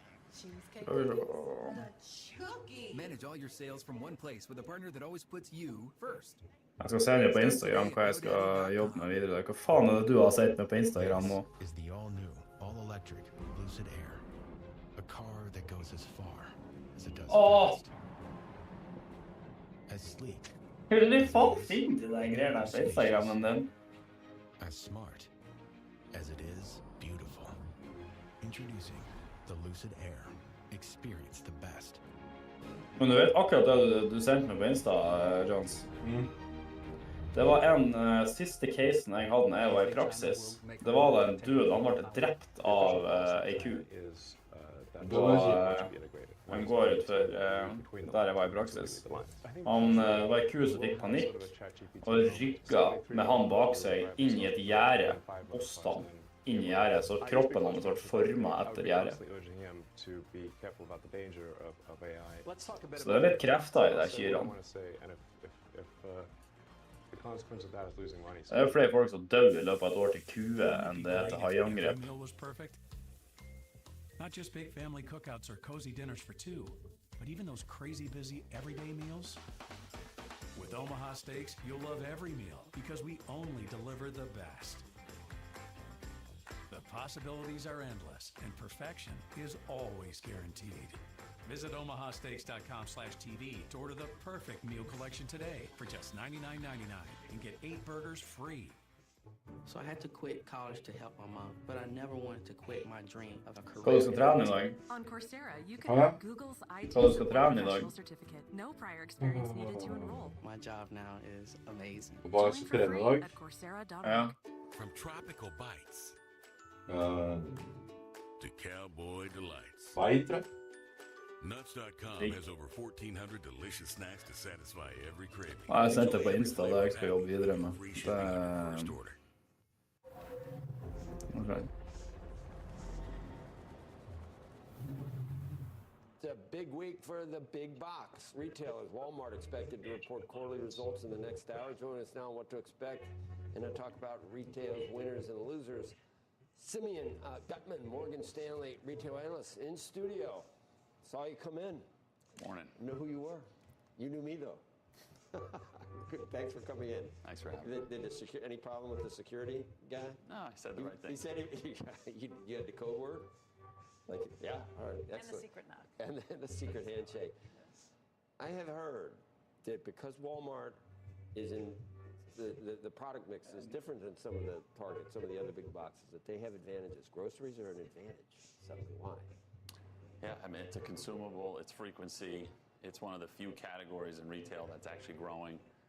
It's actually been the story of 2022, where the consumer wallet shifted away from discretionary and moved towards consumables. So having groceries is a good thing. The discretionary mix probably suffers a little, just like we saw from the other big box retailers this week. That was one of the themes in one of your notes, though. Can you tell us all of those things? So you had 3 or 4 of them to distinguish retailers, which in many cases we think they're pretty similar, but they really aren't. And the winners and losers. Altså, det ikke noen nyheter eller noe heller som har presset markedet opp her nå. The retail sales report from Det bare you saw a pretty big dichotomy Om between vi må over. Ja, hvert. the categories that actually grew were food service, were grocery. Jeg kommer ikke til å trade sånn som jeg gjør nå. Jeg kommer til å trade bare på morgenen nå på USA. Jeg skal ikke sitte sånn som jeg gjør nå. Discretionary or durable goods, sporting goods, electronics, home improvement, home furnishing. They all declined. The other ones all grew. That's pretty much the divergence. So who wins right now? We think those who continue to sell consumable, those that actually have a reason or to get the person to come into that store. There's also a mix of companies that had earnings resets last year. Hva kalte du den ordreblokk, hva du kalte det? Orderblokk, jeg kalte den indikator. Kanskje den ligger inne på her? Eller er det egen på TradingView? Ja, TradingView er jo den plassen som har flest indikatorer og alt mulig sånn. For den har jo sånn community indicators hvor du har folk som kan lage egne indikatorer, kode inn egne indikatorer i TradingView, og så kan du bruke dem hvis du vil. Det er rått da. Fy faen, jeg PC-en er en her. Order block detector av Lux Algo, den her heter. What about groceries, though? It's a lower margin business, and that's always been the knock. It's great to bring people in, but you're not going to have great margins. Yeah, it's kind of a dubious distinction, and that means we do need to brace for a weaker product mix in a way that yesterday. En liten idé. Hvis det er infront så tar veldig mye av de greiene her. Hvorfor har du ikke infront på bærbar-PC-en din, og så kommer du bærbar-PC-en på den ene skjermen, og så har du TD365 på den andre skjermen på hovedPC-en din som du streamer på? Jeg har infront på 4 skjermer når jeg sjekker. Ja, men hvis du har de 4 skjermene, altså hvis du har alt av infront på den ene PC-en, og så har du bare trådløs datamus til den, og så har du da TD365 og streaminga på den andre. Hva går det? Ja, for det er jo sånn som du sett nå, så ser jo ingen infront uansett, for det er så stort. Vi ser bare TD365, så de trenger jo ikke å se det på streamen uansett, og da sparer du deg for masse, sånn at PC-en din kanskje ikke legger like mye.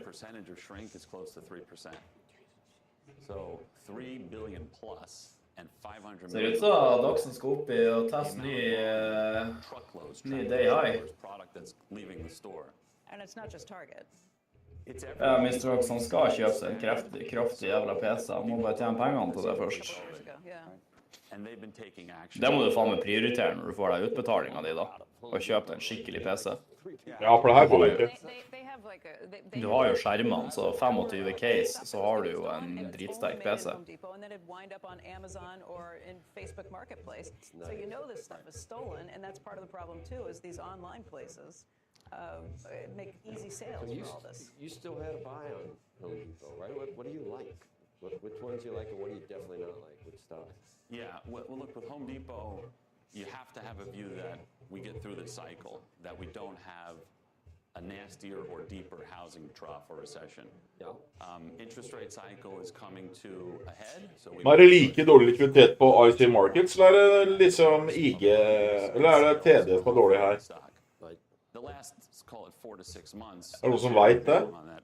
Jeg tror likviditeten på indekser vil jo være tilnærmet lik da. Sjekk på chat, er det chat GDP? Chat GPT, ja. GPT, spør på chat GPT, hvilken broker som har best likviditet på indekser? For jeg driter i små bevegelsene, jeg kan trade på det, men jeg kan ikke trade på sånn chop og sånn der, for du kommer ikke inn i posisjonen. Isn't there any other way of describing these things that don't make you cringe quite as much? You know what leakage is? Det er sikkert IG Markets. Maybe, is it a part of shrinkage? No. Leakage is where people leave a community to go somewhere else to shop at a big box instead of the local hardware or whatever. There's going to be a Walmart or a Home Depot everywhere within 20 miles of these rural areas. So any of the local business, I had to look that up because I couldn't believe there was really something called leakage. You say leakage and I think Alestra. I do too. Yeah. Or even worse. Depends on. Det tar litt tid, jeg må liksom prompte på rett måte. Hvis du ser nå på futurene kontra kontra DAXen, så ser du at futtene, altså DAXen har gått 4 ganger så mye som futurene og europeiske markedet parallelt. Ser du det? Ja. 4 ganger så mye.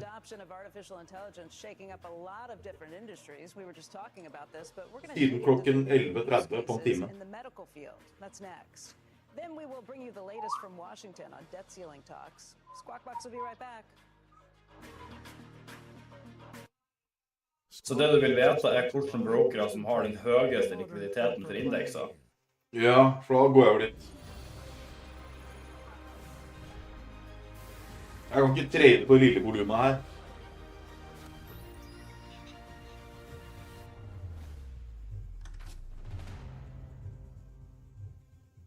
What is N? It's Får vi se hva det er.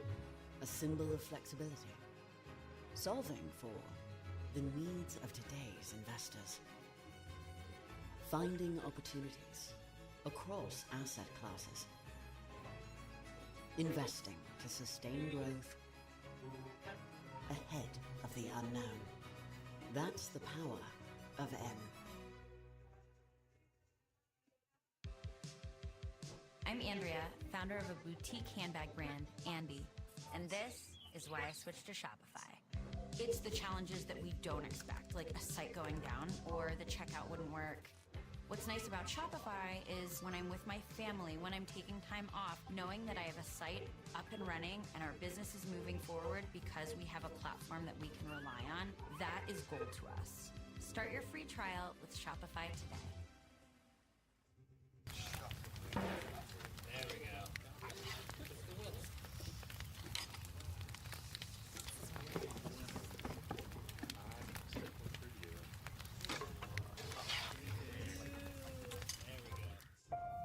It starts with a grill, but it becomes so much more. An extension of your home. Not just a weekend retreat, but an everyday getaway right in your backyard. New Age makes it possible with beautiful all-weather cabinetry, grills, and appliances that transform your backyard into a complete outdoor kitchen. Visit newAgeProducts.com to book a free design consultation and create the outdoor living space you've always wanted. I need it cooler night. You trying to ice me out of the bed? Baby, only on game nights. You know you're retired, right? Am I? Det var et veldig avansert søk du ba om å gjøre noe, så vi får se hva han kommer opp med etter hvert.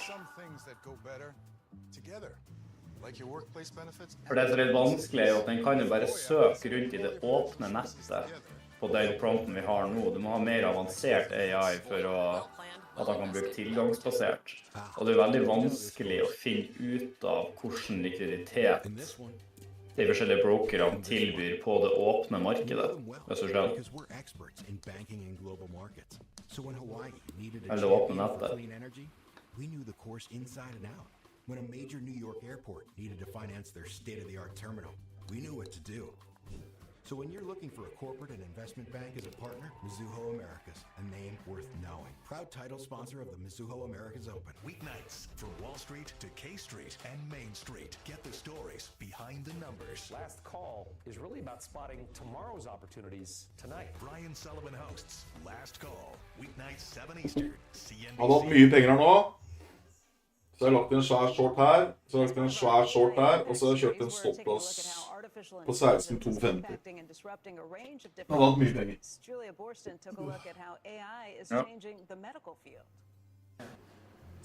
Jeg får inn 3 millioner nå snart. They now have an AI safety net. Dr. Matthew Tollefson, a Mayo Clinic urologist, Ja, de skal jo komme snart, altså. Nei, sånn I egenkapital, ikke sånn funded-konto. Egenkapital. Ja, 3,5 mil.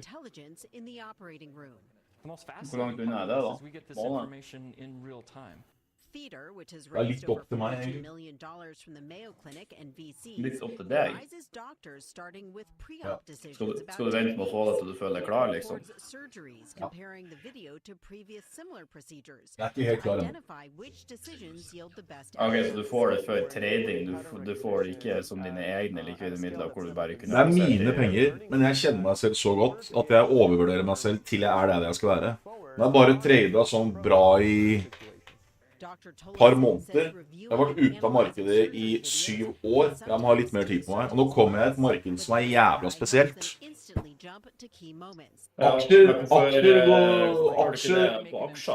Aksjene gjør jeg det jævlig bra på, men jeg går og venter på en korreksjon som ikke kommer, og da det veldig dumt å bare tøtte inn I 3 mil egenkapital, og så får en rett I trynet.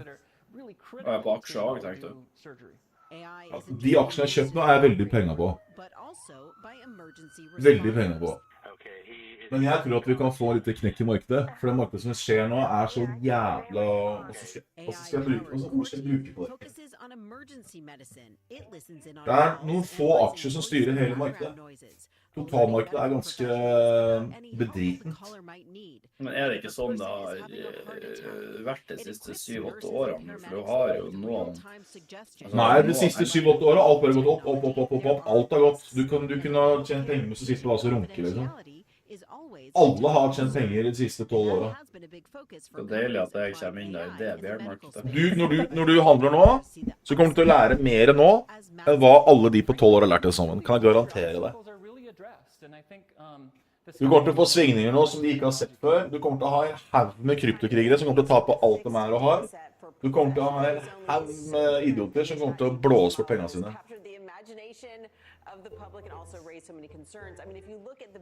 For det som skjer nå at nå må du faktisk ta mer hensyn til makro enn selskapsspesifikke tall. Det det som kommer til å skje.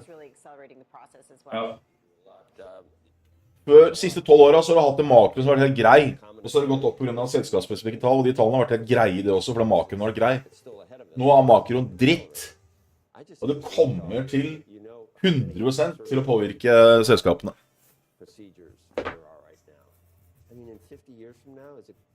100%.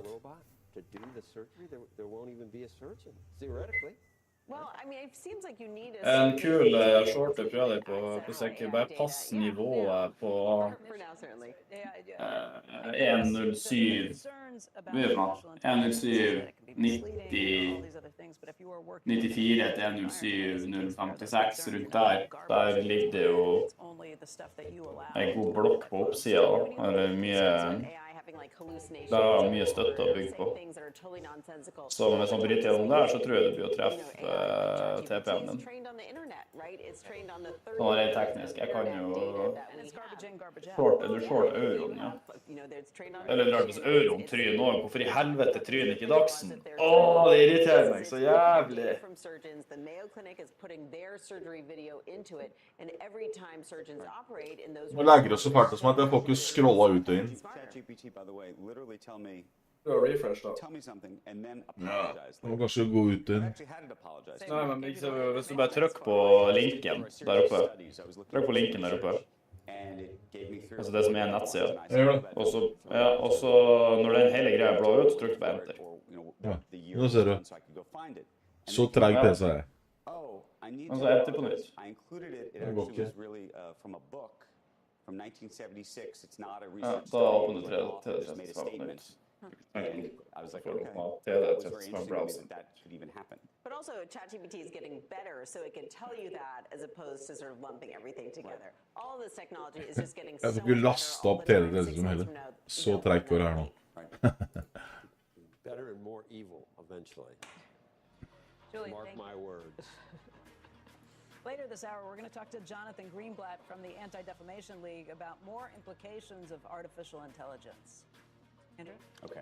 Coming up, signs of optimism. Hvorfor er det alltid de som kler seg som en uteligger som har vært handlet seg til T-skjorte på Hennes og Mauritz, som er de som skal ha en sånn motivational... Altså, Trailerton ser liksom ut som en helt vanlig dude i gata, og så er han en av så insanely god trader. Vet du, han fiksa ikke markedet de siste 2-3 ukene, så han tok pause. Ja. Han tappte så sykt med penger de siste par ukene. Nesten alt han tjente. Han har fortsatt opp over 100% der. Men han også bare, dette her er helt fucka. Så han bare nei, nå tar han pause. So that real focus on working hard and at the same time working with everyone, but also carving out a place for yourself is something I learned very early. Men det er helt tullete det vi gjør nå. Jeg håper du er klar over det, Sander. Nei, at du trader nå på dette her. Skal ikke trade for USA. Det vi gjør nå er bare tull. Nå er vi avhengig av at... Nei, men du har ikke noe volum. Du er ikke volumet. Du får ikke gjort noe. Tar du feil, så tar du feil. Har du rett, så tar du også feil. Du får ikke gjort noe her. Du får ikke gått ut eller inn. Du får ikke...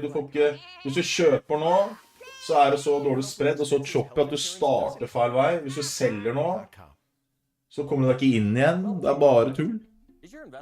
Ja, akkurat nå befinner vi oss i slutten av en stor sell-block som prøver å konsumere. Hvis han pusher forbi her, så skal vi sikkert opp i nye år. Men det eneste du kan gjøre på de her øyeblikkene er jo egentlig å posisjonere deg for åpen, med at du kan få noen gode posisjoner til nedsida eller oppsida. Egentlig så ikke gjøre noe. Egentlig så ikke gjøre en dritt der. For det kan gå like mye ned som opp. Det er liksom bare tull, egentlig.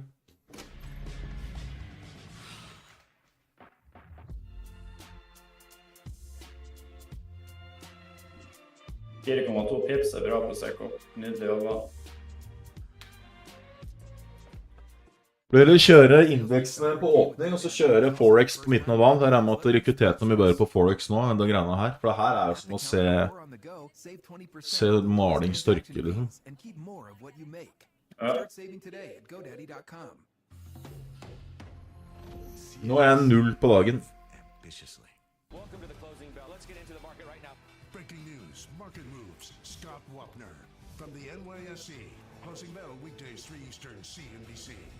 I had a client once who was a respiratory care nurse during the height of the COVID-19 pandemic. BetterHelp quite literally provided her what she needed in an acute way at the most pivotal time in her life. And I was grateful to have been able to walk alongside her because, you know, she was... Jeg chiller maks, jeg. Jeg har så mye marginer å jobbe med at jeg bryr meg ikke om jeg setter feil her nå. Jeg tror nivået vi setter på uansett jævlig bra for, om ikke annet for fredagen eller de neste uken. As an estate planning attorney, most people that would come to my office were looking to create a will for their family, but many couldn't afford the fees. That's why we started Trust and Will, a modern and affordable approach to estate planning. Attorney-designed documents, customized by you, all through an easy-to-use website. the Å way ja. a will should be. Høyre har som mål å fjerne formueskatten på arbeidende kapital som kun utbetales av norske eiere. De vil også fortsette å øke bunnfradraget slik at flere arbeidstakere og pensjonister slipper å betale formuesskatt. Good morning and welcome back to Squawk Box Live from the NASDAQ market site in Times Square. Take a look at the futures right now. We're up about 30 points on the Dow, the S&P 500 up about 8 points, the NASDAQ up about 31 points. Becky. President Biden and congressional leaders continue to work toward a deal to raise the debt ceiling. But with less than 2 weeks from the June 1st deadline, House Democrats are pushing forward on a procedural move that could force a vote to increase the debt limit should negotiations fail. Joining us right now for the latest on the showdown in Washington is Olivia Beavers, Politico's congressional reporter. And Olivia, this potential deal, looks like it's a lot more likely than it did just a few days ago. All of a sudden, it seems like all sides are really focused on this and saying that there's not going to be a debt default. Ryk og reis rett ned. There's optimism that a default can be avoided, but I think that you also need to recognize that they are still pretty far apart. The hope of optimism, the sense of optimism, is coming from these new set of negotiators that President Biden has tapped, and they have a lot of respect on Capitol Hill. So you have Steve Ricchetti, who's a senior advisor. You have Shalonda Young, who is the budget chief, and you have Lisa Terrell of Legislative Affairs. And in a closed-door meeting recently, Jeg skjønner faen ikke, ass. Jeg skal ikke si noe navn. Det så mange idioter som driver og kjøper seg sånne jævla likes og følgere på TikTok og Instagram nå, at det blir helt svimmel, ass. Ja, det er for exposure. Hæ? Det er bare for å få exposure. Det funker jo.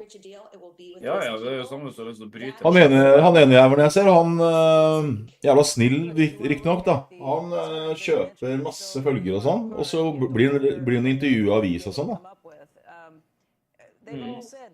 Spesielt, altså. Faen, jeg kommer aldri til å gjøre det, ass. Samme faen. Det er veldig tørking kontoen min. Det smart da. For du får jo exposure av avisa, og der får du ekte følgere. Hvis du skal leve det her. Ja, altså I tillegg så bryter jo algoritmegreier med at du får masse følgere, masse likes fort, så blir jo kontoen din å fremheve seg flere ekte brukere også.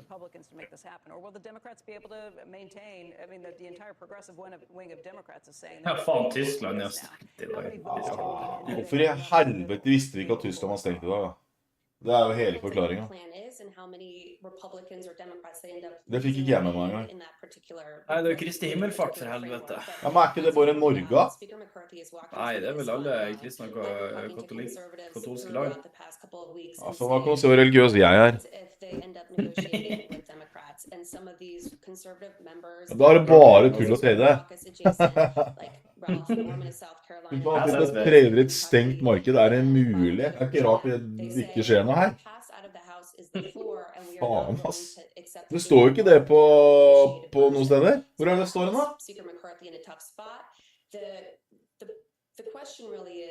Jeg må ta noe til pannkaker, dette blir for mye for meg. Dette blir for mye. Det stengt ut av det, eller? Nei. Legislative wins in the House. And so that's something that we're watching. But there is an appetite with more of the moderate Democrats to make a deal with Republicans. And there was even, my colleague reported, a decision to offer at least that they will not support a motion to vacate if it came to that with House Republicans. If the right wing was so upset with what the deal was, if they threatened to take away his speakership, right? And so they would say, we won't go along with that if you make an agreement that we can swallow. Jo, USA har vel stengt på, ikke stengt da, men det tredje så vidt jeg begynner på St. Patrick's Day, ikke det det heter amerikanen I helvete. De har en eller annen slags dag I USA hvor det stengt. Well, so likely we're going to see the Democrats putting back what they think. Jeg så dritlei helligdager, ass. Der har du arbeids-mindseten. Fuck helligdager, hvem vil ha fri? Bibeldagen, Korandagen, Himmelfartsdagen, St. Patrick's Day-dagen. Fuck alt det der. Jul. Hva jul? Speaker McCarthy take the lead on this. I'm following in lockstep. I think that there's also a little bit of past the feeling that he had to take some of the arrows for passing different legislative bills while Kevin McCarthy in the House opposed it. So at this point, he's saying, this one is all yours, and we will follow in lockstep. And they had a good relationship in that. So I think at the moment, President Biden and Democrats need to look at Speaker McCarthy as the person they're negotiating with, and they probably won't see McConnell swooping in like he has in years past to help with negotiations. Olivia, thank you. Thank you. Han har Fred Henry, han har på RSI, og så bruker han en EMA. Jeg vet ikke hvordan tall han bruker på EMA-en, og så har han MACD. Jeg vet ikke hva det siste. Du har 50. Hva er siste du bruker? Du har MACD, RSI, og nederst har du Choppiness. Currency Check is sponsored by Interactive Brokers. The best informed investors choose Interactive Brokers. Interactive Brokers pays up to 4.58% on instantly available cash in your Barnehageindikator. How much interest can your bank or broker pay? Interactive Brokers' conservative and prudent risk management uniquely positions us to pay up to 4.58% on uninvested, instantly available cash in your brokerage account. The best informed investors choose Interactive Brokers. Så Tyskland har stengt, og så driver og handler Tyskland. Hva er det vi tenker med? Herregud. Ja, så Frankrike er stengt, men USA er åpen, Indonesia er stengt, Luxembourg er stengt. That's only an estimated 15% of their valuation. Do you think the market is overreacting? How do you know that? The company profile tool in Thinkorswim. Jeg vet ikke. Dette er jo galskap. Å sitte og trade et stengt marked. Det er som å kaste penger ut av vinduet. I'm Kevin O'Leary, and this is my bonsai garden. The only reason I have time to indulge in such Få se om du kjenner ut deg. because my companies have already received money from the Employee Retention Credit Program. But just like these Den kontrakten jeg har I Dagsen, eller jeg har en halv kontrakt som jeg vil ha ut, og så har jeg en hel kontrakt som jeg helvete, den skal bare stå her. Er det du som hopper sånn, eller? Ja, det meg. I helvete. Er du turner, eller? Ja. Turning og kampsport, det har jeg gjort hele livet. At PGIM, we can help you rise to the challenges of today. When active investing and disciplined risk management are needed most. Drawing on deep expertise across the world's public and private markets. Og 100% på sikker på hva var for 70 euro du startet på. Nei, 70 euro du startet på I dag. Squawk Box, weekday 6 a.m. Eastern on CNBC and streaming live on Peacock. The world Har du turt lenge, eller? Ja, jeg startet da jeg var 12-13, og så satset jeg jo når jeg prøvde meg på landslaget når jeg var 18-19, så røk jeg kneet på opptaket. Oi. Sendte kneskåla mi rett ut til venstre, tok med meg leddbånd, korsbånd, menisk og senefeste. Så da brukte jeg 1,5 år på rehab det, og så søkte jeg jo politiet. Mens jeg var på rehab, så kom jeg inn der.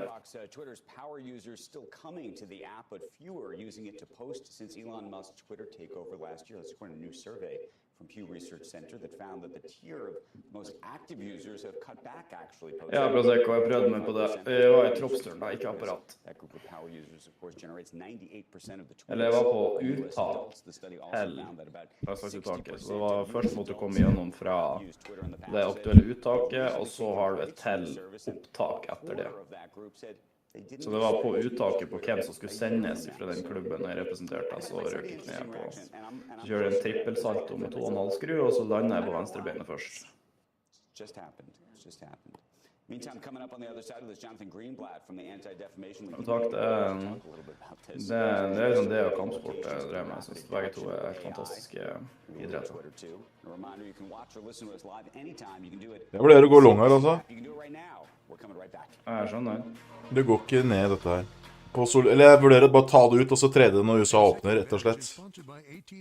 Det her så lite volum, og det så Det er ikke noe... Altså, det er jo ikke noe bevegelse her. Ja, indeksen gir så lite mening. Ga du F i politiet også, og bedre betalt å bli kriminell? Nei, men trikset er jo at du må være politimann, så kan du alle trikser i hele boka, så blir du aldri tatt. Neida, jeg stortrives som i politiet, det gjør jeg. Annet enn hva lønna. Men kan ryke og reise. It came suddenly, a financial storm no one knew was coming. That's why the wise investor turns to one of the most secure investments on Wall Street, or any street, Assured Guarantee. Ja, nå går vi straks i day high her. Fy faen i helvete. Det er så sjukt. Var masse penger hos da. Ja. Hadde jeg tatt alt, så jeg bør alt jeg hadde i sted, så jeg bør opp så hadde jeg bør opp faktisk noen 20% i dag av den ene traden. Jo, men spørsmålet jeg vurderer bare å dekke meg og så vente til USA åpner, for det her blir sånn fjollete. Du kan like gå rett ned igjen, men det er liksom ikke noe, det er ikke noe volum her, liksom. Det er bare sånn tull. Dette her er bare tull. Hæ? Hva er Nasdaqen går sånn på? Nei, men det er sikkert short covering og sånn, da. Aner ikke. Nasdaqen opp 1,22% i pre-market, liksom. Så hva i helvete er det her? Har det kommet noe tall nå, eller? Nå er vi på toppen, forrige topp. Ja. Jeg tror...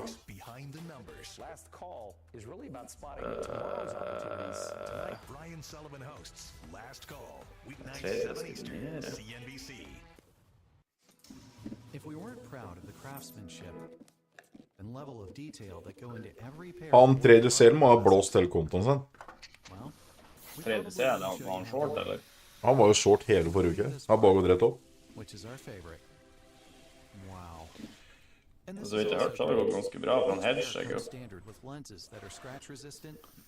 Jobless, Try 5 pairs for free at warbyparker.com. I'm Mr. Wonderful, and I'm Chef Wonderful. I recently introduced the ERC program to Chef Wonderful here, which is Nei, det ikke noe tar for halv tre. towards small businesses like mine for retaining their employees during the pandemic. Well done, and Det da Jobless og Philadelphia kommer. if there's one thing Wonderfuls never do, Og så har du en halvtime eller 35 minutter etter det, så prater Fed sin Philip Jefferson, og 25 minutter etter det, så prater han Michael Barr.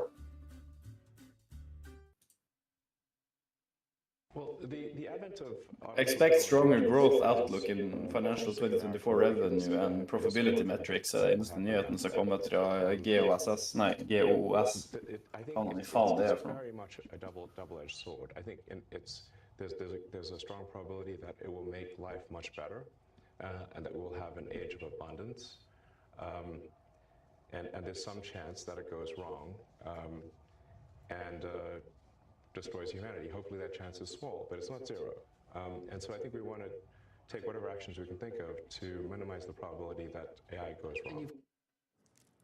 That was Elon Musk speaking exclusively to David Faber on Tuesday night about the potential dangers of artificial intelligence. Joining us right now is Jonathan Greenblatt, Anti-Defamation League's CEO. I want to talk about that and also maybe some other comments that Elon Musk made during that interview. But how concerned are you about AI being slanderous, if you will? Well, or worse? Yeah, I mean, AI is a technology. So I don't think the AI or the generative AI is slanderous per se. But if the large language models it's drawing from contain disinformation, anti-Semitism, and hate, then you build biased technologies from the start. But how much are you worried about? So interestingly, if you look at the large language models that are being created and effectively controlled by the ChatGPT, Microsoft on one end, Google, Anthropic, I'm thinking of one more that is now, I've lost my train. There's a couple, Bard's on Google. Yeah. But all of those, to be honest with you, I'm not that worried about because they actually have some guardrails that they're putting around these things.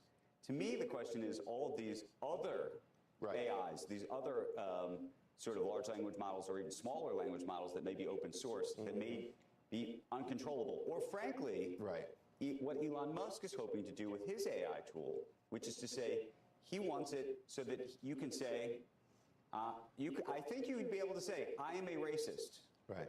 I want you to talk like the way I talk, and this is how I am, because he wants his AI to be completely open to do whatever.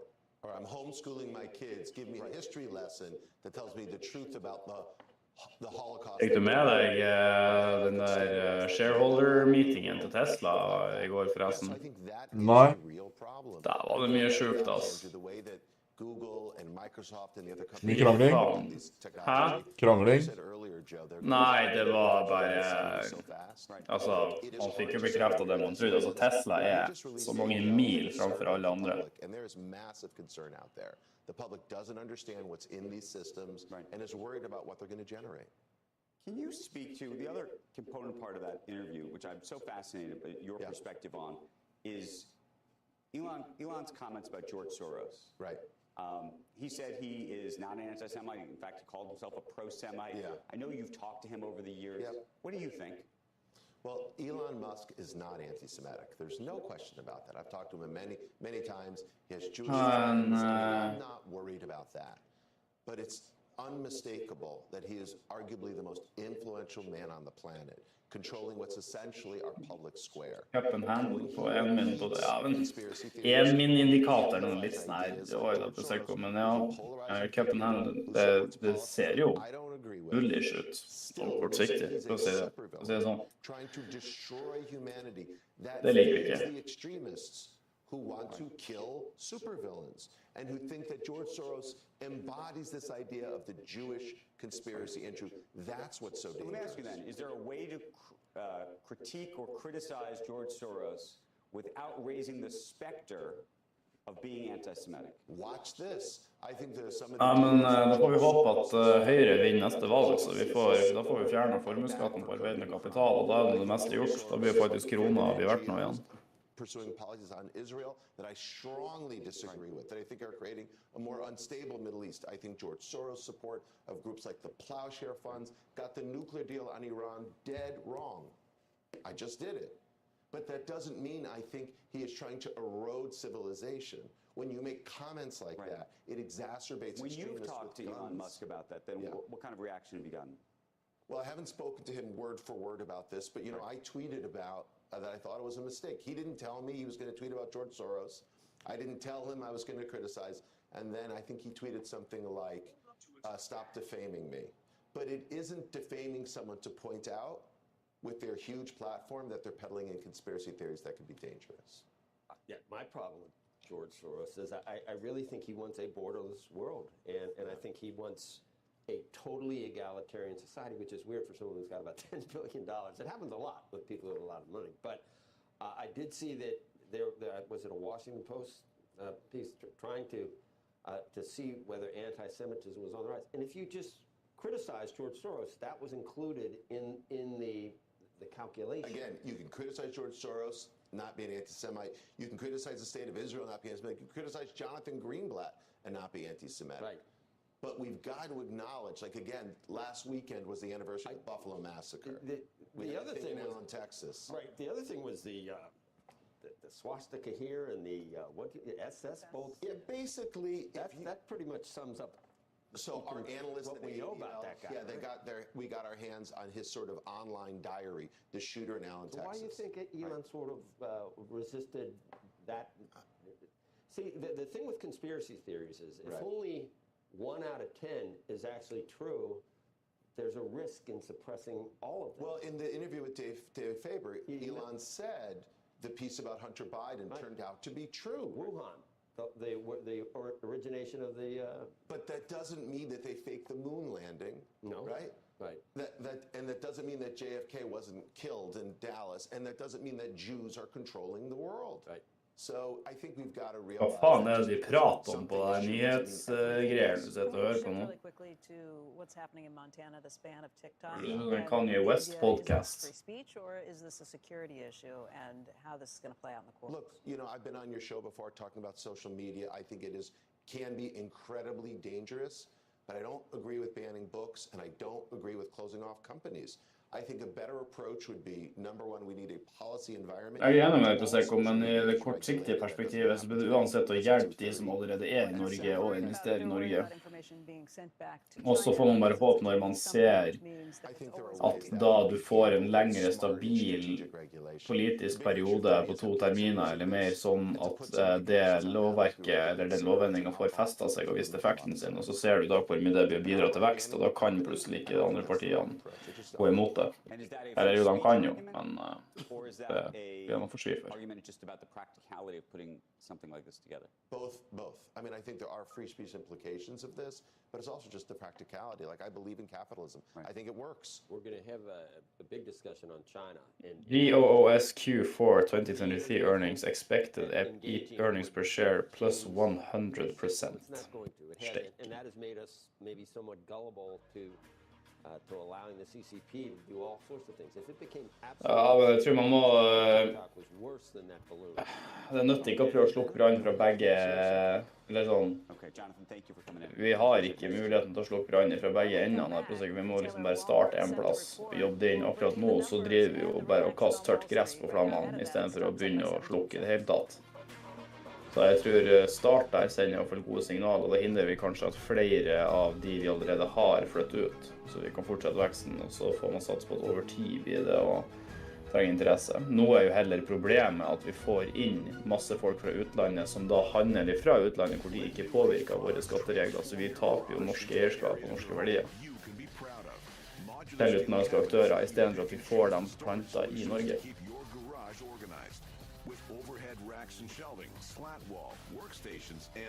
Nei, det her er som å se på maling tørk, så jeg går på dassing. Du går ikke glipp av som jeg. Nei, ikke det.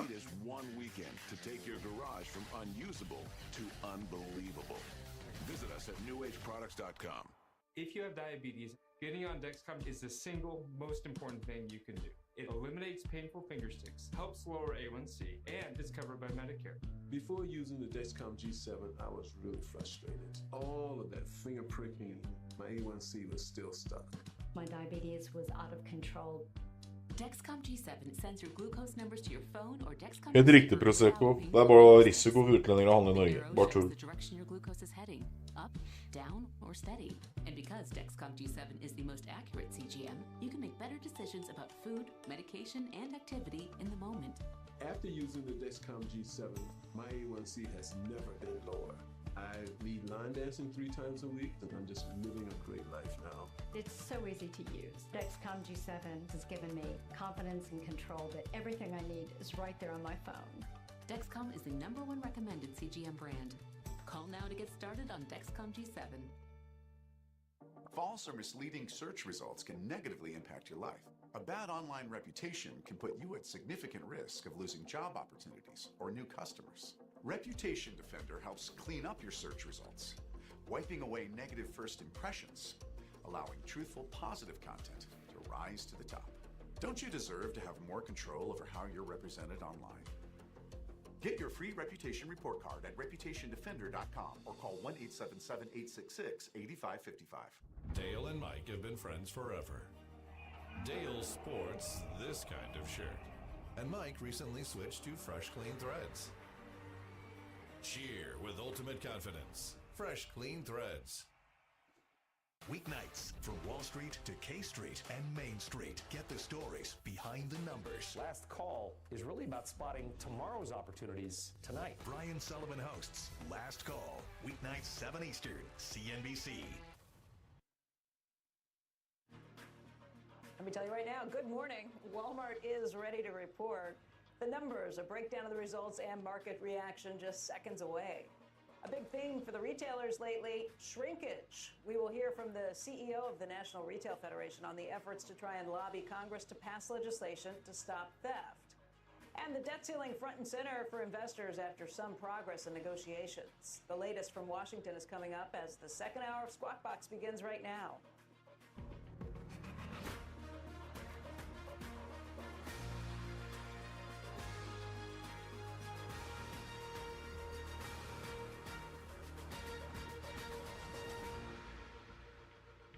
Good morning and welcome back to Squawk Box right here on CNBC. We're live at the NASDAQ market site in Times Square. I'm Andrew Ross Sorkin along with Becky Quick and Joe Kernan. Got some green on the screen this morning. The Dow up about 45 points. The NASDAQ looking to open higher as well, 30 points higher. S&P 500 up about 9 points. Also, let's show you treasuries real quick. You're going to look at the 10-year note right now as we flip the board around. You're sitting there at 3.596. The 2-year at 4.178. And we want to show you short-term treasuries this morning. We'll flip that board around as well. Take a look at this if you could, because right now, the 1-month T-bill, 5-point Så ikke tapet 710,000 eller 720,000 på 3 minutter. Right now, we want to bring in Sarat Seppi, who is managing partner and portfolio manager at DCLA. He's also a CNBC contributor. And you know what? Hold on for a second, Sarat. We've got some Walmart numbers. Walmart is out, and this the number. Oh, we're going to Courtney. Looks pretty good, though, at least the bottom line number. Courtney Reagan. Hi. Hi there, Joe. Yeah, good morning. So we do have a pretty strong report here from Walmart. It looks like beating consensus adjustments for both the adjusted earnings reporting $1.47 on revenue of $152.3 billion, so above consensus for both of those. And we know Walmart's been shifting its focus to profitability rather than scale. They're reporting operating revenue of 17.3%. The retailer is also upping its full year guidance, kind of bracketing where consensus is right now.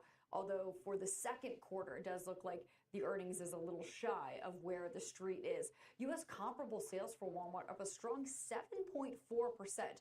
Now, that is a slight deceleration quarter over quarter. Peanut Pecker spør hva de største tapene vi har tatt må være. Det må være ditt på 700 og noe tusen. Og... Stemmer. Ja. Faen min største tap. Det må være enten er det Equinor når vi fikk Dagsnytt i trynet, jeg tapt 100 000 eller noe sånt. Rett rundt 100. US net digital sales grew 27%. That's a quarter over quarter acceleration. And remember Peanut på det han Jones tatt på 3 minutter hvis jeg hadde jobbet 0 overtid, så er det nesten 2 år med jobb i politiet. Det han tatt på 3 minutter. Og jeg tappte på sånn amatøropplegg. Some strain on the consumer, the resilience has surprised us. Personal balance sheets are much Tappte på Fed som pratet. He did say consumers are trading down to smaller pack sizes. Jeg tror det var Fed, jeg er usikker. Discretionary spending on items like electronics, TVs, home apparel. They are more selective about those. They're waiting until items go on sale as more of their incomes are going to grocery. Hvordan man takler det, for jeg vet hvor god jeg er, så treder inn igjen. Hadde jeg ikke visst det, så hadde jeg jo hengt meg selv sikkert. Jeg hadde akkurat nok igjen på kontoen til tøy på biltema, liksom. Det var så teit, for jeg skulle ut av markedet, og så kommer han fyren og sitter ned og prater, så glemte jeg jo hele jævla Fed. Snart på det har jeg en. Yeah, that is a big move. Han går over det, ja. I mean, these are impressive numbers. The same-store sales may have been down slightly from last quarter, but they were ahead of estimates. I think the estimate was only for a gain of about 5%, so up 7.4% is really strong. Nå er det mye rødt på skjermen min her, altså. For the quarter, for the second quarter, they're now saying 163 to 168. And what was the? That's below 171. 171 was the estimate, right? Yeah. Men jeg skjønner ikke, har folk så trua på det der senile gamle øgla i USA, sier? Nei, men det er ikke det det går på. Det går på at folk flest vet de kan ikke makro. De som taper penger nå er de som kan litt. Nesten alle hedgefond og alt, det er jo short nå. De har shortet lenge. Det går bare oppover. Og de forvalterne som kjøper nå, de går long, og så har de putter og kåler imot. That's either conservative, they don't know. And as we point out, they are looking for a little bit. Det er ingen grunn til å gå så mye. All time high på verste økonomiske krisen siden første verdenskrig, eller andre verdenskrig. Det er liksom, nå har det rettet seg litt opp da. Men det er liksom ikke, det er ikke noe hold i dette her i hvert fall. Da er det snakk om utholdenhetsprøve, som det heter.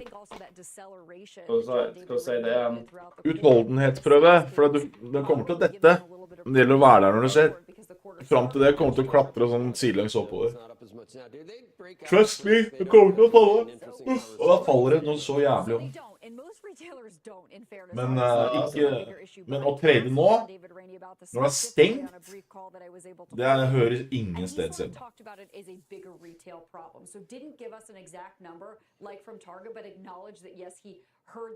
Å trade her nå bare teit. Du kan sette en short, så kan du sitte på noen uker, men å trade nå for å selge etterpå og kjøpe etterpå, bare tull. And the shopper safe. Many of these retailers basically instruct their employees not to do anything. Even just a very anecdotal thing. I was actually at a Marshall store not that long ago, saw a man take a book bag off, put items in his book bag.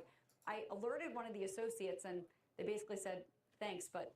Sjekk den videoen jeg linket i Twitchen, Jones. Han her karen, han digger jeg. Det er liksom ikke noe... Du finner ikke noe støtte her, ingenting. Det er sånn helt oppe i lufta, liksom. Ja, det er oppe i skyene. Alt kan skje, liksom.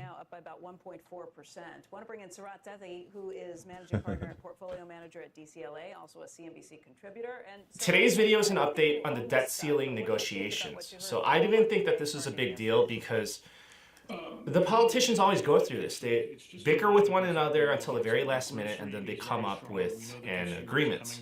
But apparently, Treasury Secretary Janet Yellen and the CBO are being dramatic, and they're acting like something could actually go wrong this time around. So I don't know about that. I'm pretty relaxed about the situation, but let me know what you think. But here's what the CBO said. The Congressional Budget Office said that the United States faces a significant risk of defaulting within the first 2 weeks of June if the debt ceiling is not increased. Okay, so that's the thing though. We don't know how much money that the federal government has on hand. So I don't know if you're willing to trust the expectations and the predictions De kan trykke så pengene bare gidder. Of the CBO.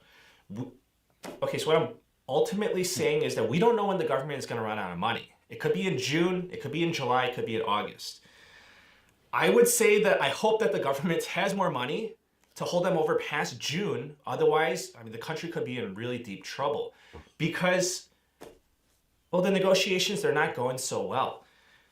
Again, they never go well, and they usually resolve this at the very last minute. But if you're watching, if you're really paying attention, you're seeing the Republicans and the Democrats, they're really just going at each other's throats. So they always are, but this time, it seems worse than ever. I think a lot of people here watching would agree with that. So that is a big concern. So here's the status update. The Republicans... Og så har de tatt ut alle som sett short, og nå dette. Det er lite volum her, altså. Det er horevolum. Democrats, they met last week, Tuesday, to negotiate. So they didn't make any progress. They said that the only progress that they made was that they met for the first time in 97 days. So they scheduled to meet again on Friday of last week. On that Friday, they called off the meeting. They just canceled last minute. They canceled because they said that they got nothing done on Tuesday, so that there was no point. There's no point in meeting on that day. Okay, so that was last week. They decided to meet again Tuesday this week. So I'm shooting this video on Wednesday morning, so I'm talking about yesterday. And they did. They met. They ended their meeting without an agreement, so no surprise. They said that they made progress not on the deal, but they made progress on the structure of the negotiations. So I'll tell you, this is what I'm talking about. So President Biden is now deploying 2 of his top advisors to negotiate with the Republicans.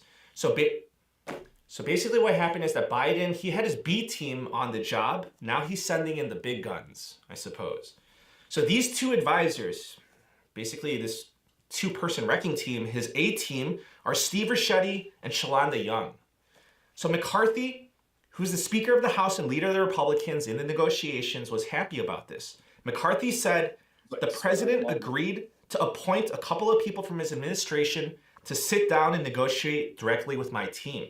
So I found this to be productive. So that's what McCarthy said. All right, so I want to say this. To me, and this is just my opinion, I find this very strange. Because the way I see it, and again, this is my opinion, let me know if you agree with me on this or not, if you see it differently. The way I see it is that we have a debt ceiling crisis if there is no solution. If there's no solution, then the federal government runs out of money, the federal government defaults, the financial markets will crash, and the economy will be destroyed. So with that scenario right around the corner, supposedly the first half of June, Biden sends in his B team to prevent this from happening. And the leader of the Republicans sends in his minions to deal with this. So let me know if you're interpreting this differently than me. So it seems like they're treating the situation like it's no big deal. But you have the Senate Minority Leader, Mitch McConnell. He's having a panic attack in the Senate. He's saying, look, people, this can turn into a big disaster. He's saying that we need to solve this right now. We need Biden and McCarthy to get into a room together and talk directly with one another and work this out. So McConnell has been saying this for weeks now, but nobody's been paying attention to him. I guess that's what happens when you're not the majority leader. But now here's the thing. Now you have Kamala Harris getting thrown into the negotiations, and she's bringing in several aides with her. Now the politicians that are on the outside of this negotiating circle, they're looking at the situation and they're saying, you know what? Maybe there's too many people involved in this negotiation. They're basically saying maybe there's too many chefs in the kitchen. And listen, I'm telling you, I am underselling the gravity of the situation. So Treasury Secretary Janet Yellen, she's going fire and brimstone on the media. So Yellen said, failure to hike the debt ceiling would cause an economic catastrophe. Yellen said on Tuesday that a U.S. default would leave millions of Americans without income payments and trigger a recession that destroys jobs and businesses.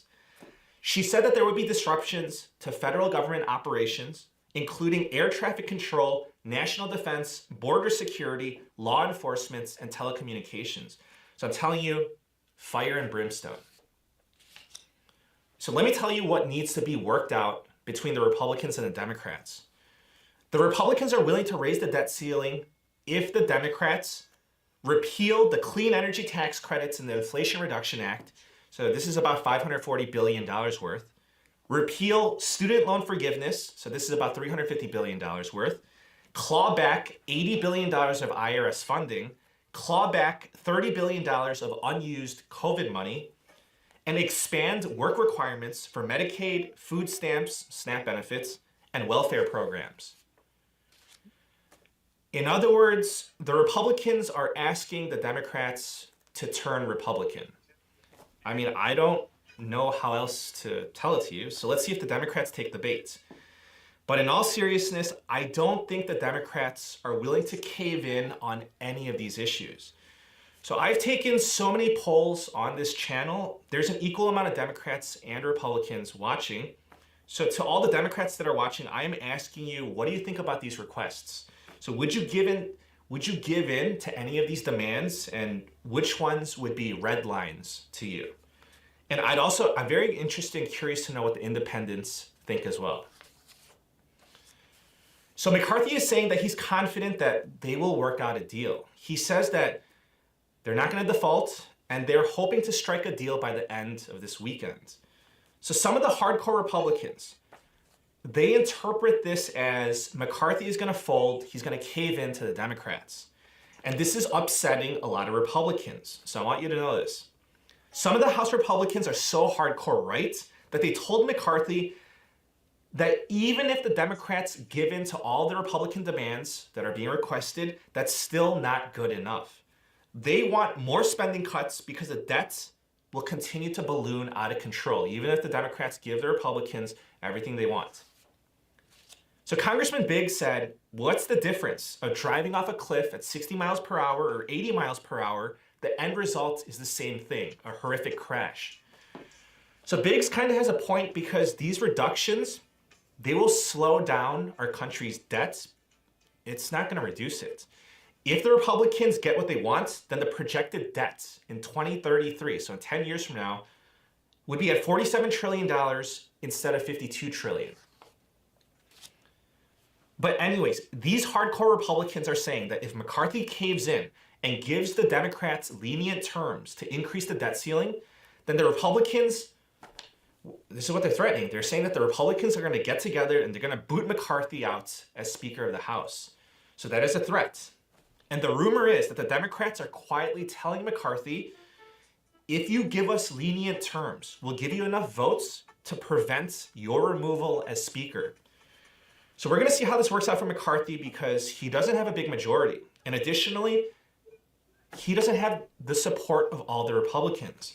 So it's tricky because these conditions are, he doesn't have the support of all the Republicans, but these conditions, they're just so unacceptable to the Democrats. So that's the status.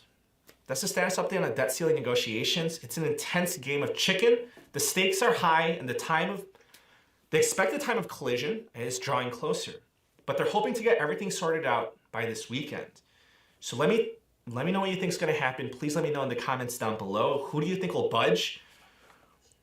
Or do we truly crash this time around? Do we crash and burn? So I'll keep you updated. Please subscribe. I thank you for all the support and I wish you a very nice day. Take care.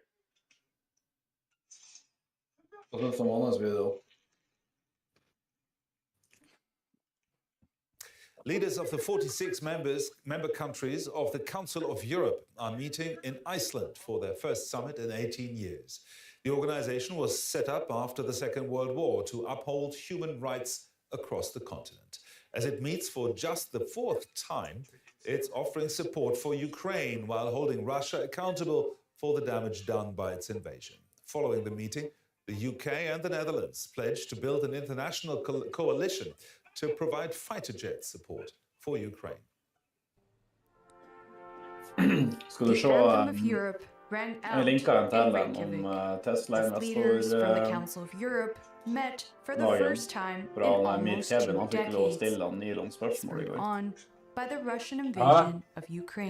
Altså, jeg linker en til den I chatten på han, så Mir Kevin sin video, han fikk lov å stille han Elon Musk spørsmål I går på shareholder-meetingen om reklame og sånne ting. Ukraine is fighting for the values we believe in and we hold so dearly. And I'm so grateful that we are united in protecting peace and promoting democracy. Because this is the very reason why the Council of Europe was created. The Ukrainian president delivered a virtual address, making his now familiar plea for planes. Thank you so much. Also need fighter jets without which no air defense system will be perfect. And I'm sure we will get there. 100% should be our benchmark. We must live 0% to the aggressor. On that front, a signal of progress from the sidelines, as UK Prime Minister Rishi Sunak and his Dutch counterpart Mark Rutte agreed to build an international coalition to provide Kyiv with fighter jet support, procuring F-16 jets, and training pilots. Western countries have so far been wary of taking such steps over fears the war could escalate. Og så bare kjører han og bare Det her må jo være et eller annet in Reykjavik. The international coalition to provide fighter jet support for Ukraine. The prime ministers of the UK and Netherlands want to build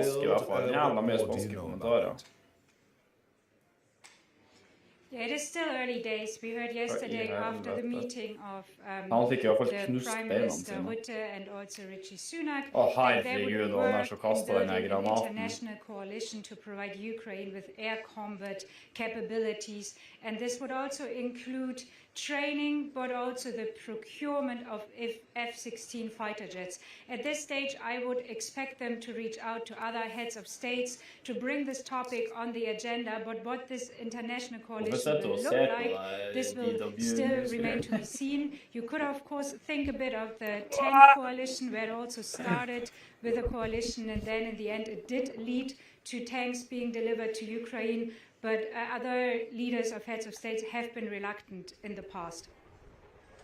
Now, is there any support from other European leaders for this coalition? Yeah, I already alluded to that. So there has indeed been Want to be number reluctance one? of Don't European trade the leaders, but dots. also of NATO allies to deliver F-16 fighter jets to Ukraine. President Zelensky has been in Europe last week.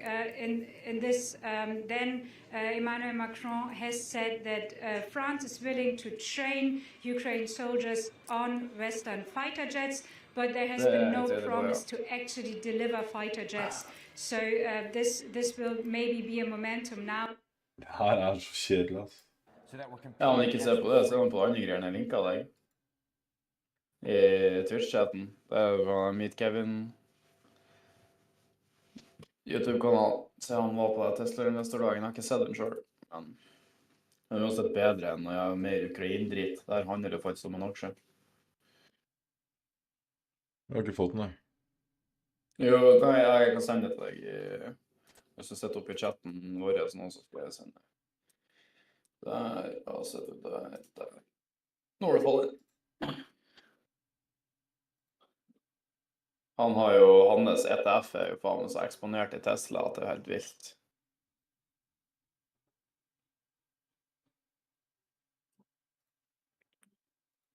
You're saying the margin is going to be bigger. Yes, the margin.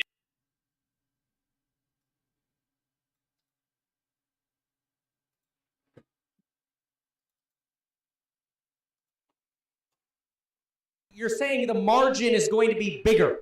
Yes, the margin is bigger. I guarantee you 70% of Tesla owners don't even know about it. Long-time supporter, course member. Awesome, man. Thank you so much for being a member. You and your course helped me get a job. Love your shows. Keep going. Thank you so much.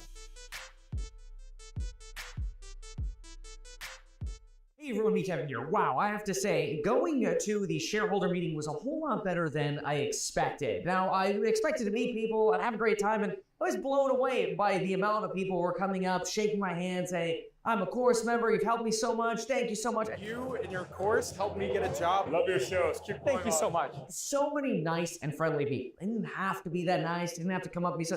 Seriously, the Tesla community is absolutely amazing. So first and foremost, shout out to the Tesla community and, well, all the people who work for Tesla. Now, when it comes to the groundbreaking shockers that we got out of the shareholder meeting, well, there were quite a few.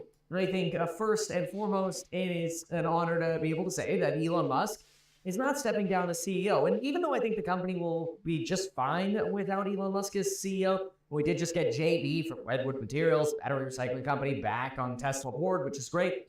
I think that Tesla still needs Elon at this point, mostly because even though it feels like the car company is mature and it could really continue going on, the product development, much like the iPad, the lineup is already built. As Steve Jobs said as he was in his final months, we've got 4 or 5 years of products lined up. I think that's true of the next few models of vehicles for Teslas, whether that's Cybertruck and then maybe Robotaxi, potentially that Model 2 that was teased. I think that second vehicle, because they mentioned they're working on 2 vehicles. One, I think, is the Model 2. The second, I think, looks a little bit more like a box van. I think that'll be the Robotaxi.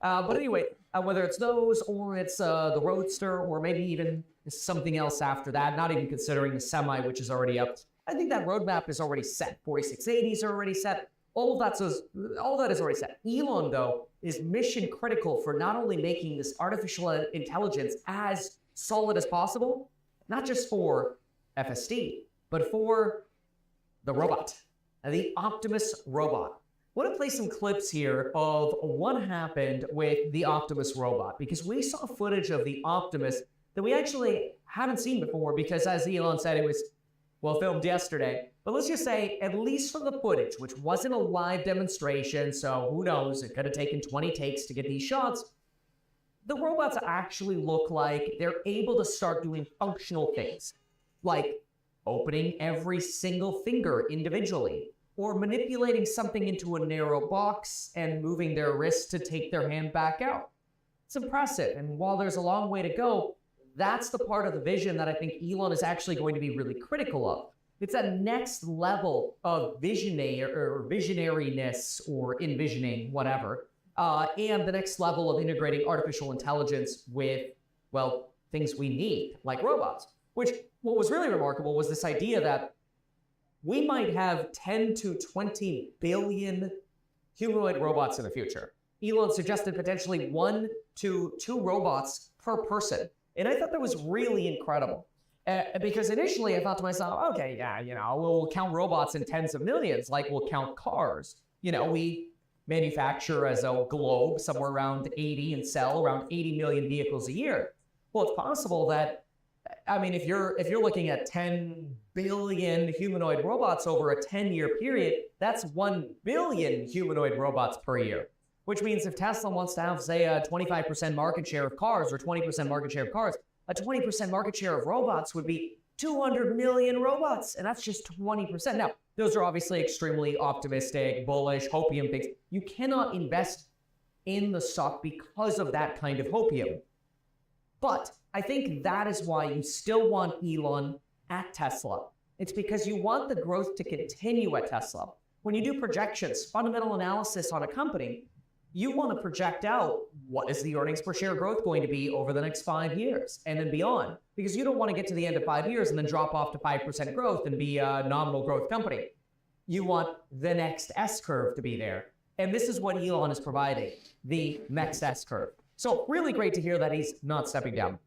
Next thing that obviously we have to talk about is advertising. Let's go ahead and play the clip on advertising. I'm going to make one little cut for compliance reasons because I cannot mention the name of certain products that I have. Of course, you can learn everything about me on the internet, just Google it. But before we talk about my opinions on advertising, I gotta insert, of course, an ad. And yeah, it's from the Financial Times. Here you go. Many of you like to know, where does Kevin read his news? And I personally love the Financial Times. I get the paper edition of the Financial Times. I read them online and on my iPad, but not only that, check this out. This is the Financial Times FT Edit app, and they have paid to promote this app in my video today. So thank you to the award-winning journalist. Jeg fulgte med på han før han ble svær.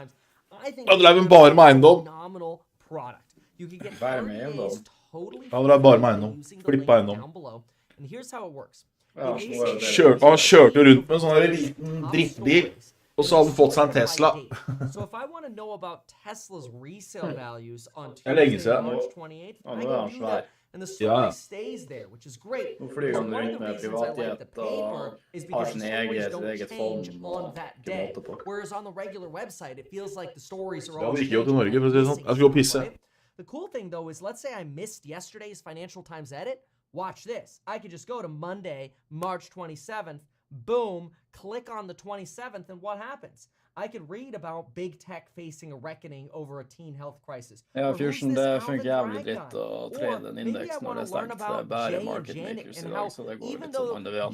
Men du ser det på screenshoten min, jeg har ikke trua på at det her klarer å holde seg oppe i et organisk marked. The Biden administration, he has to align with Janet Yellen via pressure, but she has to align with Joe Biden. Now, that's just an example of information that I learned directly from the FT Edit app, that even though Jerome Powell is supposed to be independent, he has to politically align with the political party that's in control to send the same message on financial stability. So, in my opinion, the FT Edit app is a fantastic way to simplify the way that you get news, and if you don't have enough time to read all the stories, just bookmark the story. So, click the link in the description, link down below, receive a 30-day trial via the Apple App Store, iOS, and iPad. Terms and conditions apply. Hey, Elon, meet Kevin here. Hey, how's it going? Good, thanks. So, Tesla is the largest position. I'm curious, I really think that some of the features that you highlighted here, like the over-the-air airbag deployments of improving features, the safety features, are great things that we could be advertising. I know you've heard this many times before. I know you have. But sorry, go ahead, yeah. $525 off every car this year is half a Netflix's advertising budget. $1,000 is the entire Netflix advertising budget, and I see their ads everywhere. Why not advertise these things that you told us here? I feel like nobody else knows about this. I just talked to Gordo, the Tesla bear, and he's still talking about 2016 New York Times pieces. These people are in the past, man. That's like 7 years ago at this point. Yeah, that's what I'm saying. Yeah, it's actually, I talked to a lot of people and they still think that like Teslas are like super expensive. And like, no, actually the starting price for a Tesla is below the average auto price in the US. It's like, and that's a good thing. I mean, I think it's good that it's that way, you know? Like our goal was always to make cars that are affordable to the general public. So I hear you. I mean, I think, and it's indeed ironic that, you know, Twitter is like highly dependent on advertising. So, you know, here I am, it's like, you know, never used advertising really before, and now have a company that's highly dependent on advertising. So I guess I should say advertising is awesome and everyone should do it. But I think I hear your sort of larger point, which is that there are amazing features and functionality about Teslas that people just don't know about. And although there's obviously a lot of people that follow, like, say, the Tesla account and the you know, my account, whatever, on Twitter, to some degree, it is preaching to the choir, and the choir is already convinced. So I think what you're saying does have some merit. I believe in taking suggestions, so we'll try a little advertising and see how it goes.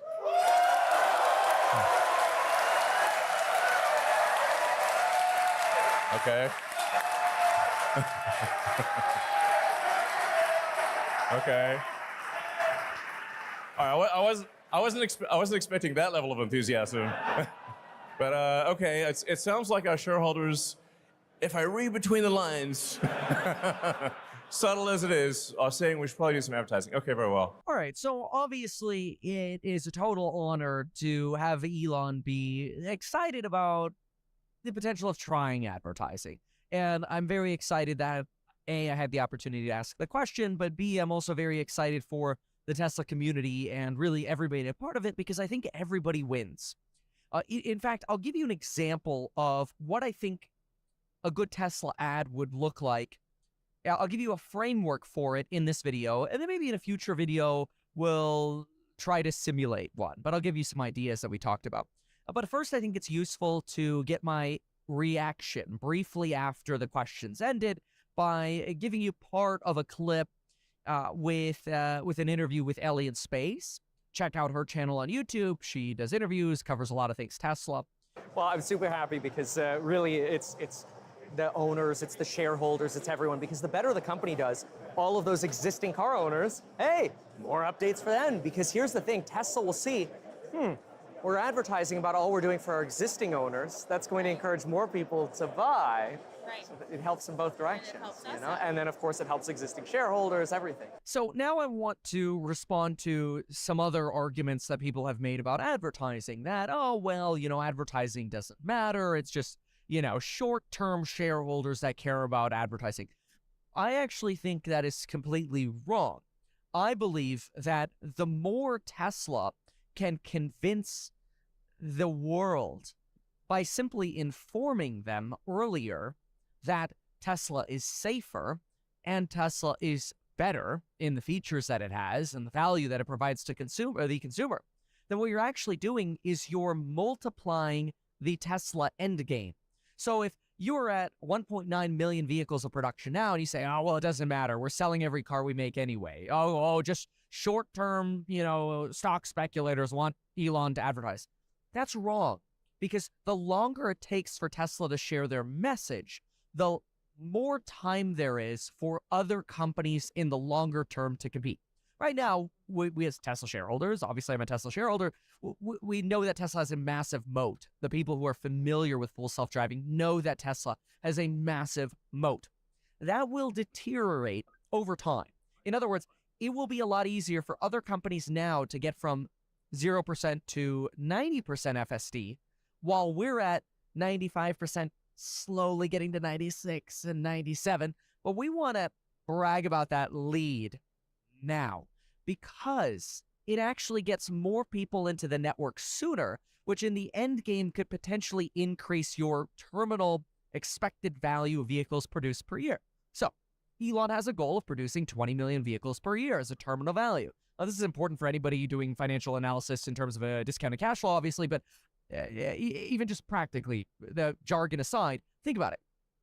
If you get more people into the iPhone in 2007, you sell more iPhones in 2013, 14, 15, 16. So in other words, if you had 20% extra people who adopted the iPhone in 07 when it first came out, your TAM would likely be substantially larger in 13 and 14 because you'd be so far ahead of the game. You'd have more money for more R&D. You'd have larger margin. You'd have larger pricing power. You'd essentially reach almost this point of an escape velocity lead. And I don't think that Tesla should assume that everybody knows what Tesla is doing. Here's a discussion I briefly had. I'll give you a few examples, and then I'll come up with an ad example too. Here's a discussion I had with Soft as I was leaving the Tesla event, and I argued that people don't even know about this new color Tesla has, the maroon. Take a look at that discussion. Even in the Tesla community, people do not know about that color. Yeah. Guaranteed. I guarantee 70% of Tesla owners don't even know about that color. So, I mean, or someone was tweeting at me today. I posted a picture of this, like, is that from Berlin? Yeah. It's here. It's available. Yeah. Here's another one. Take a look at this clip where I was standing in front of the Cybertruck and I asked, what did Elon mean when he says this is an exoskeleton car and cars are generally built with an endoskeleton? I understand from a human point of view the difference of that, or humans endoskeleton, or think of maybe some kind of reptile or whatever, which is more exoskeleton. So now, from a car point of view, does that mean there's no frame on the inside? I mean, obviously there have to be axles. So what we decided to do was get somebody on the phone who actually tears these vehicles apart and ask them the question. And so here's what Sandy Monroe had to say specifically about that. Elon said that the Cybertruck is an exoskeleton build, whereas most cars are endoskeleton. Doesn't this thing have a frame on the inside? Like, well, what's the scoop here? There is no frame on the inside. It's an exoskeleton. There's no frame inside? It means that the outside skin is the strength. There's no inside bones. There's no bones inside. It's only the outside skin. That's an exoskeleton. So you're saying the margin is going to be bigger? The margin? What margin? Gross Are you talking margin. about profitability? That's all I talk about. Okay. Yes, the margin is bigger. It's bigger because you only have to form one chunk of steel, whereas the other guys have to have an inner and outer structure. The inner structure is what they call black metal, and the outer structure is called body in white. So there you go. So now when you walk all of this back, you realize, that's interesting, Kevin. I didn't know about the maroon color. I didn't know about that exoskeleton. I didn't know XYZ about the capabilities of full self-driving. I personally, I'm making those as examples because I knew some of these things. But what I didn't know was that my dad, who drives my Black X, you like my Black X? Good. What I didn't know is that Elon and the team at Tesla are continuously improving airbag deployment and emergency braking with software by analyzing accidents and then over the air updating the safety features of that vehicle. There is not a single car manufacturer that I'm aware of that does that. You have to buy the next model to get the next safety features. I mean, how many times do you look for a new car and then you think, what safety features does it have? Well, what if it was just safety? Yes. And whatever new features came out, they just sort of opted in. That's fantastic. Even if the features are, potentially seemingly nominal, if it means you're obviously dead or not dead, that's a big deal, but out of work for 6 weeks after an accident or walking away from an accident, those are huge.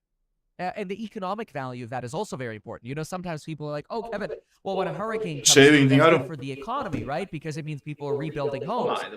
That's actually wrong.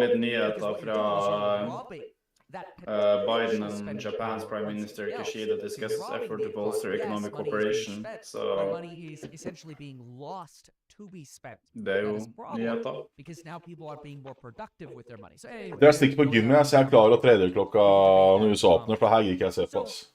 let's think about Går opp og ned med $20. before we talk about what kind of examples of ads Tesla should operate, we need. I'm sorry, another Jeg har ad. sett This one's noe for me. It's just to remind you that I've got amazing Jeg kan ikke ha flere programs building your wealth link posisjoner down enn det jeg below, har as you've nå, seen. og Many den people came up with US-tekken that min har hentet value så bra prop. inn, That's my goal. og Nasdaq og Germanyen min er trygg, If I can sånn provide sett, more så... value, we all win. Ja, men jeg får ikke trade her. That course members get some remarkable value. Men, Analysis. ja. Come on in. You want to Se, learn men about før du real fer, estate se fundamentals. på Come on in. You want to learn dagsen about på 1 timers AI charten, productivity. Come så on in. ser du hvorfor We'd de greiene her love to have kommer you. til So å go to the link klappe down sammen. below. Jeg har det her oppe. I personally think Ja, du har det på 1 that's the timer. discussion we Men had det er bare tull, det er ikke noe volum, så alt kan skje. Det er bare dritt. Da er du på, skal vi la PC-en stå på, eller? Ja, jeg skal dra og handle og gjøre litt greier selv også, men så det er jo det om du ikke har lyst til å fry PC-en. Ja, men jeg restsetter den på, det er folk som er inne på her, så kan de prate og følge med. Ja, det er bare... Jan bør i hvert fall gi han litt tid til å kjøre seg ned før du starter i USA, for da skal du trade hardt. Ja, da bare la vi den rulle, så kan folk se på det. Ja, god trening. Ja, takk. Perfect. Terrierific. I Labrador you. Round of applause.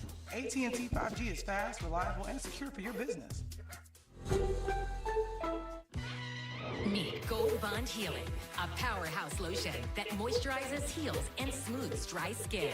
With 7 moisturizers and 3 vitamins, you can pay more, but you can't get more. Gold Bond, champion your skin. Interactive Brokers pays up to 4.58% on instantly available cash in your brokerage account. How much interest can your bank or broker pay? Interactive Brokers' conservative and prudent risk management uniquely positions us to pay up to 4.58% on uninvested, instantly available cash in your brokerage account. The best informed investors choose Interactive Brokers. If you have diabetes, getting on Dexcom is the single most important thing you can do. It eliminates painful finger sticks, helps lower A1C, and is covered by Medicare. Before using the Dexcom G7, I was really frustrated. All of that finger pricking, my A1C was still stuck. My diabetes was out of control. Dexcom G7 sends your glucose numbers to your phone or Dexcom receiver without painful finger sticks. The arrow shows the direction your glucose is heading, up, down, or steady. And because Dexcom G7 is the most accurate CGM, you can make better decisions about food, medication, and activity in the moment. After using the Dexcom G7, my A1C has never been lower. I lead line dancing 3 times a week, and I'm just living a great life now. It's so easy to use. Dexcom G7 has given me confidence and control that everything I need is right there on my phone. Dexcom is the #1 recommended CGM brand. Call now to get started on Dexcom G7. How do we show strength and stability? A mountain? A tree weathering a storm? Lions? Nope. We do it with our people.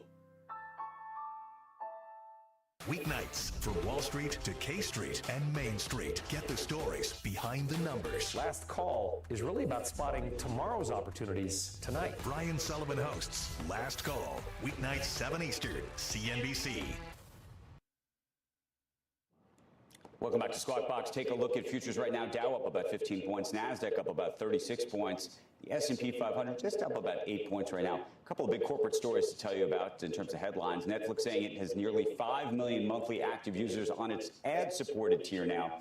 That's globally since launching that 6 months ago. Speaking during a virtual upfront presentation, Netflix's co-CEO Greg Peters saying the tier's member base has now more than doubled since January. That stock up on that news. Meantime, Montana, now the first U.S. state banning TikTok within its borders. This may actually be one of the biggest business stories, policy stories of not just the day, but the week and the month. In a new law signed by the governor there, this starts in January 1st. It would start next year. It would be illegal for Apple and Google's App Store to offer TikTok as a digital download, but does not penalize anyone on a personal basis as a personal consumer for actually using the app, but nonetheless creates all sorts of new questions about both free speech, but how the big tech companies would police such a thing. And then there's Walmart with its latest results, reporting this morning, beating consensus estimates for both adjusted earnings of $1.47 and revenue of $152.3 billion. Walmart has been shifting its focus to profitability rather than scale, reporting operating revenue of 17.3%. The retailer also increasing its full-year guidance. Take a look at that stock up on that news this morning, about, well, $2. And coming up, the NBA playoffs in full swing and having their best ratings in years, we're going to speak to Kevin Durant's business partner and entrepreneur, Rich Kleiman, about the NBA's success on the business of sports and a big event with CNBC. Kevin could have been here too. He's not doing anything. Check out the futures at this hour. We are in the green. We'll be right back.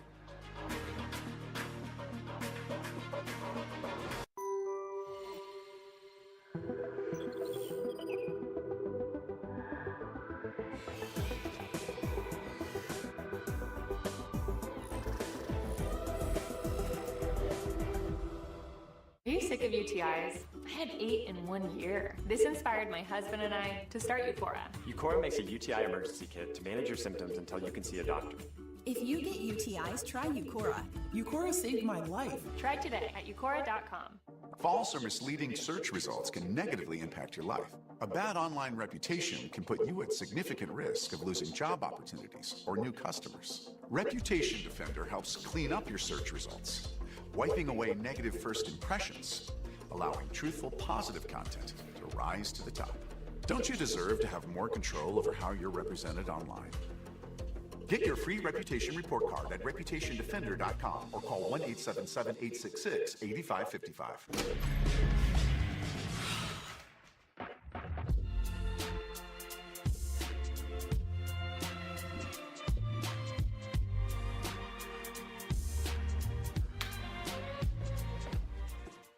Got the rings?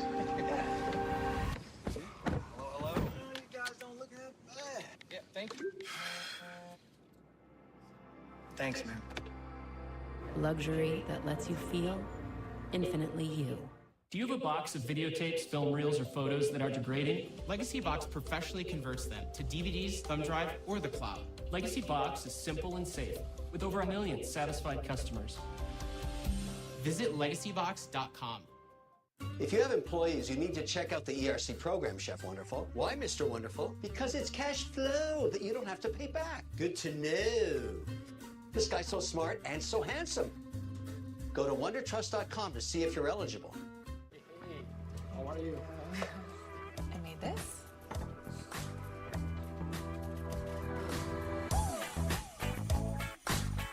Fee-free overdrafts. Early payday. Easy credit building.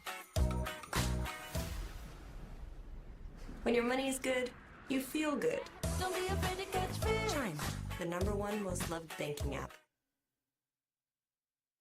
Welcome back to Squawk This Morning. We are now joined by a special guest with an important announcement about an upcoming partnership between CNBC and Boardroom. On July 25th, CNBC and Boardroom will be hosting Game Plan. It's a high-powered event with influential leaders across the sports and business world. A lot of big names on that screen. For more, I want to bring in Rich Kleiman. He's the co-founder and CEO of Boardroom. Good morning, sir. Good morning. Thanks for having me. So this is going to be a big deal. This is going to be a big deal. And I have you guys to thank for it. Thank you, CNBC. So who's on tap here? Travis Scott, Kevin Durant, Jimmy Pitaro, Tamika Tremaglio from the NBA PA, Pete Bevacqua from very own NBC. R.A. Borkhoff.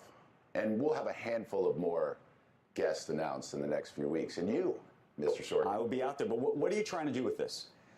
I've been very fortunate to go to a lot of these the last few years. And I think that the point of Boardroom is to kind of create a brand that could be a voice of this intersection of sports, music, and entertainment that I've grown up in, where I see deals and business partners and collaborations happening. And I created a vehicle that we could storytell around this. And I thought that with obviously the credibility of CNBC bringing to what we do and our kind of programming and our point of view, that this would be a different, more democratized and relatable conference where people could really feel like they could engage with the guests, where they could get the opportunity to be there, get the information, get the education, and leave there and feel like what do you they think got the biggest something out of issue it. is at the intersection of business and sports right now?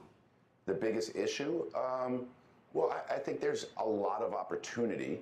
Right. And I think that, you know, there's a lot of new emerging sports leagues. There's a lot of diversified ways. You're doing pickleball. As an example, we've invested in women's soccer. I feel like we end up talking gambling a lot. Well, because this guy, you know, he's got $5 bets on a lot of things. I could sit here and talk gambling all morning with you if you want. I told you how I missed last night. I had the under, like an idiot. I had everything else. Who do you like winning this?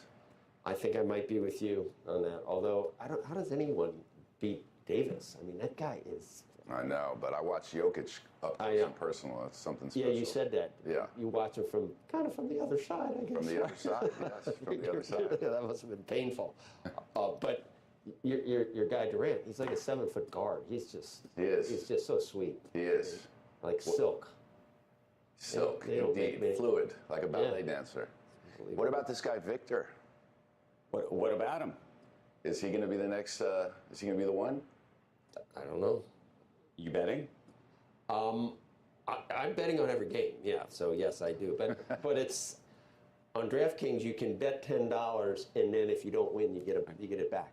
And if you bet again, that's pretty. Okay, I want to go to a different topic though, because you know he just did this deal with Nike, like a lifetime deal for Durant. Yes. Can you explain how that actually worked? Yeah, I mean, Kevin has been fortunate to be a Nike athlete for 16 years. He's put out 16 seasons of signature product. We're on our 15th now. 16th will launch later in the fall. And you know, I think as he's coming at this point in his career, he knows that Nike is part of what his portfolio is going to be for the rest of his life, and that doesn't just entail putting out shoes. That's things that we do in the community back home where he's from in PG County. That's his AAU program, and that's creating, you know, his retro business. And when you have 16 years of product, and by the time he retires, 20 years of a signature business, that's a business that you can continue to nurture and build over time. And I think the biggest thing was that historically Nike, you always imagined that the lifetime deals were for MJ, obviously, LeBron, obviously, but I felt like this was a rare time in which, like, those guys are here, but this business and what Kevin has done in the NBA was warranting of a lifetime deal as well. Okay, so can you tell us about how a deal like that works? The reason is... We just saw Air. We were just watching Air. We were talking about Air. Obviously, you know, MJ makes $400 million a year, a couple bucks on every single shoe. What's a non-MJ deal look like? Well, a non-MJ deal could look a lot different. I mean, in the case of us, it was a commitment to be in business together forever, and some of that obviously is in a salary, some of that is in ways you can make money in the back end, but it's really a commitment to, like, Kevin being a representative of the brand and the brand being there for him, and that is what their relationship is about. Do you think there's a shift, by the way, this is a shoe question, because I'm sneaker crazy, in the kind of shoes that people are going to play with on the court in hopes that they sell off the court, which is to say, some of the, you know, the early Jordans obviously sell like crazy now, right? Yep.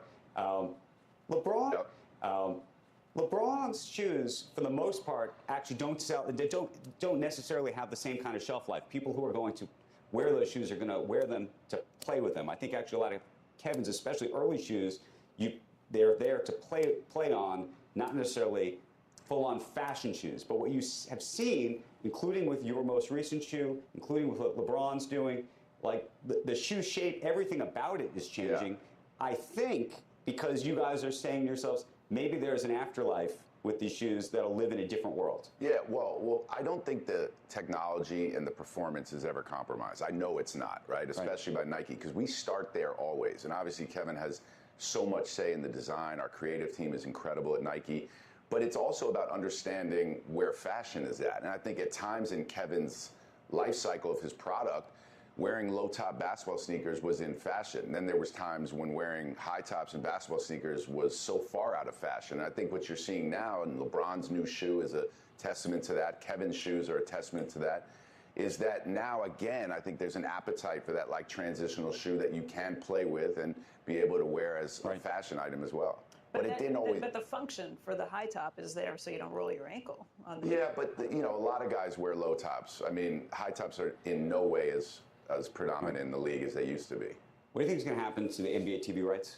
There's a big debate about whether you think they end up with Amazon. Yeah. What Disney ultimately does. Yeah. can David Zaslav spend enough money to keep some of those rights? Well, I mean, I think when you look at what the NFL is doing, I don't think it's as like black and white as getting a deal, right? And figuring out who the biggest top bidder is. It's about understanding how to be creative with like who you give what to and carving out certain rights. But the money is still so big that somebody will probably end up being the anchor rights holder always, and then you'll be able to potentially down the road have a la carte. Like, why can't you start to one day imagine the player you want to watch and subscribe strictly to the player? But as somebody who is both an investor but also somebody who represents a player, who I assume cares and has a media company. Do you care most?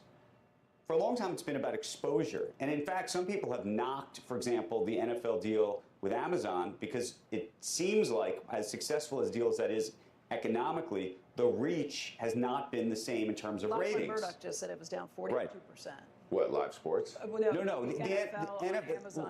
Lachlan Murdoch basically made the argument that the ratings that Amazon is capturing for the NFL on a Thursday night are 42% off what was happening on linear. Yes. And effectively, what does that mean, therefore, for the sponsors? What does that mean for the players who, by the way, want to get sponsorship deals? And sort of how people think about this. For a long time, Roger, when it came to the Super Bowl, said, I need to be on linear. Like, that is super important to me. I'm not ready to go digital because I don't know if I'm going to capture the same type of audience. Similar thing happened, by the way, U.S. Open, tennis. Tennis was a fascinating example. It used to be on CBS. You'd watch it on Sunday. Yep. Huge exposure, but they didn't want to pay the same amount of money that ESPN did. Now, on ESPN, the diehards watch, but there's been some question as to whether that was actually good or bad for the sport in some ways. Yeah, I mean, I think it's tricky, but I think that in the case of the NBA, for instance, where you've seen ratings down at times, but the impact and the influence that the league has is rocket ship. Those think are the old days. That's before gambling. Back to gambling. But so is Victor definitely? Is Victor definitely going to? He didn't like this question. Let me give can I give a quick answer? Yeah. All right. It's going to be fine. I think that this transition process, I think you're going to see a bit of a decline. The consumer is going to have to learn how to go and get it. And it's just like people in my generation can't imagine not having cable. Someone 10, 20 years younger than me could never imagine having cable. Right. So as that starts to become more and more of the norm. 15 hard, we got to get out. See, I can't hope for the Spurs. You can talk to him about gambling. I can't hope for the Spurs. You call me about gambling because of Popovich. I can't root for the Spurs. I can't take that guy. I'll give you his phone number. You guys can take it. Give him my email. He has an 8-foot wingspan. 8 foot. I feel like this could be intense. How do you have an 8-foot wingspan? I want to thank you. The game plan is July 25th. It's in LA. We're going to be there. CNBC and Boardroom teaming up to host what will be a fantastic event. Thank you, Rich. Thank you, guys. Appreciate it. Great to see you. Appreciate it. We're back after this. Don't leave.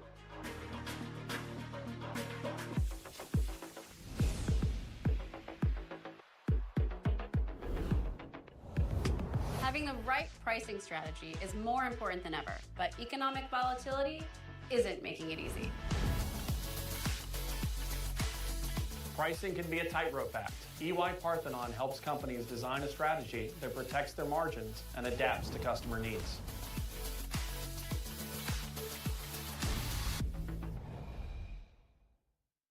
Hi, Phil Swift here. This is Flex Super Glue. Our super glue is so strong that just one single drop virtually welds itself to the surface. Check it out. That one single drop of Flex Super Glue can easily lift over 3 tons. Get the new Flex Super Glue because it works. We love going to games, but good seats get pricey. So we use Game Time. Game Time checks ticket prices in real time and finds you all the best last-minute deals. We got our seats 20 minutes ago for 60% off. Last-minute tickets at the best price in seconds. Download Game Time now.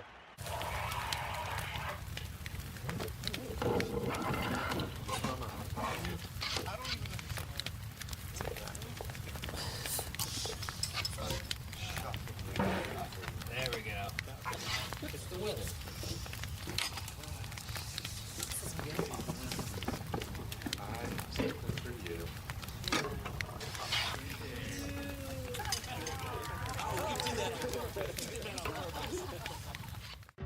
I'm Tim Elanius, VP of Strategy at AmericanEagle.com. Our clients have complex website and digital needs. Asian culinary brand P.F. Chang's needed to reduce technical debt, improve ADA accessibility, and enable their marketing team to deliver a great user experience for their customers. We solve digital challenges like this all the time. We integrated multiple systems and implemented a new digital experience for P.F. Chang's, resulting in improved performance. For complete website and digital solutions, come to AmericanEagle.com.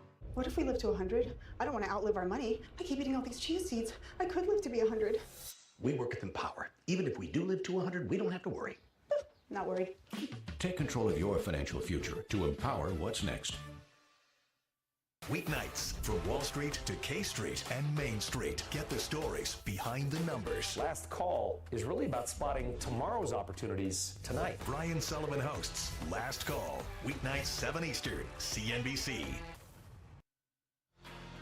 Good morning. Another big day for retail and a new read on the American consumer. Highlights from Walmart's first quarter results. We're going to bring them to you straight ahead.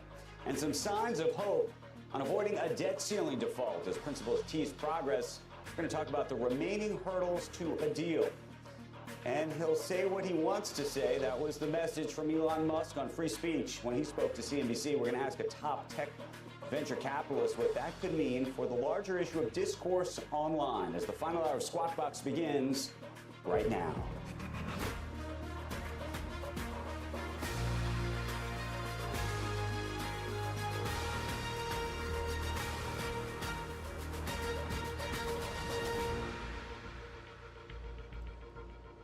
Good morning and welcome to Squawk Box here on CNBC, live from the NASDAQ market site in Times Square. I'm Joe Kernan, along with Becky Quick and Andrew Ross Sorkin. U.S. equity futures are barely up. We had been up a little bit more. Walmart looked pretty good at one point. The lead story today is on shrinkage. I mean, I don't know how to say it any other way. I did not realize that the problem, at that $3 billion number that we heard about Target, that in theft to Target, it's 3% of total revenue. Yeah. Right, and in other places 2%, maybe more. Look, you got to look at the breakdown of the stores. And you basically don't. You go in, you bring your shopping bag. If it's under 10 grand, no one stops you because of the safety of the customers and the employees. Right. And what Target was focused more on is just the organized crime aspect of it. You'll have a crew that. As we've heard from Matt Chait, even at the docks, all the way along the supply chain, there's shrinkage. Treasury yields. I'll take a quick look. It was notable because yields did back up a little. I never know whether that's good or bad. It makes me think, when Treasury yields really drop, it's because we have a really bad economic number, typically. So when they go up, I think, okay, well, that's all right. But then I'm thinking the wrong thing because we want the economy to slow. So it's all bass backwards. But let's talk Walmart. That was well said to be able to pull that off. Bass backwards? In the right order. Is ass backwards definitely not okay? Let's talk about Walmart. Okay. Walmart out with first quarter earnings. The retail giant beat analyst profit and revenue estimates. It also raised its full year forecast. But the second quarter earnings guidance was a little shy of what the street was expecting. That's the same thing we heard from Target yesterday, too. Target said that things slowed down in April, and that continued in May. Obviously, Walmart pulling back for the second quarter, but for the full year, still looking at numbers that are in line with what they've been expecting before. For the first quarter, U.S. same-store sales were up by 7.4% in the quarter.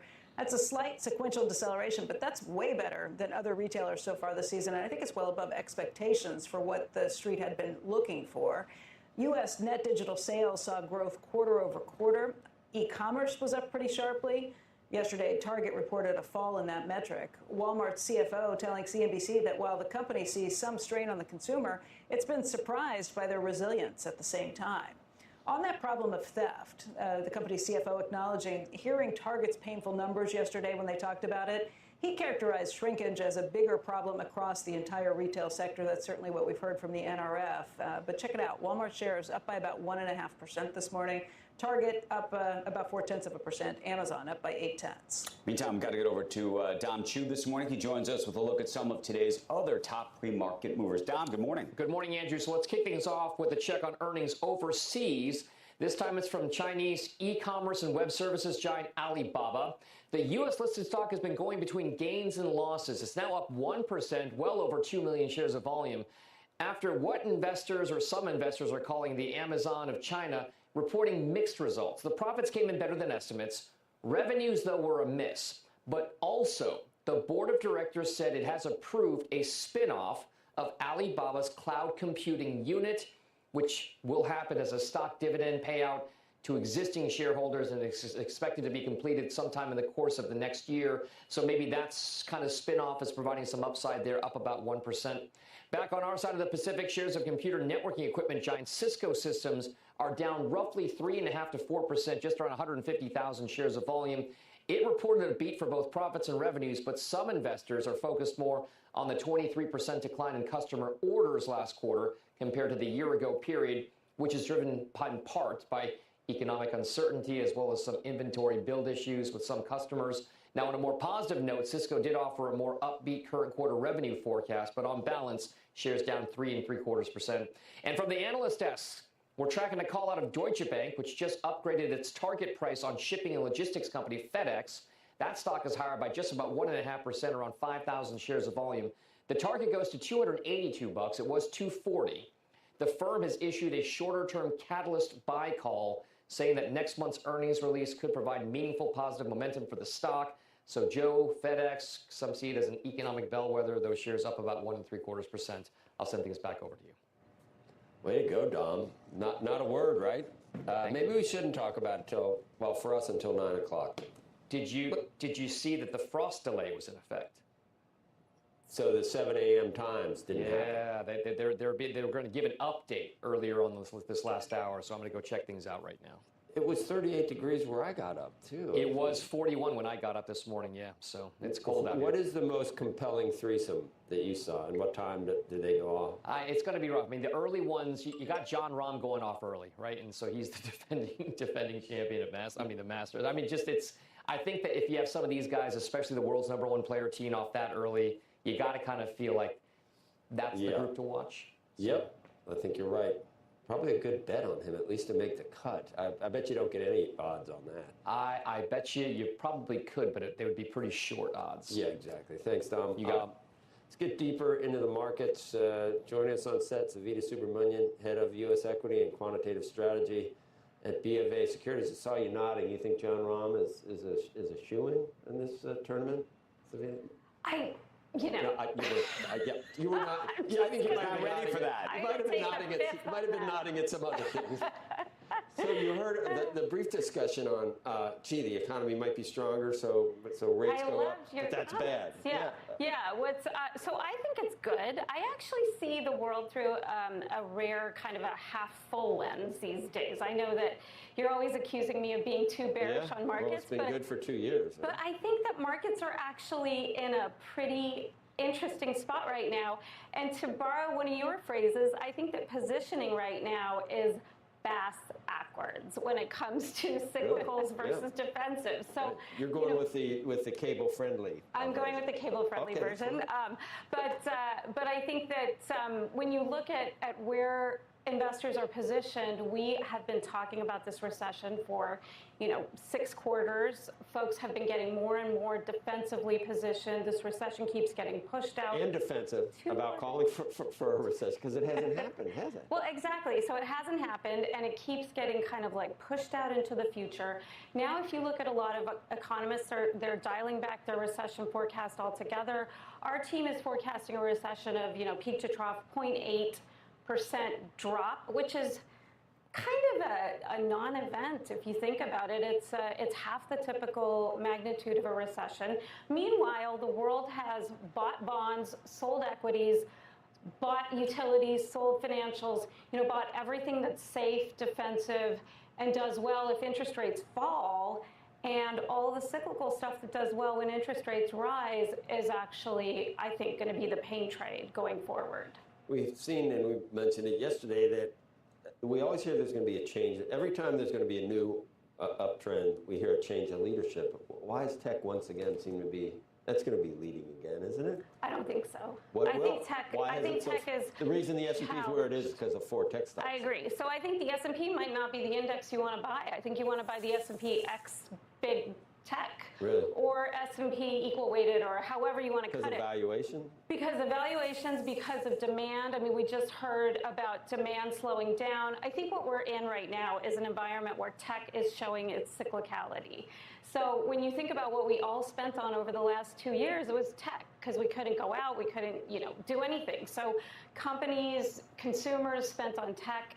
And now we're seeing that demand pull forward during COVID in 2021-22 turn into declining sales volume. And I think that's something that still hasn't been priced into technology stocks. I think there are bullish themes, but there are, pockets, like AI, I think is a great bullish theme. But for the overall market, what makes me really excited is that companies are actually spending on efficiency gains. Right? They're spending on productivity. And this is something we haven't seen in a very, very long time. We've seen cost cutting, we've seen buyback driven per share growth, we've seen lots of financial engineering driving earnings growth, but we haven't really seen a strong productivity cycle. So I think we could be, so I'll tell you, in conversations with clients, nobody thinks that the multiple of the market is too low. They think it's too high.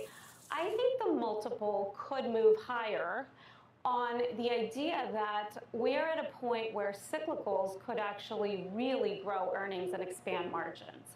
But I think it's a case-by-case market. You don't want to buy mega cap tech. I think that's old leadership, and I think you want to move to. So what's the multiple on the average cyclical right now? Is it single digits? Or? Well, the multiples are high right now, but I think that's because we're sort of troughing in earnings. Right. And in our view, we're going to see earnings trough by the end of this year or thereabouts. Timing is difficult, but if you look at next year, what I think we could be setting ourselves up for is a pretty healthy recovery. This is assuming the consumer holds in. And when you look at consumption trends, the only area of weakness is in higher income, right? That's the other difference today, is that luxury and high income spend is no longer defensive. You want to go discount, trade down. I think that's the other sort of really interesting cross current that's driving markets today. So the danger is, and I think this is a really interesting time to be an investor, and there's lots of alpha to be made, but the danger is using 2008's playbook, because that's wrong. We're not in a market environment where credit and banks and cyclicals are going to drive the economy lower. We're in a market environment where the big asset bubble is in long duration growth stocks. And that still hasn't, kind of fully right-sized. But if the Fed is done, then you won't have to worry about multiples being hurt by that either. I don't think the Fed is done. I think they hike a couple more times. Really? I don't think that's a bad thing, though. I mean, you're now with Paul Tudor Jones. You think they keep going? I think they could keep going. I mean, I don't think they cut rates this year. I don't think he thinks they cut either, but right.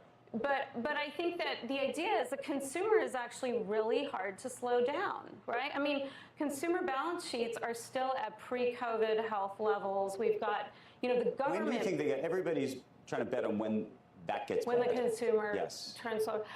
I mean, I think that what we have to remember is that consumers have actually been relatively disciplined over the last 10 years. They haven't taken on floating rate mortgages. Savings balances are actually higher. The real pain is being felt in higher income consumers on, Wall Street, Silicon Valley, kind of the coasts, basically. But the middle seems to be doing fine. And then on top of that, sorry, I'm just so excited about all of this. I have to get it out. But on top of all of that, you've got this sort of, manufacturing boom taking place within middle America from tech companies moving out of China back to the U.S. I mean, I think there's a lot of really underappreciated cyclical themes here that investors have just summarily dismissed because we're all talking about this recession that may or may not happen anytime soon. Right. Thanks, Savita. We have it. It was all about the PGA. It's one of the majors. They moved it, golf tournament. John Rahm is like he's like the number one. I got the golf You don't have a pick. Jack Nicklaus, maybe. I have to tell you, I don't follow golf at all. Arnold Palmer. I know Arnold Palmer. You do. Yeah. I mean, I love those. Iced tea lemonade drink. Oh, you know the drink. Okay, Savita, thanks. Thank you. When we come back, Invesco's head of public policy helps us understand the hurdles left to getting a debt ceiling done in Washington, a deal. First, though, as we head to a break, let's take a few more top business stories, check things out. Netflix executives say that the company's new ad-supported streaming tier has almost 5 million active users a month. That service launched last November. And U.S.-based semiconductor company Micron says that it plans to invest up to $3.7 billion in advancing chip making in Japan over the next few years with help from the government there. Stay tuned. You're watching Squawk Box, and this is CNBC.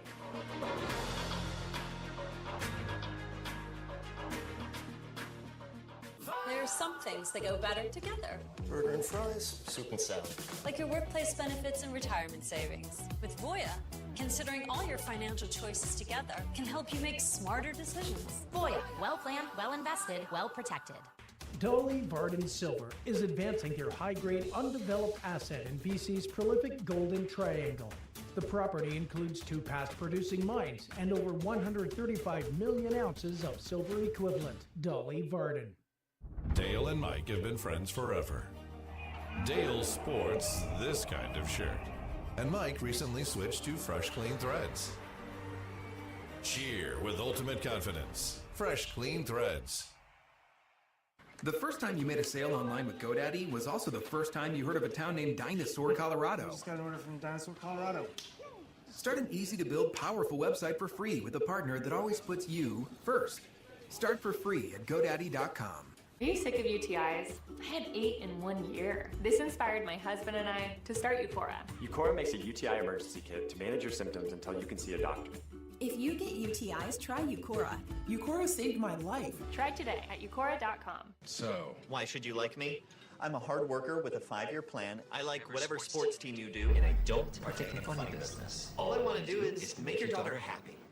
Ever wonder where the people with all the answers get all the answers? Ask Markham, accountants and advisors. June 15th, join CNBC's Financial Advisor Summit. Hear from top advisors and market experts. Creative solutions to generate consistent returns. Register now at cnbcevents.com/FA. Sure, you'll teach her how to drive a car. Then use Greenlight to power her independence with crash detection with 911 dispatch, family location sharing, and emergency SOS alerts. Invest in your best investment with Greenlight. I'm Kevin O'Leary, and this is my bonsai garden. The only reason I have time to indulge in such a tedious yet zen hobby is because my companies have already received money from the Employee Retention Credit Program. But just like these fussy little shrubs, how you doing, Maxie? Filing for that money is a lot more complicated than it looks. If you own a business with employees, you need to look into this program. Go to wondertrust.com to see if your company qualifies. He says he's thirsty. Yo, dude, you need some help? Don't worry about me. Yo, there's no shame. No shame. You don't know my family, man. It's okay to ask for help. Find a licensed therapist at BetterHelp.com.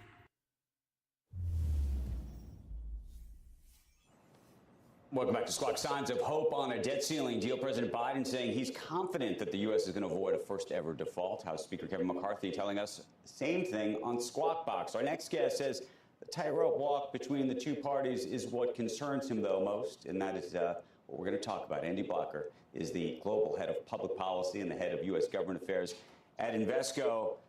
They say they're confident. Are you? Well, I have some confidence, Aaron. I think the fact that they're saying positive things the last couple of days, the fact that they're meeting, the fact that they shortened the size or limited the size of the room for the people negotiating is all good things. I think the issue, though, is actually getting to the deal. Even though they have the parameters of the deal, they've got discretionary spending caps. They know they're going to do permitting. They're going to work on COVID spending, but they're still far apart, and the devil's going to be in the details over the next week. And is your expectation that there's a deal that gets put in place for a year or two, or you think this is a 2 or 3 month situation that then gets recast as a budget deal? So I think the preference is to do a 2-year deal, definitely on the Democratic side. I think Republicans may want to do a shorter term deal, 2-3 months or a year, and come back and get more. But I think right now, I think if I'm going to bet on a deal with all of this, if June 1 is the real X date, I think they're going to really move hard to get a longer term deal with all the elements we just talked about.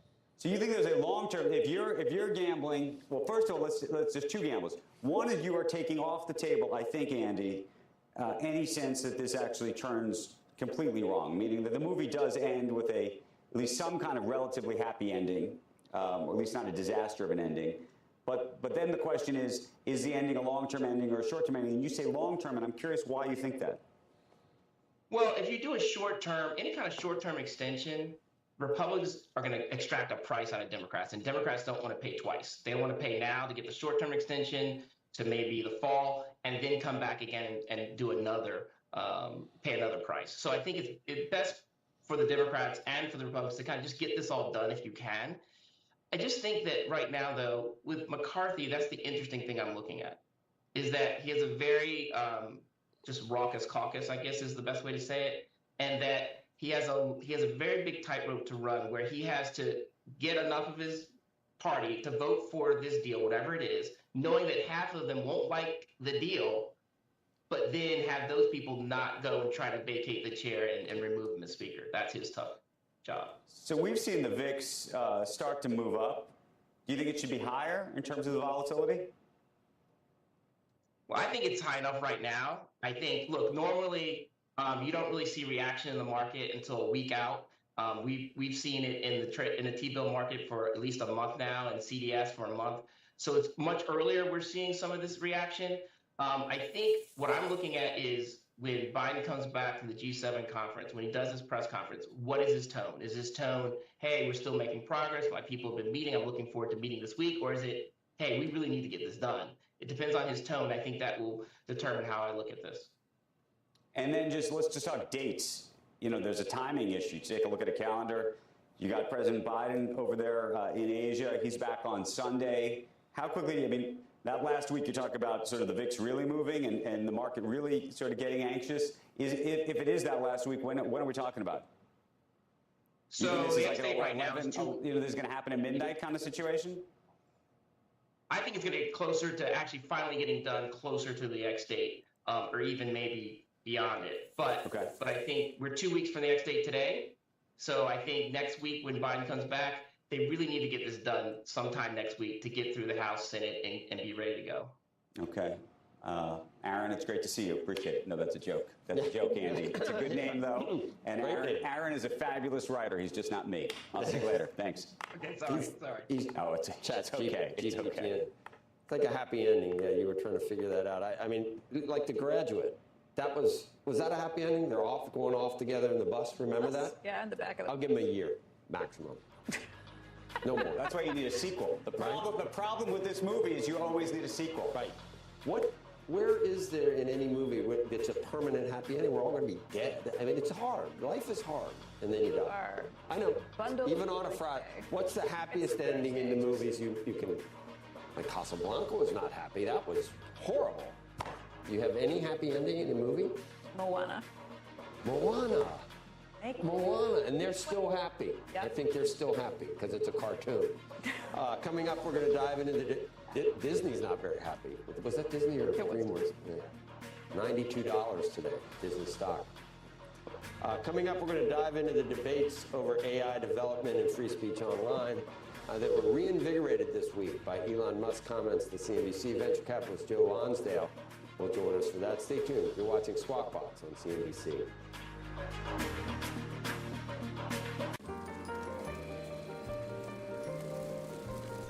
In any business, you ride the line between numbers and people. What's right for the business and what's best for everyone who depends on it.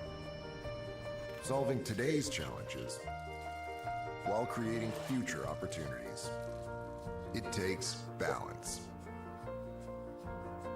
CLA, CPAs, consultants, and wealth advisors will get you there. You got the rings? Hello? You guys don't look half bad. Yeah, thank you. Thanks, man. Luxury that lets you feel infinitely you. I'm Matthew. I'm Melissa, and together we started Fresh Clean Threads. Since day one, our Fresh Clean tees were made to offer a flattering fit for all body types and not break the bank. Unleash your confidence at freshcleanthreads.com. From roof to foundation, the damage to your home can be devastating, from clogged gutters, leaking roofs, and flooded basements. Protect your entire home with Leaf Filter. Leaf Filter's micro mesh screen is guaranteed to filter out everything except for water. It's protected my home. I love it. Call 833-LEAF-FILTER or go to getleaffilter.com for your free gutter inspection and estimate. Call or log on today and save 15%. At IHG Hotels and Resorts, we're in the business of you. We're getting back. We're here to help you plug in, Connect and recharge. We're getting back. Make an impression, and meet with confidence. With 18 brands built for business, Your business gets even more rewarding. With an award-winning loyalty program at 6,000 IHG hotels and resorts worldwide. About time. We're getting back.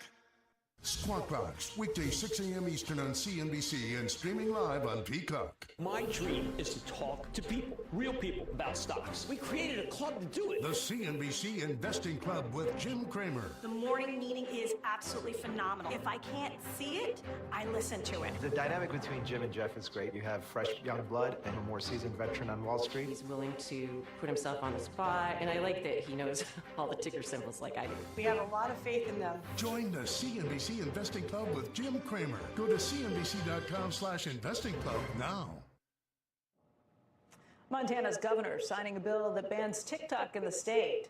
It's the first bill of its kind. It makes it illegal for Google and Apple's app stores to offer TikTok to customers who live in the state. They won't be penalized, but under the law, TikTok and the American tech giants could be fined thousands of dollars for each violation. TikToks could be illegal too sooner or later. Could be taxed. Yeah. The law is expected to face heavy legal challenges before it goes into effect in January of next year. In a statement, TikTok said that it will work to defend its users' rights, but this is going to be interesting, and it's certainly one being watched at the federal level, too. This guy really had a wide net, did he not? Epstein. Deutsche Bank is going to pay $75 million to settle a lawsuit brought by women who say that they were abused by the late financier, Jeffrey Epstein. They had accused the bank of facilitating Epstein's sex trafficking. He was a client of Deutsche Bank from 2013 to 2018, which was way after everybody should have known better. Court approval of this settlement is still required. Okay, coming up, breaking economic data. We'll bring you the new jobless claims numbers. That's next. And Squawk Box comes back after this. When it comes to corporate and investment banks, it's important to have a partner who can navigate diverse landscapes. From industries on the rise to the places worth preserving. With expertise across the U.S., Canada, and Latin America, Mizuho connects local markets to a vast global network, meaning we put 150 years of experience exactly where you need it. Mizuho Americas, a name worth knowing. Proud title sponsor of the Mizuho Americas Open. At T-Mobile, your business will save over $1,000. What are you going to do with it? I could use a new sign. With T-Mobile for Business, save more than $1,000 versus Verizon. And get the new Samsung Galaxy S23 Plus free with no trade-in required. If you have employees, you need to check out the ERC program, Chef Wonderful. Why, Mr. Wonderful? Because it's cash flow that you don't have to pay back. Good to know. This guy's so smart and so handsome. Go to wondertrust.com to see if you're eligible. Introducing Sign-In Solutions, your innovative workplace enablement partner. Sign-In Solutions provides cloud-based visitor management made for the way we work today. With intuitive technology that makes hybrid working easy, you can enable your workforce to sign in on site or sign in on the go, wherever you sign in. Sign in safely. Sign in confidently. Sign-In Solutions. Enter the confident workplace. Learn more at www.signinsolutions.com. Weeknights from Wall Street to K Street and Main Street. Get the stories behind the numbers. Last Call is really about spotting tomorrow's opportunities tonight. Brian Sullivan hosts Last Call. Weeknights 7 Eastern, CNBC. The bedroom suite. With deliberate details and modern functionality. For the indoor enthusiast. Check in at Thuma.co. Sure, you'll teach her to drive a car. Then use Greenlight and teach her to save up for her own car. Mowing lawns and getting paid. Navigate the world of earning, saving, and investing together. Invest in your best investment. Greenlight. make sure you keep your eyes on the road.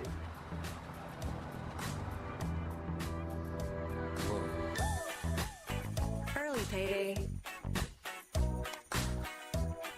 Fee-free overdrafts. Easy credit building.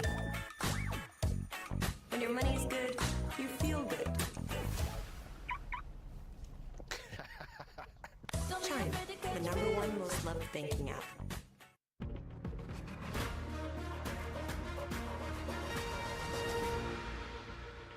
Welcome back to Squawk Box, everybody. This is CNBC. We're live at the NASDAQ market site, and we're just a few seconds away from some new jobless claims data. Manufacturing numbers also expected from the Philadelphia Fed. You can see this morning that the futures have actually given way when it comes to the Dow futures. They're now down only by about 2.5 points. We've been positive through most of the morning up till now. S&P futures still hanging in there. They're up by about 5. The NASDAQ up by 30. And if you're watching the 10-year note, you'll see that it is yielding, let's see, the latest was 3.5. Oh, it's actually above 3.6%, 3.604%. Rick Santelli is standing by at the CME in Chicago. And Rick, the numbers, please.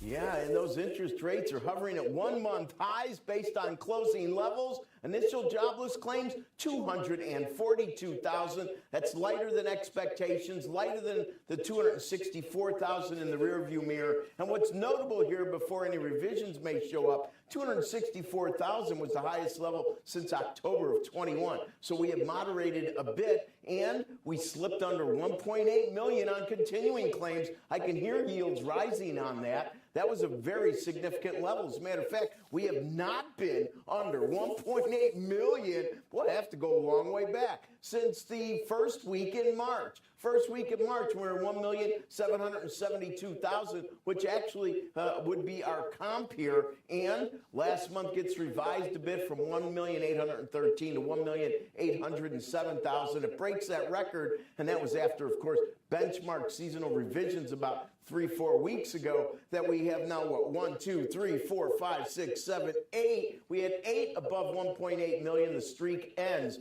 Philly Fed for the month of May expected to be -20 is -10.4, -10.4. What's notable there is not a good thing, but maybe not good things are good if you're looking for the Fed to, of course, ease back a bit. This is the 9th negative month-over-month change on this outlook. That is not a good streak to have, of course, and -10.4 actually is the least negative outside of January when we were just shy of -9.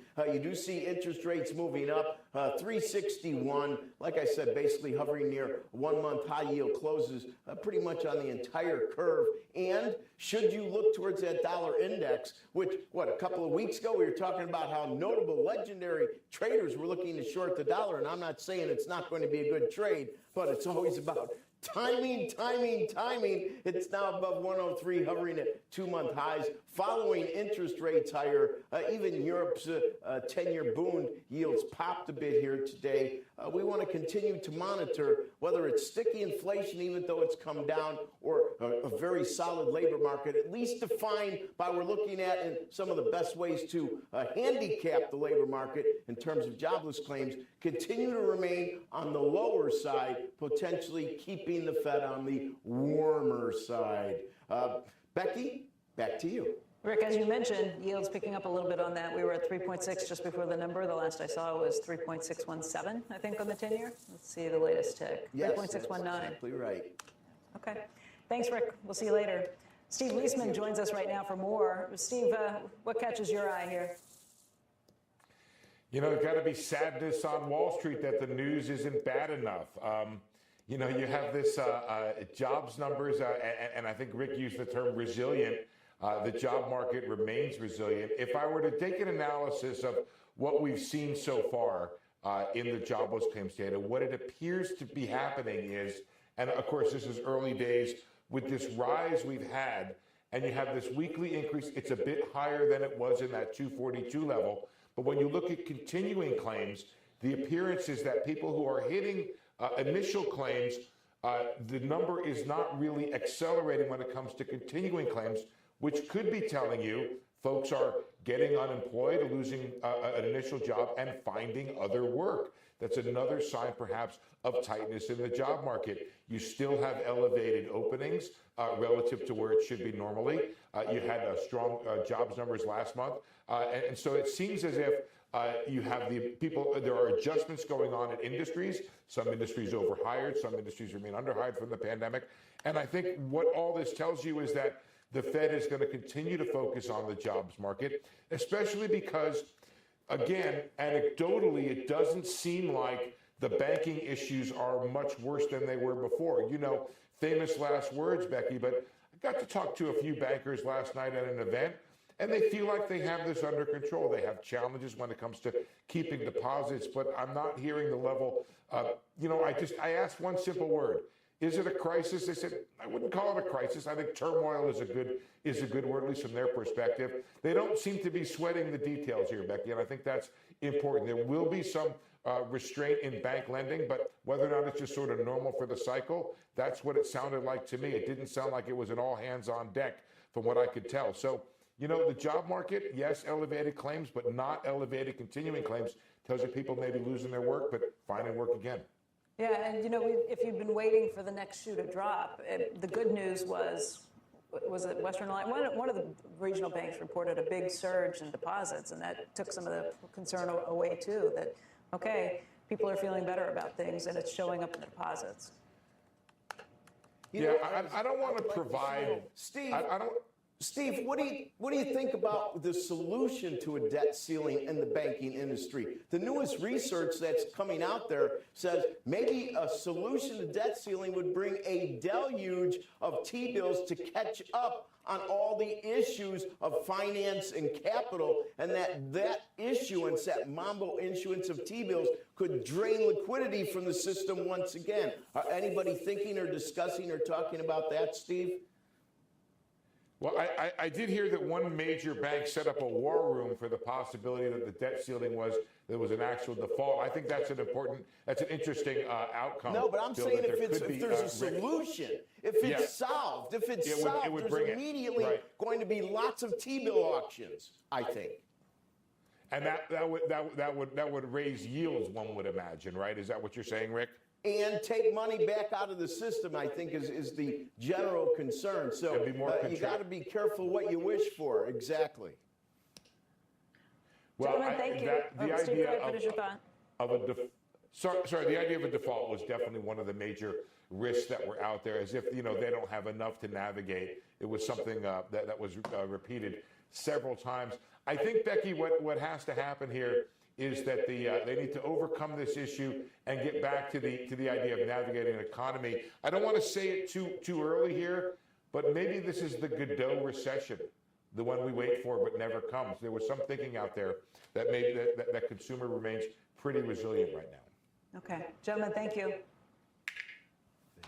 Coming up, tech investor Joe Lonsdale is going to join us to talk about urgent issues that seem to be making news every day in his industry, from the speed of AI development to the health of free speech online.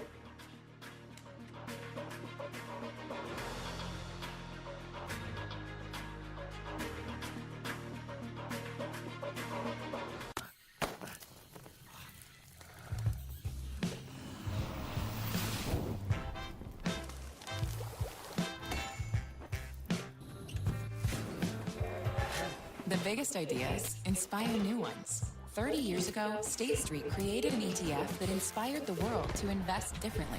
It still does. What can you do with SPY?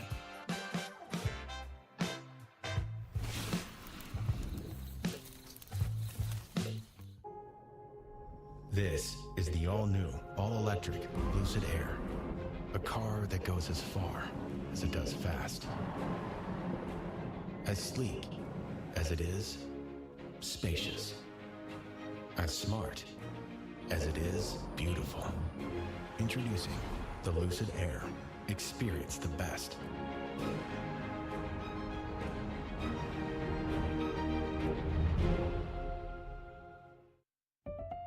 Wealth-changing question. Is your investment portfolio really customized? Some advisors say they customize them, but all they really do is ask you a few questions, then put all your money in a model portfolio.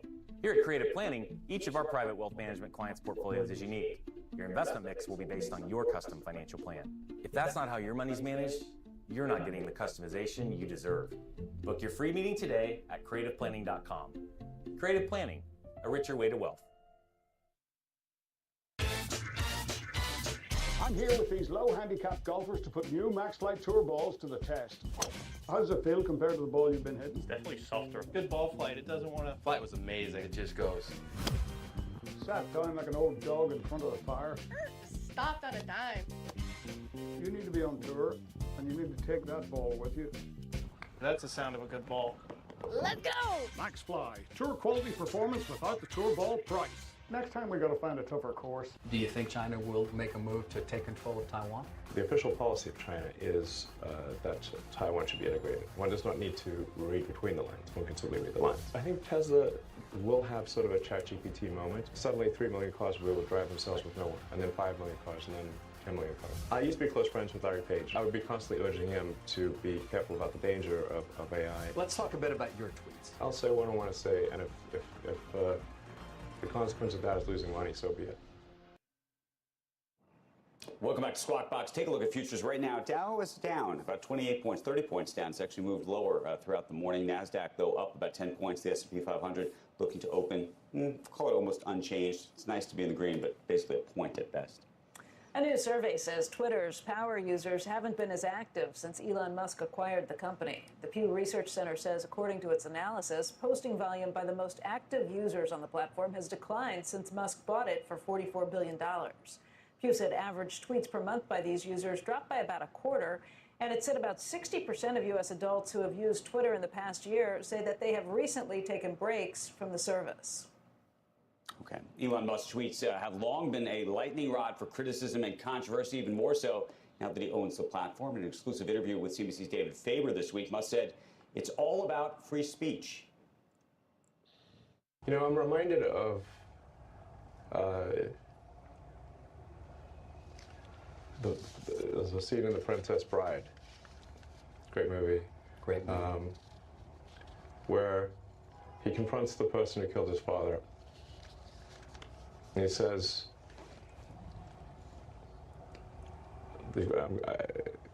offer me money. Offer me power. I don't care. So you just don't care. You want to share what you have to say. I'll say what I want to say, and if the consequence of that is losing money, so be it. Joining us right now to talk about Musk's commentary, free speech on social media, AI, and so much more, Joe Lonsdale, founding partner of 8VC and co-founder of Palantir.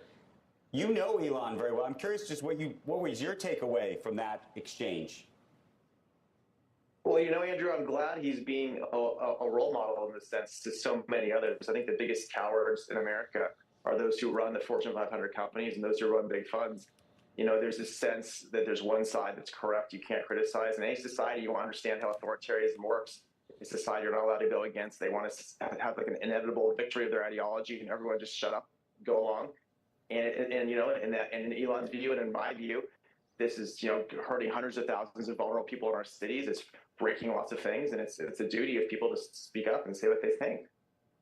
Can you square one part of this, though, for us, which is, you know, Elon says money, power, you know, I'll do it, I don't care.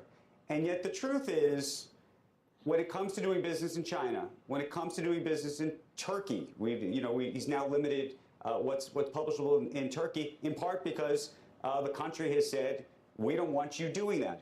Other companies, other tech companies, Google, Facebook, others have said, we're not going to actually play in these markets because we actually don't want to have to deal with those laws and those rules. I think that's a very fair point. I think every company has a very tough decision to make. Do you turn off everything in that country, or do you leave things on in that country and go along with the rules? And I personally. But what does that say then about power and money? If you really are willing to, if power and money it don't matter, and you will say whatever you want, no matter what you want, the principle. If this is really about just straight up principles, you'd say, you know what, I can't do business with those people. I can't do business in China. This is just not for me. I'm not doing it. And actually, the stand I'm taking is a strictly principled one. And the reason I'm suggesting that there's something else here beyond. I think you're right that everyone running a big company on the international stage today who does any business at all in any of these countries is going to make some compromises. And I think it's good to be transparent at the very least about it. I actually do think, Andrew, that most of the other social media companies, as my understanding is, do follow the rules in Turkey as well. They just don't talk about it out loud. So, I personally, I'm very troubled by that. I don't think that guy running Turkey is a good person. I think he's very scary. But I understand. You're right. Companies do make compromises to do business in these places. It's very hard to be a perfectly pure person. I think being able to stand up as much as you can is a good thing, and people are going to make trade-offs where they decide to stand up. I think that's correct. Let's pivot this conversation to AI, because there is this sort of interesting free speech issue around AI as well. And actually, Elon, I think to the extent that he's pursuing a sort of competitor to a ChatGPT or to a Google Bard or to an Anthropic or what have you, is really about creating an AI where you can say that the AI will speak in whatever language and say whatever it wants, whereas what you've seen over the last several months is ChatGPT, now in partnership with Microsoft, they've put some guardrails around what AI will come back with in terms of the responses and the answers and the reasoning. Similarly, Google and Bard have been even more particularly uniquely cautious, perhaps. Are those good decisions, bad decisions? And what happens on the other side if the view is that there's no decisions? Well, I don't know exactly what Elon's doing there. I'm good friends with a lot of the people at OpenAI. I know Sam well, a lot of people running that place, used to work with me on Palantir and otherwise. And, I think OpenAI is doing extraordinary things. I think the trade-off, Andrew, there's first of all, yes, how much you censor yourself. I definitely don't think the government should be involved. That's terrifying. I think it should be terrifying to all of us because this is going to run so many workflows in our society, and having that decided top down, I don't think that's right. I think we got to be very careful. I think there is regulation we should think about, which is that it's not clear we want autocrats to have access to this. And so Sam testified this week, as you saw in Congress. Yep. And I think this idea of a regulatory agency that touches anything other than the existential issue is a big mistake, because I think the existential issue, which we all have, is that maybe the GPT-12 in 10 years is powerful enough that it could do things to destroy stuff. And the question is, who gets to have giant super clusters of GPUs? And I think that's the most interesting regulatory question. I think the rest of it, there should be multiple of them. It should be decided by industry, bottom up. How much, though, of even the conversation about regulation on AI is just hot air? And when I say that, and I'm not being dismissive, I'm glad, frankly, folks like Sam are so early in trying to bring this conversation to the discourse. But Washington, as you know as well as anybody, has been behind in terms of even thinking about regulation the entire time. And we're still debating whether there should be regulation around social media, around privacy, around so many different issues. And, if there was regulation, you would have thought that those things would have been dealt with already. If this stuff works the way it looks like it's going to, Andrew, this could be a third industrial revolution, right? This could be like the late 19th century all over again, which I know a lot of people didn't say they don't like that era, but you have to keep in mind that during 30 years, the average wealth doubled in this country, more than doubled in this country. Everyone benefited from that massively. I think that could happen again here. It's going to be really interesting this time because the people whose jobs is finally replacing, it's no longer just like the shoemaker or the barrel maker. It's going to be making lawyers more efficient. It's going to be making bureaucrats more efficient. A lot of people who run everything in our government are going to be able to be, replaced with a ratio of 10 to 1, just getting more done. So they're going to want to regulate it. I think you're right. But right now, they have no idea how to do it. And, I don't think we do know how to do it until we see what happens. What is the most interesting use case you think in the next 12 months that's going to be a game changer? I think a lot of folks right now are using it, to help them write an email, they'll write a funny poem, they'll do, stuff like that. But in terms of meaningful, game-changing next 12 months? I'll give you two. Number one, I think right now in our society is it's making a lot of coders more efficient. My friends were trying to debug something really complicated. It's one of my best engineers I work with at Palantir over a decade somewhere else now. And he asked the GPT-4 and it figured it out for him. It saved him hours. This was just yesterday. He was showing it to me. It's amazing. It figured out this very complex issue. I'll give you a second one. It's not announced what company it is yet, but we sold a company last week that had been struggling to grow for a long time. It was in legal tech. They partnered with OpenAI, and suddenly they started growing 10 times faster because they were making paralegals way more efficient. Their growth was so big that someone decided to buy it for about 8 times what they'd raised at earlier after they couldn't have raised. So, I think you're seeing stuff in legal tech, you're seeing stuff in coding, you're going to see a lot of other applications.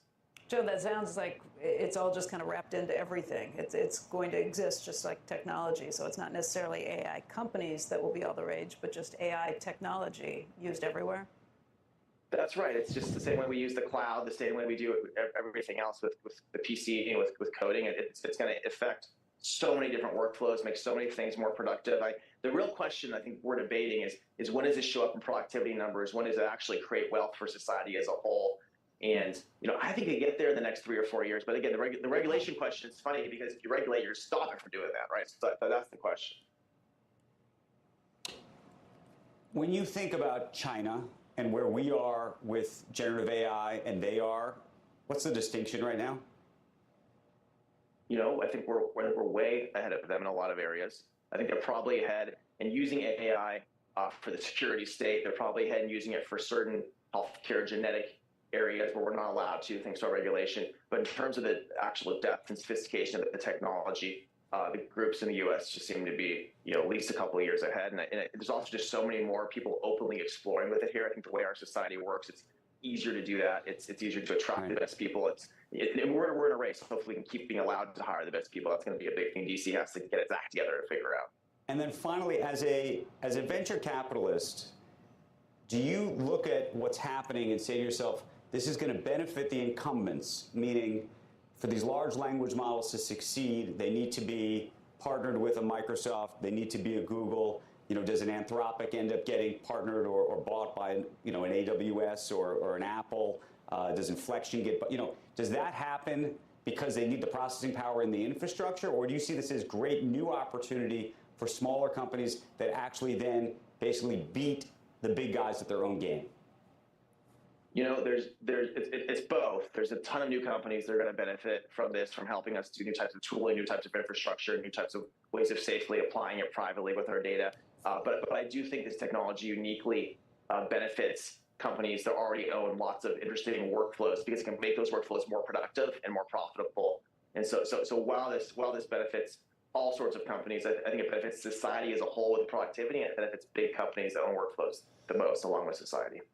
Joe Lonsdale, it is always, always, always great to talk to you about all these issues. Thank you. Thank you, Andrew. Coming up, what to watch, suggestions. You don't have to do it, but what to watch ahead of the opening bell on Wall Street. Stay tuned. You're watching Squawk Box on CNBC.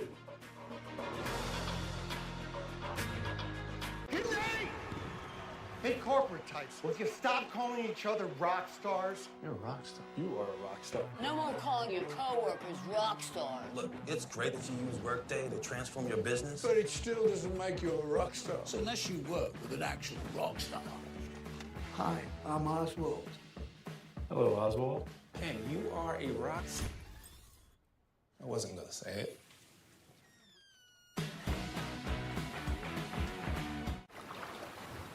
Hey, Dad.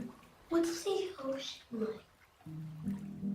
Are there animals living underwater? Is the ocean warm?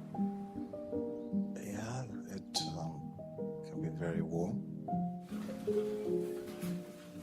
You were made to remember some days forever. We were made to help you find the best way there.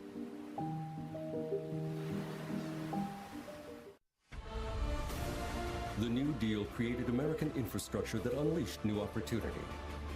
Today, we're doing it again with massive investment in modernizing our infrastructure to build for tomorrow.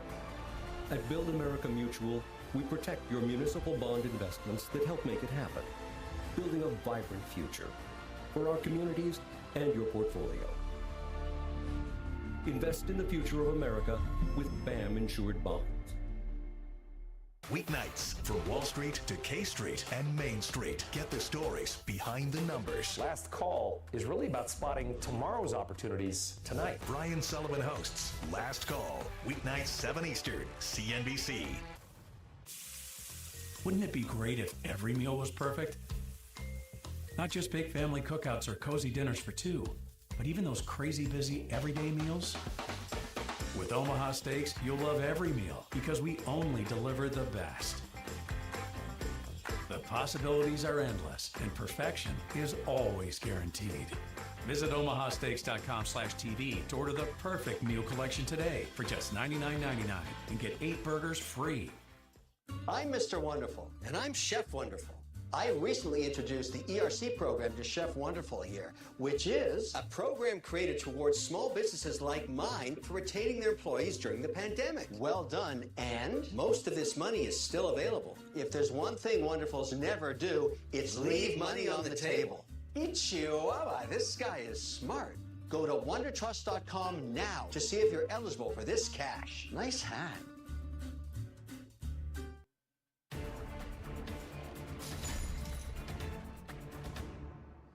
Welcome back to Squawk Box. Some key earnings this morning. Walmart out with first quarter results. The retail giant beat analyst profit and revenue estimates, also raised its full year forecast. So second quarter earnings guidance was a little shy of the street.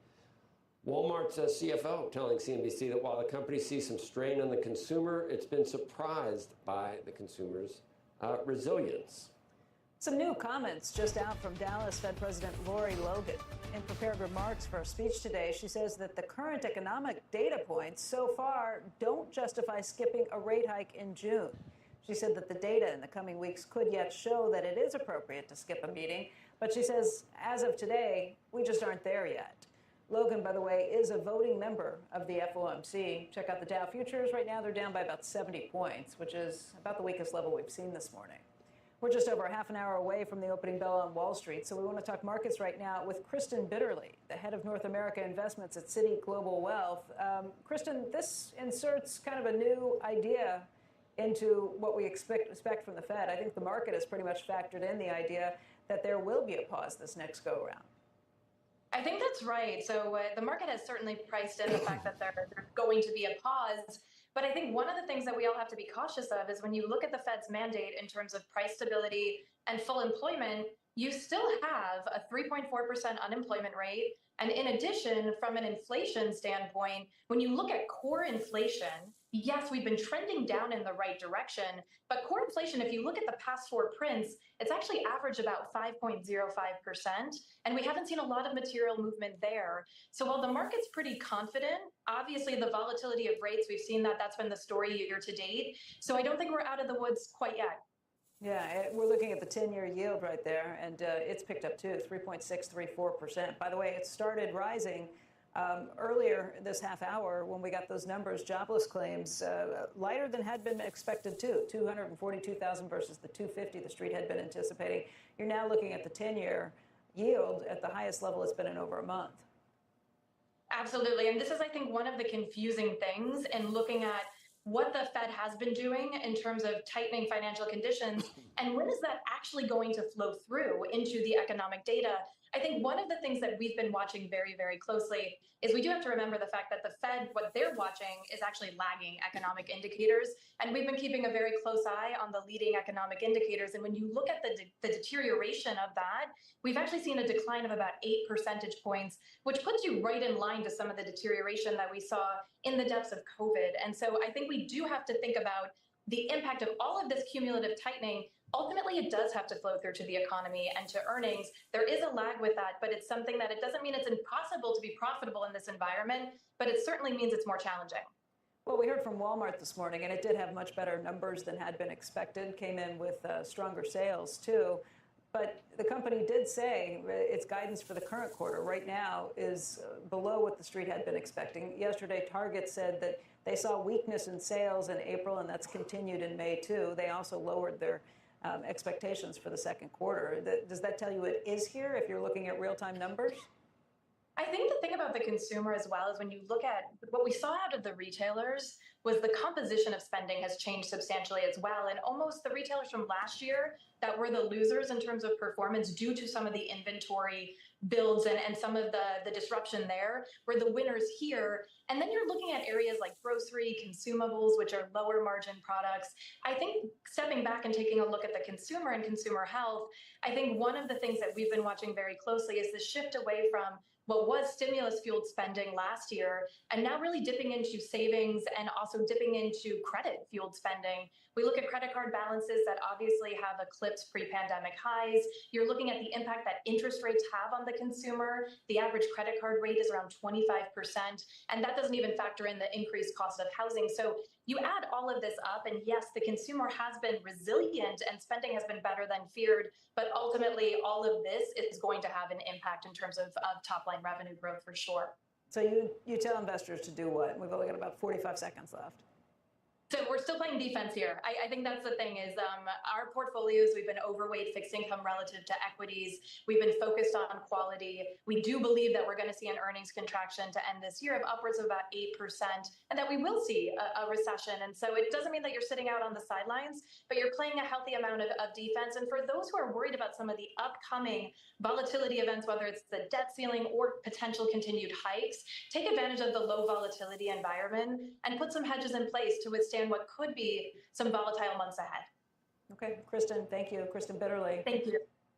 Final check on the markets. You can see that the futures continue to weaken. In fact, the Dow is now down triple digits. The futures there off by 106 points. The S&P has been dragged into negative territory as well just in the last few minutes. It's off by about 7.5%. And then if you're watching the NASDAQ, it's down by about 2 points. 10-year yield continues to climb. It's now sitting at 3.629% after starting the morning below 3.6%. That does it for us today. Make sure you join us tomorrow when it will be TGIF. Have a great Thursday, everybody. It was for me. You're out of here. All right, Squawk on the Street begins right now.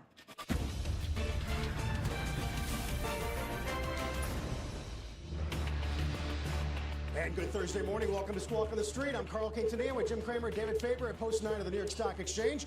Coming off the best day for stocks in a couple of weeks. NASDAQ at new highs for the year. That labor market data this morning, though, comes in a little warm. Futures do lose some gains in that 2-year yield back to 4.2. Our roadmap's going to begin with retail, though, and the consumer. Walmart rallying after raising their full-year guidance, at least. Plus, we've got the return of that big tech trade, NVIDIA and Meta. They're both up more than 100% year-to-date. Of course, names such as Apple and Microsoft have also rallied sharply. We're also keeping an eye on shares of Cisco. They are moving lower ahead of the open, despite what was a raise of its full-year profit forecast. Let's get to Walmart. Up in the pre-market, company Fan är det pengar var för precis som. raises its outlook for the full year, although the current quarter guidance is just shy of consensus. U.S. comps up 7.4. We were looking for something with a 5 as consumers shifted more purchases to grocery. E-commerce, though, up 26, Jim, after Amazon 11 and Target down 3. Tage vinst där. The two surprises are e-commerce. Fan är på pilotpositionen. Yesterday, Brian Cornell, Tage I vinst. thought really good call from Target, mentioned, hey, of course, you know, that e-commerce is slowing down. Ja, men det startar PC:n. Ja, jag har sått short på dagen. The notion of course. Well, of course. Jag må restarta PC:n för nu hänger allt så här. Då får jag inte trada. David, you know how you first brought out that Amazon could have this amazing advertising business?